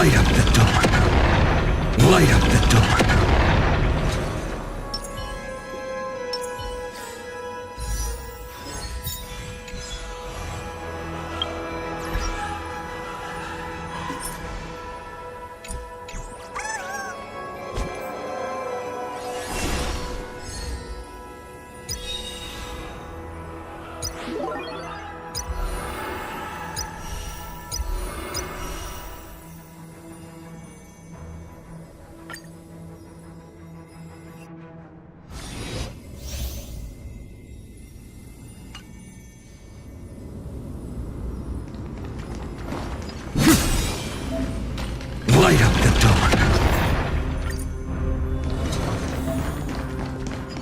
Light up the dawn. Light up the dawn. Light up the dawn. Light up the dawn. They can't see me. They can't see me. Hey, knucklehead, look over here. Watch this. Flee. Light up the dawn.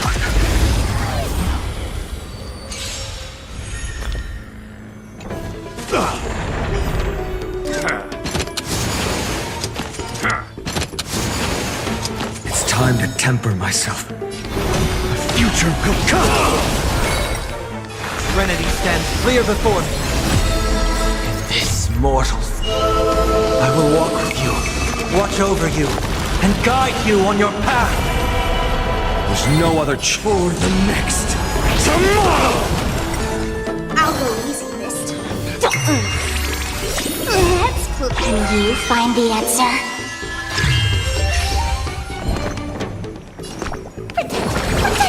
Thank you. I can still keep going. Devil. I'll crush them all. It's of no consequence. The fury of coreflames consume me. Tear the sky.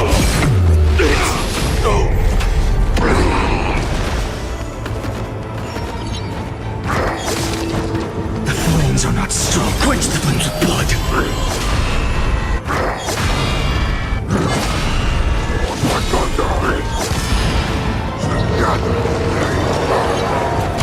Her agony. I'll never yield to fail the new dawn.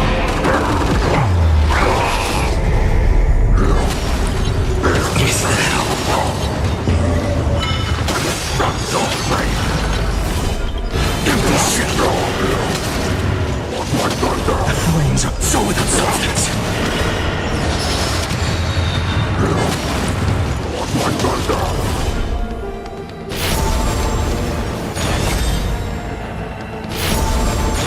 Quench the flames with blood. Branded with strife. I'll never yield. Tear the sky.